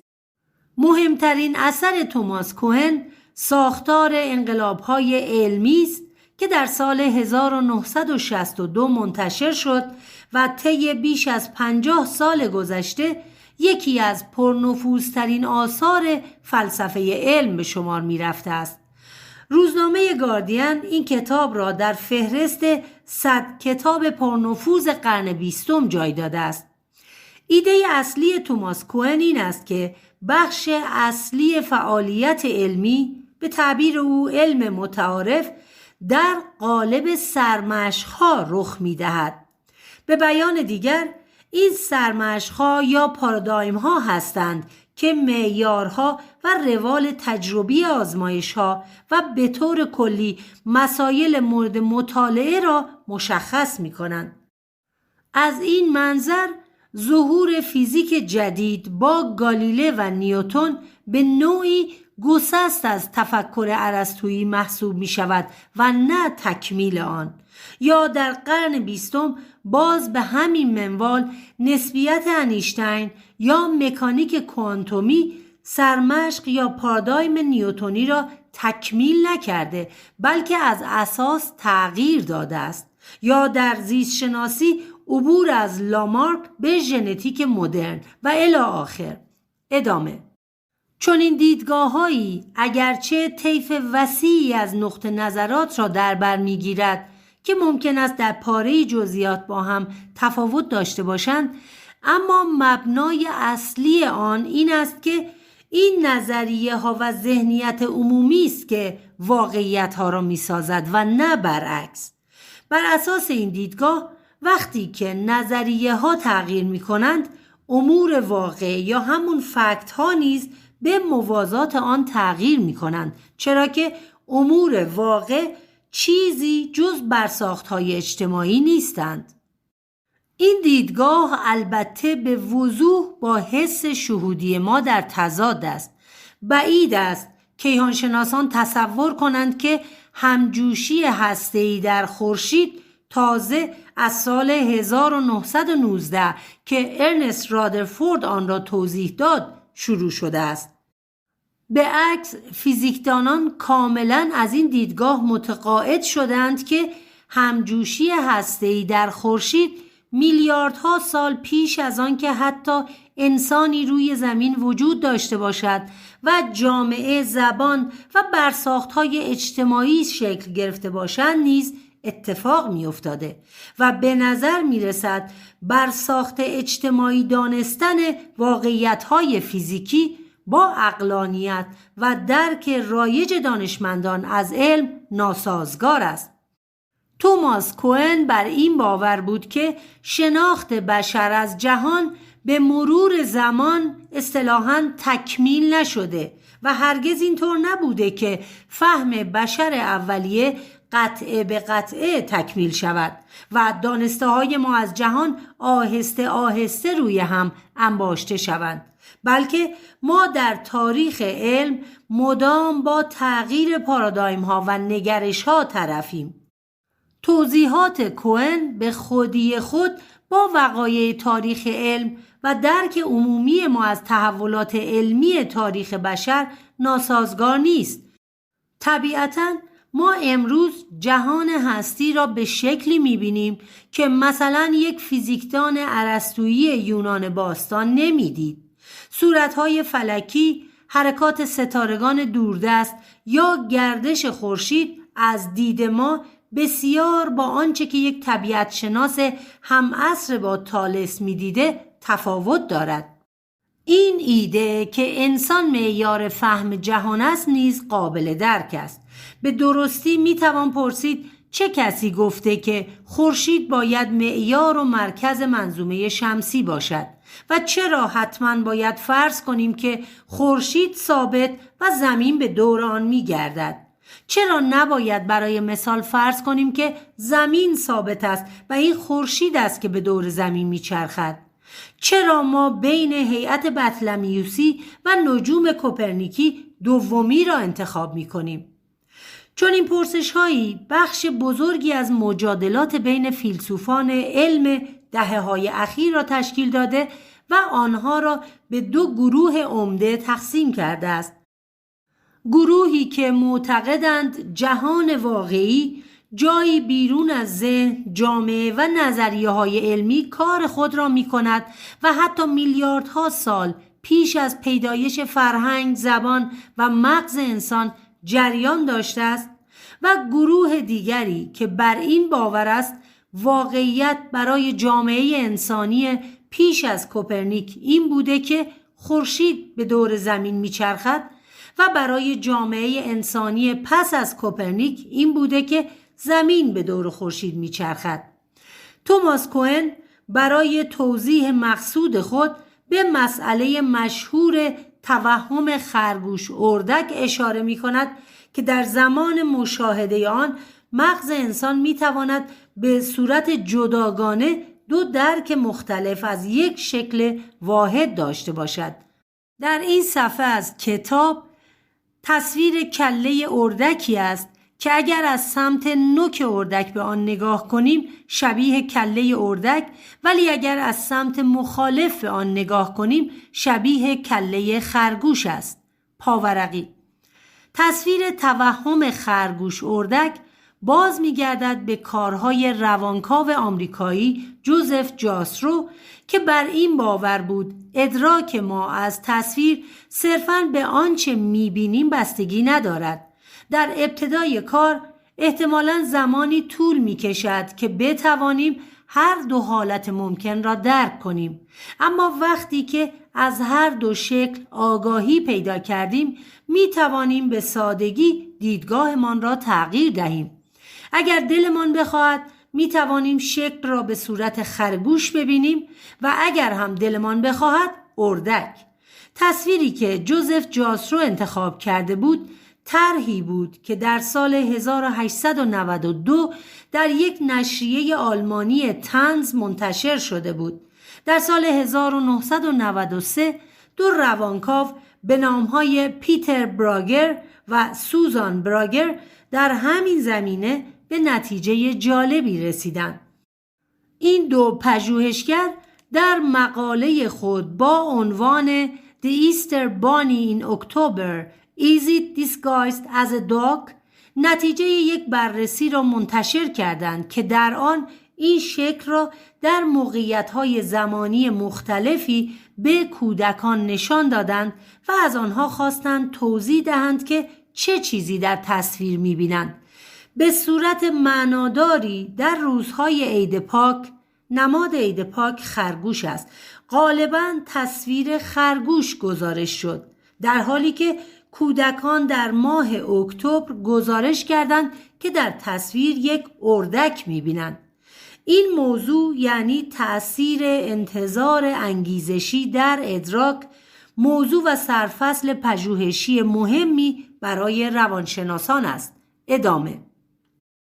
انسان می‌تواند حین مشاهده تصویر را هم به شکل سر یک خرگوش ببیند و هم به صورت سر اردک.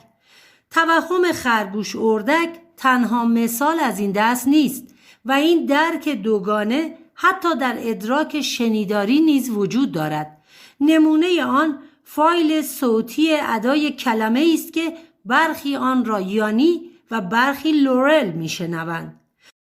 توهم شنیداری یانی لورل به قدری عجیب است که افرادی که یانی میشنوند به سختی باور میکنند که عده‌ای هم در این دنیا وجود دارند که این کلمه را لورل میشنوند، چرا که این دو کلمه ظاهراً هیچ شباهت یا خاستگاه واجی مشترکی نیز ندارند، هرچند که این صدا در واقع تلفظ کلمه لورل بوده، اما برخی بررسی‌ها حاکی از آن بود که در حدود 47% افراد این کلمه را یانی میشنوند. مثال دیگر توهم دوگانه‌ای در تشخیص رنگ‌ها بود که در سال 2015 در شبکه‌های اجتماعی به بحث دامنه‌داری تبدیل شد. تصویر لباسی که برخی آن را آبی مشکی و برخی دیگر سفید طلایی درک می‌کردند. صرف نظر از اینکه این درک دوگانه از کجا ناشی می‌شود، پرسشی که می‌توان طرح کرد این است که کدام یک از این دو سوی مناقشه واقعیت را می‌گویند؟ واقعیت خرگوش است یا اردک؟ یانی است یا لورل؟ آبی مشکی است یا سفید طلایی؟ از دید توماس کوئن، نظریه‌های علمی در حقیقت با گذر زمان شبیه به گذار از تصور خرگوش به اردک تغییر می‌کنند. نگرش و فهم و درک ما نسبت به مفاهیم فیزیکی مانند گرانش، جرم، نیرو، ماده و غیره با درک انسان‌های چند قرن پیش متفاوت است. ما با دانستن نسبیت عام انیشتین مفهوم گرانش را به گونه‌ای درک می‌کنیم که با درک انسان عصر نیوتن متفاوت است. به عبارت دیگر، ما و یک انسان قرن 17 دنیا را به دو شکل مختلف می‌بینیم. چیزی شبیه به همین توهم خرگوش و اردک. اما پرسش اصلی فیلسوفان علم اینجاست که با این اوصاف حق با کیست؟ معیار کیست؟ و چه کسی درست میگوید؟ اگر میتوان یک شکل واحد را هم به صورت خرگوش درک کرد و هم به صورت اردک، پس از کجا میتوان تشخیص داد که کدام یک از نظریه های علمی از بقیه درست‌تر است؟ آیا اساساً میتوان نظریه های علمی را با یکدیگر مقایسه کرد و نتیجه گرفت از بین دو نظریه با قدرت تبیینی و پیشبینی یکسان کدام یک بهتر، درست‌تر و بیش از دیگری بازنمایی واقعیت است؟ توماس کوئن در جریان مطالعات خود در زمینه تاریخ علم به نکته ظریفی توجه کرد که پیش از او از دید بسیاری از فیلسوفان علم مغفول مانده بود. او دریافت که ایده ها و نظریات بطلمیوس در نظر انسان امروزی بسیار نامأنوس و گنگ جلوه می کند و به همین جهت تلاش کرد دلیل این مسئله را با نگاهی به جامعه شناسی علم صورتبندی کند. به نظر کوئن، ریشه نامعقول به نظر رسیدن نظریه‌های علمی قدیمی در بستر تاریخی متفاوتی نهفته که آن نظریه ها در متن آنها شکل گرفتند. به بیان ساده، پارادایم سرمشق و الگویی است که باور جامعه علمی هر زمان در بستر آن شکل گرفته است. مثل پارادایم های نیوتنی و نسبیتی که در هر کدام از آنها مفاهیمی مانند گرانش و جاذبه معنای خاص خود را دارند. از نگاه او علم در طول تاریخ تکمیل نشده است و دانش ما از جهان انباشتی نیست و پارادایم های جدید هم از پارادایم های قبلی الزاماً کاملتر و بهتر نیستند. مدل کوئن در این حال نقطه عطفی هم بود برای ورود فلسفه علم به حوزه‌های دیگر فکری. متفکران بسیاری در شاخه‌های مختلف علوم انسانی از ادبیات گرفته تا شعر، علوم اجتماعی، تاریخ، روانشناسی و بسیاری از رشته‌های دیگر تحت تأثیر مدل او قرار گرفتند و سعی کردند پای تحولات فلسفه علم را به حوزه تخصصی خود باز کنند.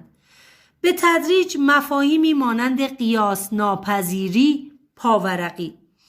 بر اساس این دیدگاه نظریه ها اساساً با یکدیگر قیاس ناپذیرند، چرا که مقیاس مشترکی برای مقایسه نظریه ها وجود ندارد.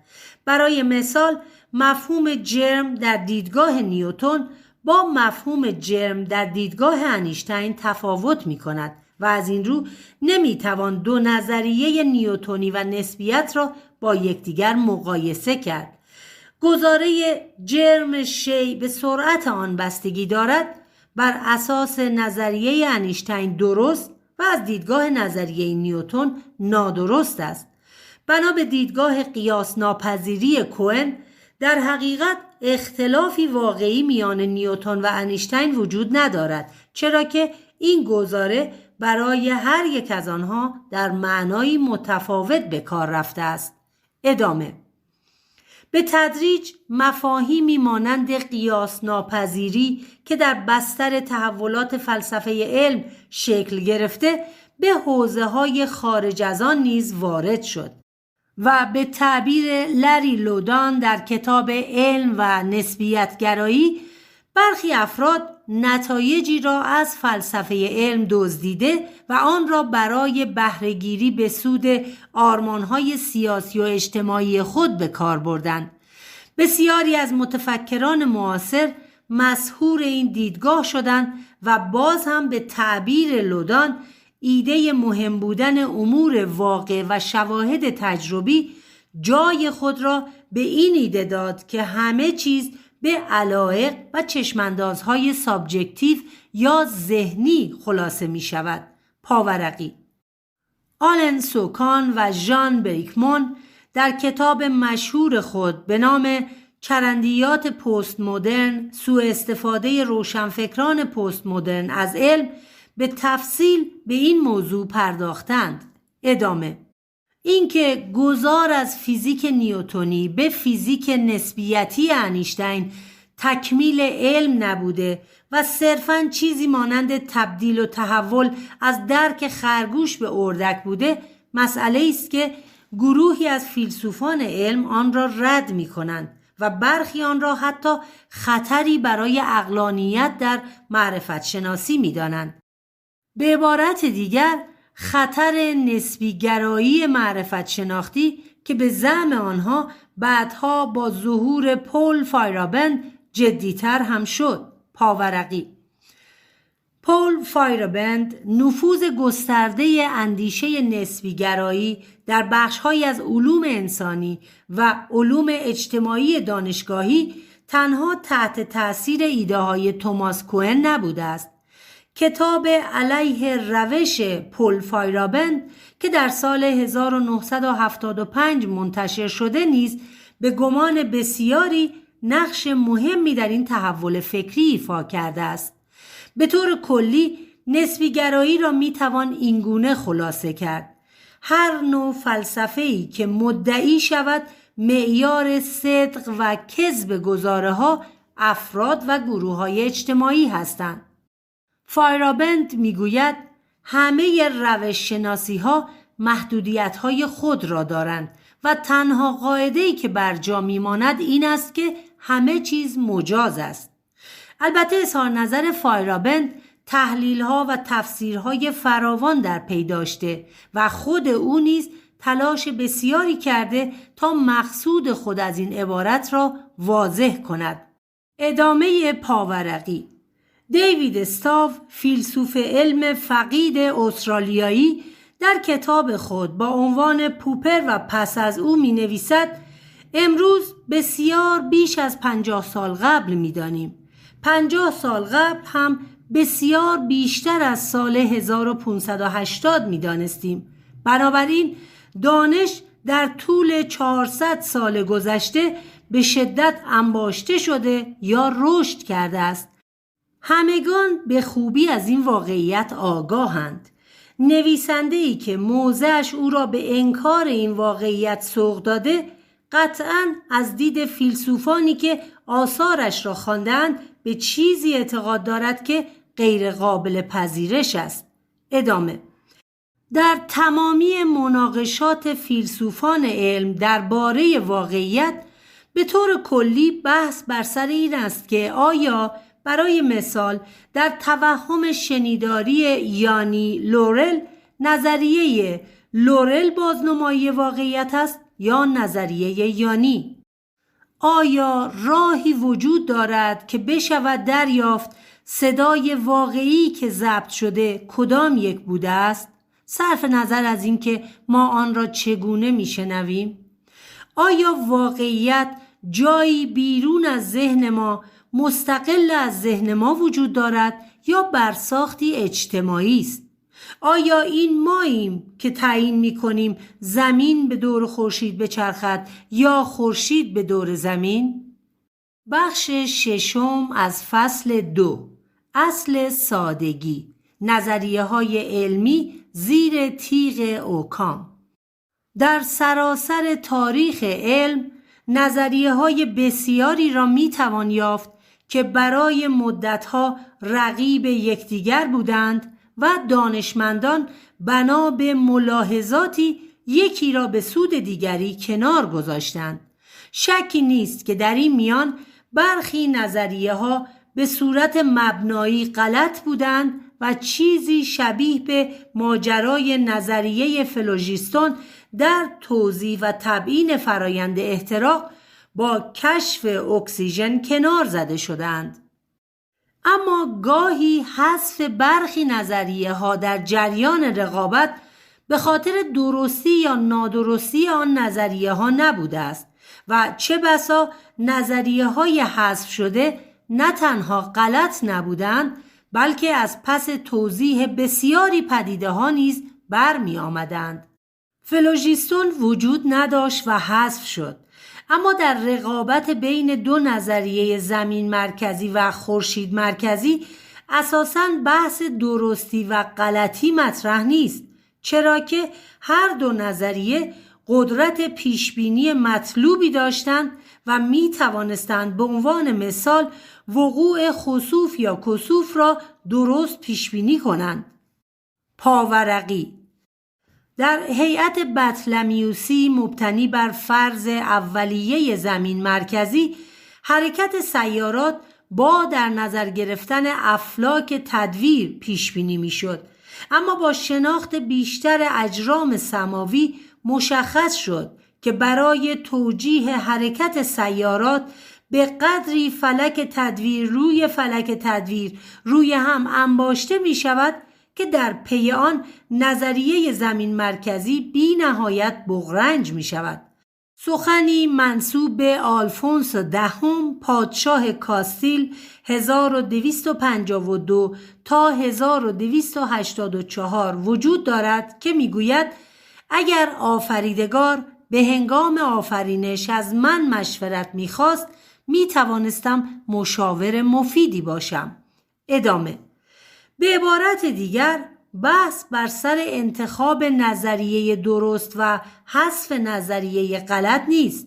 دانشمندان در صورتبندی نظریات علمی خود و در انتخاب بین دو نظریه رقیب دست به دامن روشی می شوند که به تیغ اوکام یا اصل صرفه‌جویی مشهور است. اصلی که به ما می گوید نظریه‌ای که پدیده ها را با متغیرها و علتهای کمتری توضیح می دهد بهتر از نظریه‌ای است که همان پدیده را با متغیرهای بیشتری تبیین می کند. هرچند که بهتر بودن تعبیری کیفی است و بسیاری از فیلسوفان علم بر سر این که اساساً بهتر چیست و چرا یک نظریه را میتوان بهتر از نظریه رقیب دانست توافق ندارند. اینکه چرا نظریات ساده تر را بر نظریات پیچیده تر ترجیح میدهیم میتواند دلایل بسیار داشته باشد. برخی مانند پوانکاره، ریاضیدان و فیزیکدان فرانسوی اصل سادگی نظریات را صرفاً یک اصل مرسوم و متداول تلقی می‌کردند و برخی دیگر مانند موریتس شلیک، فیزیکدان و فیلسوف آلمانی و پایه‌گذار حلقه وین، آن را نیمه زیبایی شناختی نیمه عملگرایانه می‌دانستند. کارل پوپر اما مفهوم اصل سادگی را در منطق جستجو می‌کرد و علاقه‌ای به پذیرش ماهیت زیبایی شناختی یا عملگرایانه این اصل نداشت. قرنها قبل از این بحث‌ها نیوتن نیز در کتاب اصول ریاضی فلسفه طبیعی قوانینی برای استدلال طرح کرده و در سایر آثار خود دلایلی برای ترجیح نظریات ساده تر بیان کرده بود. با این وجود دیدگاه نیوتن مبنی بر اینکه نظریه های ساده تر را باید به نظریات دشوارتر ترجیح داد غالباً مبنای الهیاتی و مذهبی داشت و استدلالی برای توجیه اصل سادگی در آن نمیتوان یافت. نیوتن معتقد بود انسان باید تلاش کند تا معرفت و دانش خود را به بیشترین سادگی برساند، چرا که صدق را تنها میتوان در سادگی یافت و نه در پراکندگی و آشفتگی. دلیل نیوتن برای توجیه اصل سادگی این بود که او این مسئله را کمال کارهای خداوند می‌دانست و معتقد بود که خدای کتاب مقدس کارها را در نهایت کمال یعنی با بیشترین سادگی منظم کرده است. در قرن اخیر اما فیلسوفان علم در پی یافتن توجیه منطقی و استدلالی برای اصل سادگی بودند و نه بر مبنای حس شهود و یقین مذهبی نظیر آنچه نیوتن به آن ایمان داشت.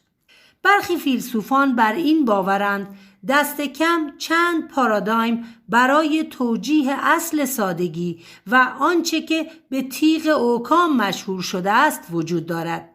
نخستین پارادایم بر این مبناست که اگر برای توضیح یک پدیده فرض A متداول و رایج و فرض B نادر و کمیاب است، احتمال درست بودن فرض A بیشتر است.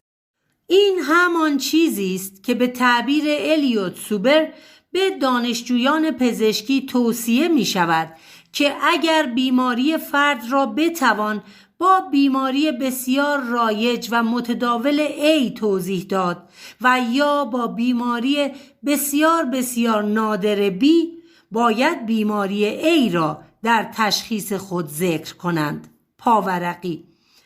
الیوت سوبر فیلسوف و نویسنده کتابی است با عنوان Occam's Razors A User's Manual. مقاله او با عنوان چرا ساده بهتر است به معرفی پارادایم‌های توجیهی برای اصل سادگی و تیغ اوکام می‌پردازد. ادامه. حالت دیگری نیز وجود دارد که نشان می‌دهد گاهی احتمال درست بودن نظریه‌های ساده‌تر بیشتر از نظریه‌های پیچیده‌تر است. برای مثال، اگر ما دلیلی در دست داریم که A دلیل بروز C است اما دلیلی در دست نداریم که B علت C است، A برای C تبیین بهتری خواهد بود در مقایسه با A and B. به عنوان مثال چیزی شبیه به این است که فرض کنیم فردی که به دلیل سقوط از پرتگاه جان خود را از دست داده یعنی A سم هم خورده است یعنی B.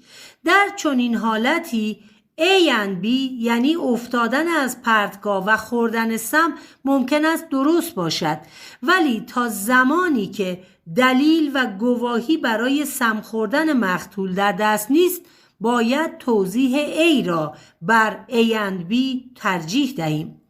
مثال دیگری که نشان می‌دهد چرا باید تبیین ساده تر را بر تبیین پیچیده تر ترجیح داد این است که فرض کنیم همه لامپ ها و چراغ های اطراف خودمان و همسایه ها و تمام منطقه به یک باره خاموش می شود. احتمالاً در چنین شرایطی می توان دو فرضیه را در نظر گرفت. A. دقیقاً در همین لحظه خاموشی اتفاقی در مرکز توزیع برق منطقه افتاده و به همین دلیل تمام روشنایی ها خاموش شدند. B. برای هر کدام از لامپ ها و چراغ ها دقیقاً در یک لحظه واحد به شکل جداگانه مشکلی پیش آمده که باعث شده همگی همزمان خاموش شوند. این مثال از جهاتی به فرض داروین در توضیح حیات موجودات روی زمین شبیه است که وجود همه موجودات زنده را به یک یا چند نیای مشترک نسبت می‌دهد. از این رو نظریه داروین مانند فرضیه A است و در برابر فرض یا فرضهای B که میگویند موجودات زنده روی زمین هر کدام به صورت جداگانه شکل گرفتند ساده تر و محتمل تر است. پارادایم دیگری نیز که سوبر در کتاب خود از آن یاد می کند ربط بین اصل صرفه‌جویی و دقت پیشبینی یک مدل را بیان می کند. اصلی که در آمار به نام نظریه انتخاب مدل شناخته شده و در کنار پارادایم های قبلی که توضیح دادیم نشان می دهد ترجیح نظریه های ساده تر صرفاً یک ترجیح ذوقی و سلیقه‌ای و بر مبنای زیبایی شناختی نیست.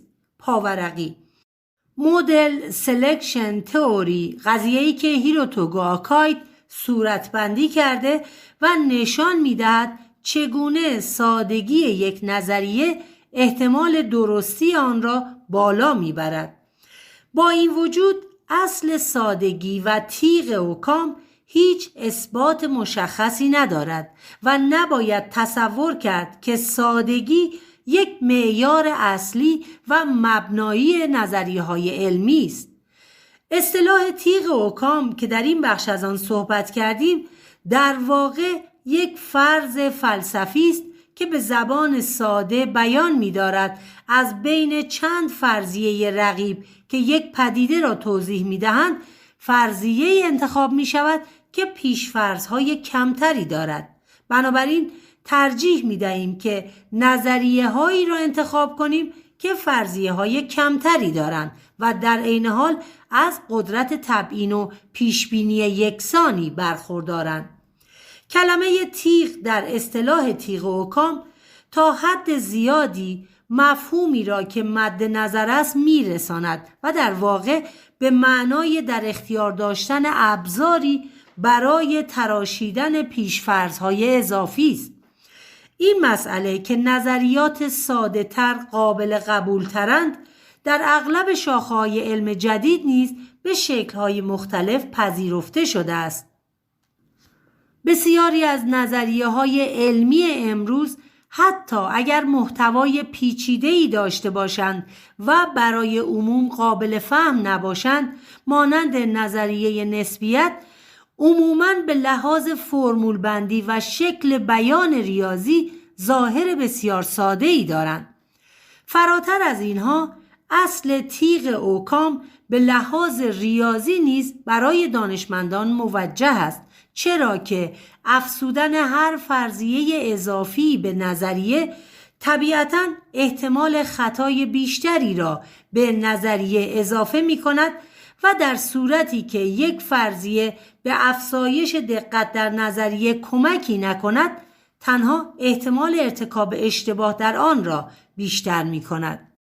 با این وجود نباید فراموش کرد که اصل تیغ اوکام ابداً به این معنی نیست که نظریات ساده تر الزاماً نظریات صحیحی هستند.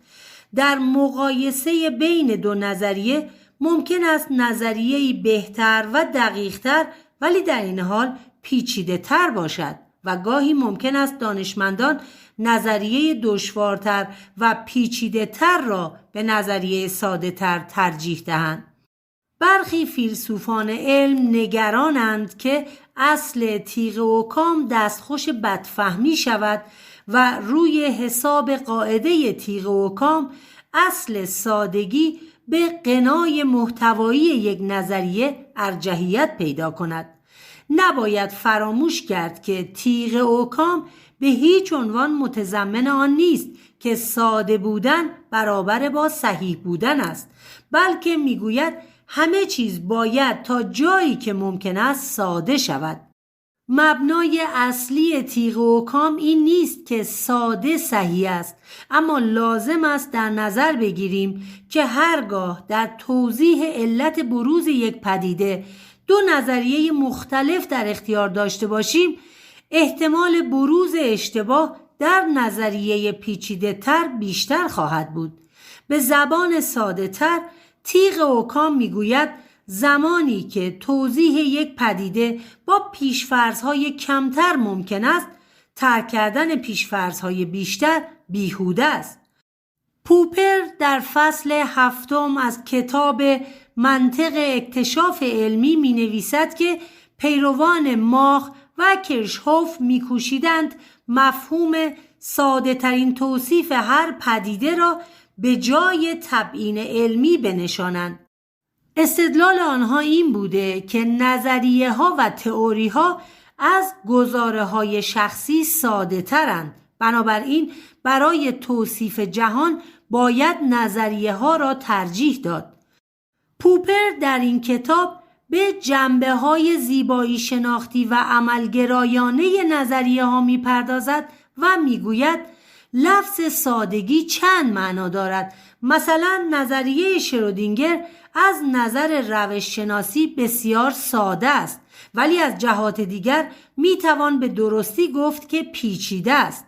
او با نقل قولی از مورتیس شلیک درباره اینکه اگر دانشمندی با استفاده از فرمولی ساده مثل تابع خطی، مربعی یا نمایی بین چندین مشاهده رابطه‌ای برقرار کند، به جنبه روش شناختی مفهوم سادگی و نظریه‌های مربوط به ساده ترین منحنی اشاره می کند. پوپر می گوید اگر نتایج مختلف چندین مشاهده را به شکل نقاط روی یک دستگاه مختصات ثبت کنیم، قانونی را که دانشمند از ارتباط دادن بین مشاهدات کشف کرده میتوان با منحنی که از این نقاط میگذرد نشان داد. اما باید دقت کنیم که به لحاظ ریاضی ما فقط با یک منحنی واحد روبرو نیستیم. در واقع چندین منحنی مختلف می توانند وجود داشته باشند که این نقاط روی آنها قرار دارند. او با اشاره به گزینش ساده ترین منحنی از ویتگنشتاین نقل می کند و می گوید استقراء عبارت است از انتخاب ساده ترین قانون که با تجربیات ما سازگاری دارند. در این مرحله این پرسش پیش می آید که آیا توابع خطی ساده تر از توابع مربعی هستند و دایره ها ساده تر از بیضی ها؟ و اگر آری، چرا دانشمندان بر مبنای یک توافق نانوشته قوانین ساده تر را بر قوانین پیچیده تر ترجیح می دهند؟ یکی از دیدگاه ها این است که منحنی ها هرچه میانگین انحنای کمتری داشته باشند ساده ترند. به تعبیر دیگر هرچه تفاوتشان با یک خط راست کمتر از سایر منحنی ها باشد. پوپر این تفاسیر را رد می کند و می گوید برخلاف انتظار که برای مثال تصور می شود، منحنی حضلولی از منحنی دایره پیچیده تر است. از قضا شاخه های مجانب حضلولی از دایره ساده ترند و بنابراین با چنین تعاریفی مسئله سادگی حل نمی شود. مسئله بر سر این است که اگر دو تئوری در اختیار داشته باشیم، تی به توان 1 و تی به توان 2، که در آن هر دو نظریه یعنی t به توان 1 مساوی است با x به توان 2 و t به توان 2 مساوی است با a در x به توان 3 به اضافه b در x به توان 2 به اضافه c به رغم فرمالیسم های متفاوت ریاضی از قدرت تبیینی یکسانی برخوردار باشند، چرا باید نظریه تی به توان 1 را برگزینیم و آیا چنین انتخابی یک اصل قطعی و تعیین کننده در انتخاب نظریه بهتر از بین نظریه های رقیب است؟ اگرچه بحث درباره جزئیات اصل سادگی در عمل بسیار دشوارتر از آن است که برای گنجاندن در این فصل مناسب باشد، اما کافی است در نظر بگیریم که دانشمندان غیر از مسئله اصل سادگی ملاحظات دیگری نیز دارند، ملاحظاتی حتی محاسباتی یا عملگرایانه که باعث می شود مهندسان مکانیک سیالات برای محاسبات خود گاهی از روش اویلری استفاده کنند و گاهی از روشی دشوارتر، یعنی توصیف لاگرانژی.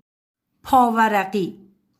توصیف اویلری یکی از روش‌های مدل سازی رفتار سیالات است که در آن حجم مشخصی از سیال به عنوان حجم کنترل مورد بررسی قرار می‌گیرد. توصیف لاگرانژی روشی است برای مطالعه رفتار سیال از این طریق که با دنبال کردن هر ذره از سیستم تمامی مجموعه مورد تحلیل و بررسی قرار می‌گیرد. ادامه.